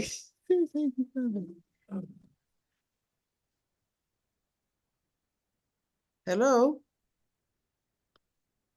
So I'm not being sure what officially is told that happening. she'll make remarks tomorrow, Can you not hear today. me? So Can you members hear are me? dismissed. She's speaking. Oh, What's going on? okay. My apologies, Honorable SG, please proceed. Okay, thank you very much, Madam. And thank you, honorable members. I believe that it's important for me to make an intervention simply because the process that we are undergoing has been similar over the years when we are developing the model laws. We've had situations where we have gotten into very controversial debates, and this has been very valuable. It is also not surprising because when you recall the times for some of the members who were present, when we were developing the model law on HIV and AIDS, we had situations where certain members were saying, no, we cannot protect people who have been reckless with their lives. When we developed the model law on gender-based violence, there were certain quarters that believed, can you hear me? Hello? Yes, we can hear you. I hear an echo, but I hope it's okay, yeah. There were certain quarters that believed that, violence is peculiar to certain populations and not others. As I indicated earlier when I was doing the remarks in the morning, it's not the first time that we deliberate upon the issue of prisons. We did that in collaboration with the SADC Secretariat many years ago, and we looked at the minimum standards accordingly. It became very clear the issues that you're raising here today, honorable members. Should we be tough on crime? Does it give us any positive impact ultimately? Or do we find that we become stupid in crime ultimately? What cannot be changed, honorable members, which I believe all of you have agreed to, is the fact that we need reforms in whatever shape or form. I'm also hoping that tomorrow, perhaps before we start the day, we must canvass on the issue of what is a model law, simply because I hear other members speak of consulting at the constituency level in their countries. And maybe to contextualize, our model laws are basically a set of principles that should guide the norms and not leave members of parliament outside the policy arena. And therefore, I request tomorrow morning the director of programs to probably start off in the morning to basically locate what model laws, which are basically the soft component of laws, how they are growingly becoming relevant and ensuring that members of parliament are able to avoid being marginalized by governments or even deprived of influencing certain commitments that our governments have already acceded to. Coming back to the main issues, allow me, honorable members, to just leave you with a few takeaways. I've really been impressed by your sterling contributions. And where I sit, and I believe, including the drafters and the resource persons, your contributions and interactions have greatly enriched the knowledge base of this process. The legal drafters will go away feeling much more enriched with the context where you have located the process in a much more progressive manner. As the SADC Parliamentary Forum, we are cognizant that prison governance is not a straightforward topic, which is actually the very rationale behind convening the joint session so that members of parliament may deliberate according to their own perspectives for the forum to reconcile opinions and use views in order to frame the policy paper which is yet to be developed. Honorable members should also have seen from the presentation that a framework for a position paper is yet to be presented. And the next steps will be to finalize the position paper in accordance with your diverse inputs that you've made today, which I've underscored as valuable. Honorable members, I'd like to give you at least 4 takeaways based on your deliberations today and what came out of your committee session. Firstly, the objective of the model law is to promote human rights for prisoners, especially access to health care, preventing violence, and many other issues that you've articulated, so that we're able to take care of their basic necessities as human beings. All of you have agreed to this. The objective is to, for instance, ensure that prisoners, as well as normal citizens, benefit from health care, and I'll use this as an example, without discrimination, in accordance with the recognized standards. And this is to protect society at large, given that prisoners usually do not serve for the life, they do not serve time for life, but also become reintegrated into society. Secondly, honorable members, the model law will not be bestowing any favors on prisoners. That must be crystal clear. And prisoners will continue to serve their sentences according to the law. However, the objective is to ensure, honorable members, that at the end of the day, they serve their sentence without paying for offenses which they have not done. We all agree that the carceral system should not be a home of unpleasant surprises for prisoners who have been tried under the law with a specific sentence to be served. This, I believe, honorable members, we all agree upon. Therefore, the broad picture must be considered rather than considering whether prisoners should be a subject for attention, while the state must be looking at other more pressing priorities. We must reminisce that failure to protect human rights for all will be a failure by the state and society at large, whether the human rights are those of marginalized persons or not. Thirdly, honorable members, some level of divergence is inevitable and actually interesting for analytical purposes for this process. This is because, honorable members, we come from 15 different SADC member states with different histories and sometimes different legal systems, some from presidential as opposed to Commonwealth regimes. A model law seeks to establish a general consensus, but this does not mean that it cannot be contextualized to befit local context, as is the case for all the previous model laws adopted by the Forum. Honourable members, certainly countries will not start by being 100% compliant. If that was the case, then there will be no need for model law at all. Fourthly, besides the treatment of prisoners, there are several accessory provisions which are fundamental, such as the independence of the Office of the Ombudsman, the Commissioner of Prisons, or the ability of the Standing Committee on Prisons to call witnesses and parties and actually take remedial action. These details will be contained in the letter of the model law, and you will have on occasion to review some of these provisions before the model law is adopted by the plenary assembly.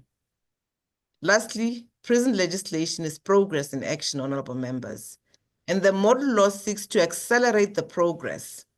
Put simply, it seeks to act as a catalytical buffer to motivate member states to adapt their legislation at a faster pace than they would have should there not be any model law in existence. Sometimes, in seeking to make a perfect step forward and calibrating the step until it is perfect, one needs to keep waiting and making no step at all. Therefore, it is better to progress with reasonable efforts than to not make any progress at all. It is with these takeaways that I call for the model law to progress and for the legal drafter to pursue with their work by reconciling views garnered in this August joint session. In addition, extensive stakeholder consultation will continue with the three branches of government.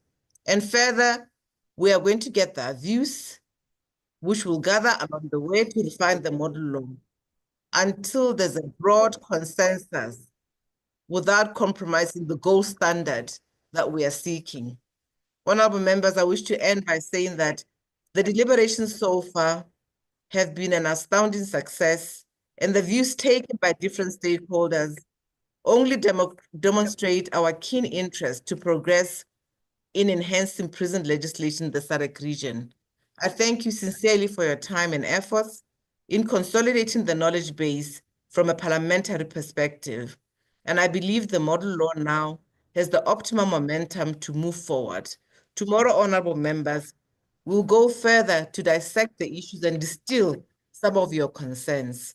With these few words, honorable members, I wish you a beautiful rest this evening as you reflect. There is no need, in my view, for us as politicians to be on either side of the aisle without recognizing the rights that we're trying to preserve and the foundation that we've built in our societies that should continue. Thank you, honorable members, and have a good evening.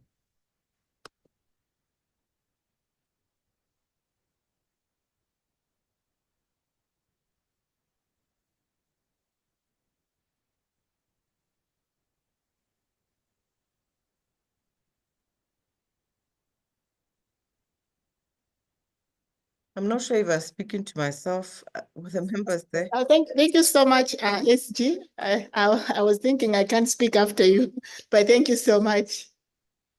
Thank you, madam. Thank you.